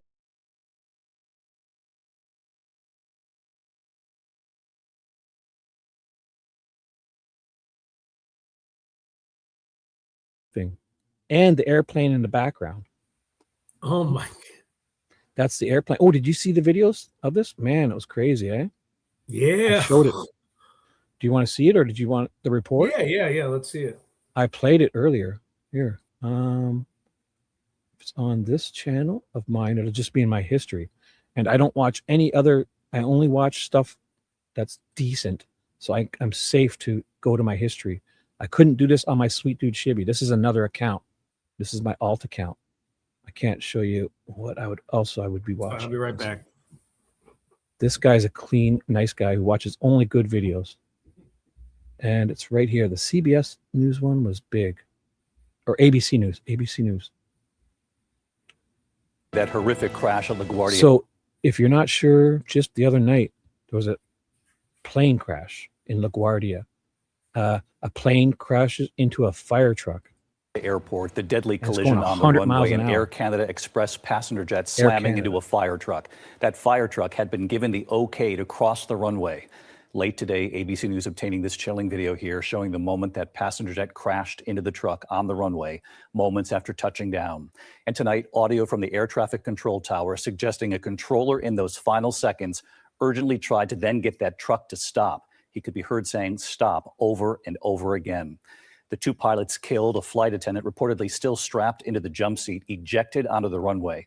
More than 40 passengers rushed to the hospital. The two firefighters in that truck surviving, raced to the hospital too with broken bones. Tonight, the NTSB on the scene, preliminary data showing the plane was going up to 105 miles per hour just before impact.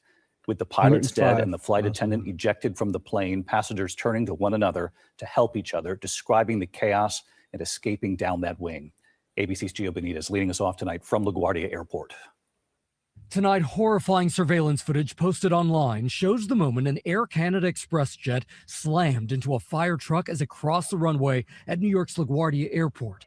The NTSB now on. So you see it? The plane, there was stuff like underneath it. So when all the pilots are dead, 2 pilots, and the flight attendant was sitting in the cockpit behind them. She's in her chair 300 feet down the runway she landed. And everyone, when they walk to the back of the plane with this type of plane, it tips up in the air because all the people walked back here. On the scene, pouring over the mangled wreckage of the first deadly crash at LaGuardia in more than 30 years. It happened at around 11:40 p.m. after authorities say air traffic controllers granted a Port Authority fire truck permission to cross runway 4 to respond to a separate incident, a United Airlines plane reporting an odor in the cabin. Listen to Truck 1 talking with the tower. Truck 1 and Company LaGuardia Tower requesting to cross 4 at Delta. Truck 1 and Company cross 4 at Delta. Truck 1 and Company crossing 4 at Delta. But at that very moment, Air Canada Express Flight 8646 What up, from KC? Montreal was coming in for a landing on that very same runway. Listen to the controller trying to tell the truck to stop. Oh my God, look at that plane. Stop, stop, stop. Stop, Truck 1. Stop. But it was too late, as that surveillance video posted to Oh! X shows. There was no time for the plane to stop or abort the landing. How many people died? Preliminary data from Flight Radar. 2, both the pilots. And At the truck? No, they're okay. They had broken legs or something, but they're okay. They were in the truck, 2 firefighters or whatever. But it's not a regular truck. It's one of those gigantic it's a huge flight vehicle. But the stewardess was in the cockpit with them. And she ended up 300 feet down the runway in her chair, and she only had a broken leg or something. In her chair? In her chair. Like, you know, when you sit in the cockpit, the stewardess goes and sits in there and buckles in with them in her Right, in the yeah, cockpit. yeah. So she was in behind the pilots in the cockpit. And when they got crushed, she gets ejected in her chair. God, I wonder how 300 feet. I wonder if they're injured. Well, no, well, not anything bad, but they had a hit. They were bleeding because Be a they kind of lawsuit bumped their though, head probably, and stuff. right? Oh, well, they'll get taken care of, unless, you know, they'll usually pay them good money so they don't give them lawsuits. I mean, lawsuits are usually when the companies try to refuse. I think in this, they'll give them all good compensation, probably. 24 shows that So look the at it. plane was traveling 105 miles an hour, and everybody, there's a video of a kid on the runway, and the plane is not up like this. All the people run back, and he's outside, and the plane tips up in his video. Between They're gonna 93 show it. and 105 Where's the miles lady in an her hour at chair? moment She of flew out impact. the window 300 feet? Straight, no, she was in the cockpit with the pilots. The cockpits got crushed. The pilot, this is the cockpit's gone. Yeah. She was in the cockpit, but didn't get crushed. But she went flying strapped in a chair like a kid in a child seat. She was in her chair, strapped in. Even She laugh. ended up This is 300 feet down, and she was alive. And she broke her leg, but she's in the hospital, and she's fine. We were honestly sleeping and then landing, and then all of a Oh sudden. my God, it looks like the guy from Breaking woke Bad. up in shock. We were a couple rows behind first class, and it was everything at the front of the plane was pretty messed up. Jet 646, I see you collide with a vehicle there. Just hold position. I know you can't move. The vehicles are responding to you now. Passenger So here, Jack watch. Cabot shooting these video clips. So look at the plane is nose down, and then in this video, you're going to see it in the background. It's going to go up in the air like a teeter-totter. You know, when you sit on those seesaw. God, yeah, that's Watch. Says passengers climb down off the wings. And in this This short guy here, selfie watch. video, you can see There the it is. moment Look the at watch. nose of the plane tipped upward. Watch again closely as the passengers move to the rear of the cabin to escape. One flight attendant was reportedly found outside the plane, alive and still strapped in their jump seat. Authorities confirming the pilot and co-pilot did not survive. I want to extend my sympathies to the families of the 2 pilots. These were 2 young men at the start of their careers. That's why it's scary. Those regional jets are like that. Well, I guess it wasn't their fault. It was the truck's fault. Wait till you But see the vehicle, regional though. jets are the inexperienced pilots and the ones that are in charge of the Airbuses. But I mean, Yeah, but But it wasn't their fault. No, it was the air traffic guy. He messed up. But I mean, it sounds like he was really overworked too, right? So oh yeah. That fire truck, 2 Port Authority officers right surviving as well, taken to the hospital with broken bones. Now. Listen to the air traffic controller speaking with a Frontier pilot who witnessed the collision. Listen to telling he that admits pilot, he screwed up. I messed up. That wasn't good to watch. Yeah, I know. I was here. I tried to reach out to my staff, and we were dealing with an emergency earlier. No, man, you did the best you could. This was a very busy night with a lot going on. The weather was bad. There was an emergency aircraft that the fire crew was trying to get to. It's not hard to see how a mistake could have been made. And amid a nationwide shortage of air traffic controllers, Transportation Secretary Sean Duffy addressing reports. I don't know if you can see, that's one of the vehicles they were in. Look at this thing. It's like something you'd go through the desert in, or that's a massive vehicle. So cool vehicle too. Reports that there was only one controller in the tower at the time of the crash. I've heard the rumor that there was only one controller in the tower, and that's not accurate. So let's bring in Gio Benitez with us live tonight from LaGuardia. And Gio, you reported there that flight attendant ejected from the plane, still strapped into their seat, the 2 pilots killed. And you think about all those passengers on board who had to work together to get themselves off the plane. Yeah, David, they were essentially on their own. These passengers trying to figure out how to get off the plane, how to open those doors on their own. But David, we saw a real miracle here with that flight attendant who was ejected. Apparently, we're told she's going to be Airbus big-ass planes. That is good news. We're thinking about the families of those pilots and everyone on board, and the 2 firefighters as well in that truck. What a horrific scene, Gio. Thank you. We begin tonight here with that horrific crash. So I'll just show the crash again. There's a good part. I'll mute it so we can talk. I'll mute it and just play the crash part again. Okay. It is wild. Surprise. This could have been, everyone could have died. Here it comes up here. So this guy's cruising across, and he gets permission to cross here, and this thing 105 miles an hour T-bones this massive vehicle. T-bone. Right here. Boom. He tries to turn, it looks like, at the last second. And then, so when this was nose down, the pilots got crushed and died instantly, and the stewardess was sitting behind them in the seat, and her chair got ejected 300 feet down somewhere. They found her down here, and she's alive. And nobody in there was like seriously injured except for, I guess, bloody noses from bumping chairs. And then when they're out on they're all stunned out here. People were walking down this way, and it's a different kind of aircraft where the motors are back here, so that the plane then tilted up in the air because everyone went back here, because obviously they knew the accident was up front, right? That's crazy. Hey, Shibby, did you go, not to change subjects, if you go on my channel yesterday and go halfway through the video, did you see the courthouse that was on fire that the firefighters were putting out? No. Want me to go check? Yeah. So here, this guy, Lloyd Ted County. investigates. Ted investigates on live. Was live yesterday. Man, you did a bunch of live streams. I slept. Here it is. Yeah, what happened? What happened? Yeah, they put it out, but it was ruined. Here, I think you got to go into like the middle section where you can see more of the fire. Let me just get rid of the chat. So here we go. I'll put should I put sound on? Yeah. I don't think I was talking. Okay, here it is. Yeah, you want to get to like. Wow. So it starts right away. Holy fuck. Yeah. Wow. Is that a brick, eh? Yeah. It was built in like the 1800s too. But look at this. So the airflow, it must be getting wicked airflow. This is the perfect place to build a fire. If everything's inside old wood, probably in there. Oh my God. Kara just asked, how long before they found her? That's incredible, being propelled right out of a plane of a seat.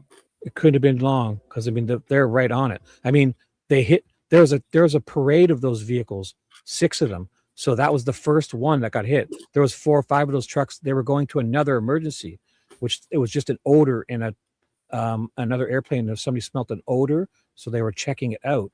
But they would have obviously sent, everybody would have been on scene here. She's got to have a good retirement plan, though, right? Oh my God, she's got a story in People Magazine already today. Wow. Yeah, she'll be set. But I mean, dude, imagine that you're talking to people, 2 men, and they get crushed and died right in front of you, and you end up 300 feet away from the airplane. in a chair, strapped like a kid's chair, strapped in. Man, on concrete, 300 feet. She must have rolled or slid. I don't even know. Yeah, that's insane. This is amazing. Now, if you fast forward it, it starts smoking like a cigarette on top. So firefighters are there now. It's really starting to catch now. It's really going. Wait, Here, this young man, Ted. This is Ted from 24 hours ago. Really started here. Oh, look, he's doing another costume. Good, so costume change. He just a new shirt on. So here, I'll put the volume off. So if you want to update us, the volume's off. Yep. Now look at watch. It starts going crazy. Watch. Holy the wind picks up. There's firefighters on the right side and top. Yeah, look at this. They're right up on a. What are they on? Yeah. Oh, they're a ladder. Must be a new type that goes straight up because they got support. You know, the old ones used to have to go out on an angle, but this must be a new technology where it goes straight up. Oh, don't worry about it, Half Pint, please. It just being a subscriber is fine. You don't have to be a member. It's completely fine. Now go to the fire. Wait, it gets crazy. So I'll go ahead a bit. Tell me if I went too far. Is it out already? Here we go. I don't know. Yeah, look, I mean, God. It's got to still be going, hey? Because look at it come out the top here. Yeah. Oh my God. So I imagine, because when you say historic, historic means all that old, huge, thick pieces of wood covered in that, what's that stuff they put on it? Shellac or whatever. Yeah. That's so flammable, that stuff. What's it called when you cut, lacquer? Lacquer. Yeah. You should like you put, the shiny protective on it, the wood, like in a church. Oh, yeah, Song in My Heart made sense. I'm surprised they're not fighting on your channel. I'm surprised they're not fighting fires with computerized equipment. I realize that costs money, like a remote control, plane or like a drone to fly over. So does this end up falling down? No, they actually died out. No, that's the end of the road. There's something falling. Look at it on the back. It may fall. I didn't follow it all the way because I had like 8 views watching. So wow. There's Monday commenting. Monday's he says, wow, hot. That's hot. Like Paris Hilton. That's hot. That is wild, eh? But just picture it like 200-300 years that wood's been in there, not getting wet at all that airflow, those big windows. Man, it's just waiting to burn. I wonder how the fire started too. Yeah, they're looking into it. And there's a press conference after, but it's just them saying, hey. Could be like arson or just an accident, I guess. Oh, candles. Churches have lots of candles too, eh? Well, it was a courthouse. Oh, sorry. Courthouse. Duh. I just pictured a church for some reason. Do you want to hear what the guy said? Yeah, sure. Yeah. Here, I'll put it back on here because you played the conference marker. Okay, here we go. Take 2. Let me know if everyone can hear this. No one's talking. I'm like, let me know if everyone can hear it. No one's speaking. Well, I can tell. I listen on my laptop, my other ear, when they start. Talk against the mic. You. Yeah. I'm Jamie Stone, J-A-M-I-E, last name Stone, S-T-O-N-E, Division Chief. Do I have the volume down, maybe? No, I think I do higher it. Well, today we received a call of a structure fire downtown in the historic courthouse. We had the first arriving unit on scene within 2 minutes. So maybe you do. 14, I think that the fireman's eating beer nuts. He's crunching away. Sorry, let me quiet that. No, I'm just kidding. I don't care. He immediately sounded the second alarm. So we responded a total of 4 engines and 2 ladder trucks, 1 rescue, and 6 chief officers. Fire advanced quickly. We made an initial interior search to make sure everyone was out of the business. It was occupied at the time of the fire. Our crews encountered heavy smoke on the 2nd floor, and we had to switch operations at that time. We went from offensive to defensive, and everyone was out of the structure. There were no injuries to civilians or our firefighters. So it's a good thing. And unfortunately, the building's a total loss, and it's cause is still under investigation. Yeah, I mean, he's not speaking in the mic properly. I cannot. I'll refer that to the county staff. It is pretty far. Let me try this. I can put closed captioning on for a second here. Dear, is that on your screen or mine? Sure. Yeah. The challenge for the firefighters was this is an old building, but very dry. I have it huge for V to read because she can hardly see we it. also had some wind conditions to deal with. As far as the documents inside, I'll refer that to the county on what was inside the building. As far as firefighting, we were worried about collapse, so we got to each corner of the building and protected exposure. We did make it a priority. Our current courthouse is behind the historic courthouse. It received no damage, and neither did any of the businesses on Broad Street. We're worried about collapse currently. Yeah. The building's in bad shape, so we're worried about collapse. Because all that wood would be the structure on the inside. Once it burns, there's no structure in it.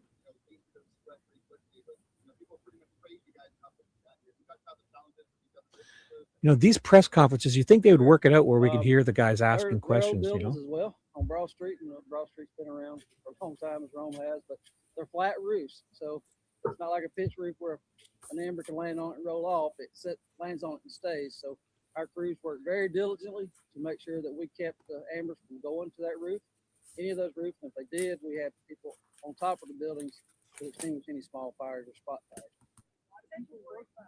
Shellac. Fuck.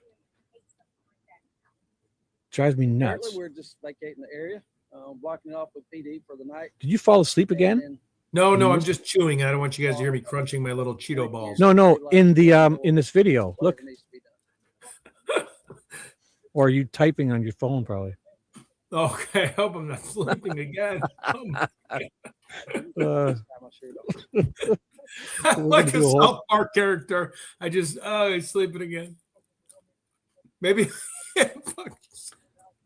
Like I said, just as long as I have control of the screen, you can fall asleep anytime you want. And if Dee Dee's here, we can control everything. Currently, I'm just going to leave it to the facts on the fire. Thank you. But yeah, that building's it's not worth saving at that point. They don't want to risk lives, right? Yeah, we were planning on keeping units on scene overnight. Check for any hot spots. Look at this guy over here.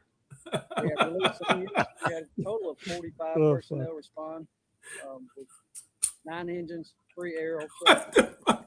I'm not sleeping. No way. Are you?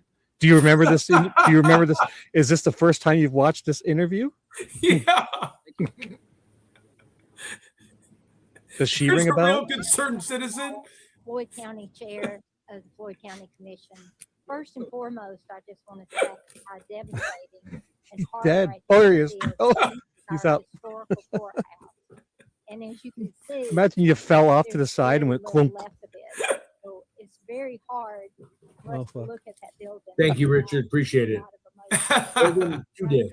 What's popping? You eating them leftovers or not? That guy's a troll. Holden. Oh yeah, maybe Leftovers. just show me up. It wasn't for all of the emergency management team, the fire department, Rome Floyd Fire Department, how quickly they responded, how we collaborated together. We always work well together, but this is just a testament to our community of how well we work together, that we were here on the scene working to put this fire out. Get over With the yourself, wind lady. It's a blowing as fire. much Come as on. it was, Get over yourself. a lot of people, as you said, were very nervous about Sprayed the other water on a buildings fire. here on Come Broad on. Street, but our fire department, as you can There was tell, no is humans very inside. experienced, Wasn't. and they have done everything in their power to get this fire Mm. out. And at this time, we are in the process of trying to come up with a plan to relocate the people that were in that building to this building Relocate? here. What are you talking and about? So we will work on that plan tonight, have a plan for tomorrow. And obviously the courthouse will be closed tomorrow, but we hope They're living in there. They're sleeping. we'll have a No, it must be location nearby a all that apartment out building. Oh, okay. And with that building could fall over now, right? So nobody can be anywhere near around it. Yeah. You know, because Oh, it yeah, could you're tip right. right over. like you see in those third world countries, because there's no there's no wood in the middle, right? So it could just tip over like a tower if it fell to the left. But at this time, everything else about the building is under investigation, and we really don't have any other information to share.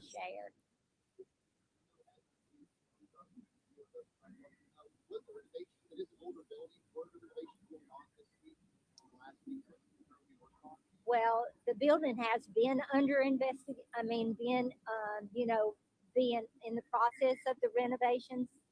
I can't answer if there was anybody there working today. Oh, or wow. not. They were renovating it. They were renovating. That happens a lot, eh? When they're renovating,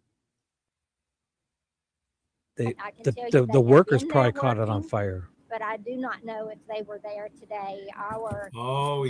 Shit. You hear that a lot. At this Old point, when they're in the middle of glad that renovations. all employees got out of the building and they are all safe. Yeah, it's true. Kara said, did someone not want their court case to go ahead? Oh, well, if that was the only place they could handle it, I guess. I mean, it could buy you a couple weeks to get out of the state. We are working on a statement to put out that I think will help some people that have those questions. I want to go to the next guy because she's a lifelong Roman. I can tell you that it is very heartbreaking to see this building look like it does today. Right. Thank you. You're welcome. Jamie McCord, Floyd County Manager. I just want to echo the previous statements. I want to thank our own Floyd Fire Department. Also thank all our public safety agencies that were involved in this today. It's a terrible day for Floyd County, but the good thing is everybody did get out safe and sound. I want to thank some of our staff for being on site when things started happening and facilitating with that. We're working really hard to relocate. We got approximately 35 employees in that building being displaced. We're working, already started working on a potential layout for this building where they can open up the tax office. You know what? This sounds fishy to me because they're like the building's still smoldering. They're talking about the new building like this was, almost, I don't know. Like now we can get great money to build the big building we wanted, Not that I'm not saying that, but it just feels weird. The place is still smoldering. He's talking about the new building already. He's excited. No? Yeah, he looks like listen to them. They're talking about the new building already. This is a great way. I'm not saying, but imagine it's I don't know, these people. They seem so excited and the building's still smoldering. Hey, Princess, what's up? Please stay tuned to our website and look for press releases as we get through the day tomorrow. Hi, Paula. We will move forward and get the information out to the public on where you need to go if you need a tag or where you might have to bounce soon, Chibi. Just yep. Anytime you want. Anytime you want. This is I think we're done with this anyways. Okay. All right. Yeah. Cool. Yeah. Just work related shit. I gotta return. No problem. I think we've everyone head over, go to Chibi's channel, subscribe. Yeah. So how do I come on over? Yeah. Here, wait. Let me put my chat in. All right, beautiful. Have you gone yet? Wait. No, go ahead. I'm getting it from my other thing. I'll put mine in if you guys let me share it. How do I do that? Share. Here it is. I found it. Let me just put it in chat. If you guys want to come and give me a sympathy follow, you might see some special Ted. And if Ted is asleep, Dee Dee and I will be going live all the time. So come on over, subscribe to me, and you'll get more of Ted. There it is. Thank you very much, Ted. That's it. We'll give it a second for it to marinate in there. Let that marinate. Yeah. That was a great show. I had fun. Peggy, thank you, Peggy, for letting us see your new. Thanks, Peggy. update. Yep. Our condolences about your dad and the Bears will win a Super Bowl. Yes. And what else do we have to thank or do? Did we do anything tonight? What did we do? So thanks to everyone in chat for being here. Yeah. Please subscribe to me and you'll get things like V, Paula, all these wonderful people, Judy in my chat and in your chat, all these great Kara, Princess. Look at all these people. Yeah. Awesome. All right. I'm pretty good. Right. So have a great day and text me later if you guys, you're doing anything tonight. All right. Later. Bye, everyone. Bye.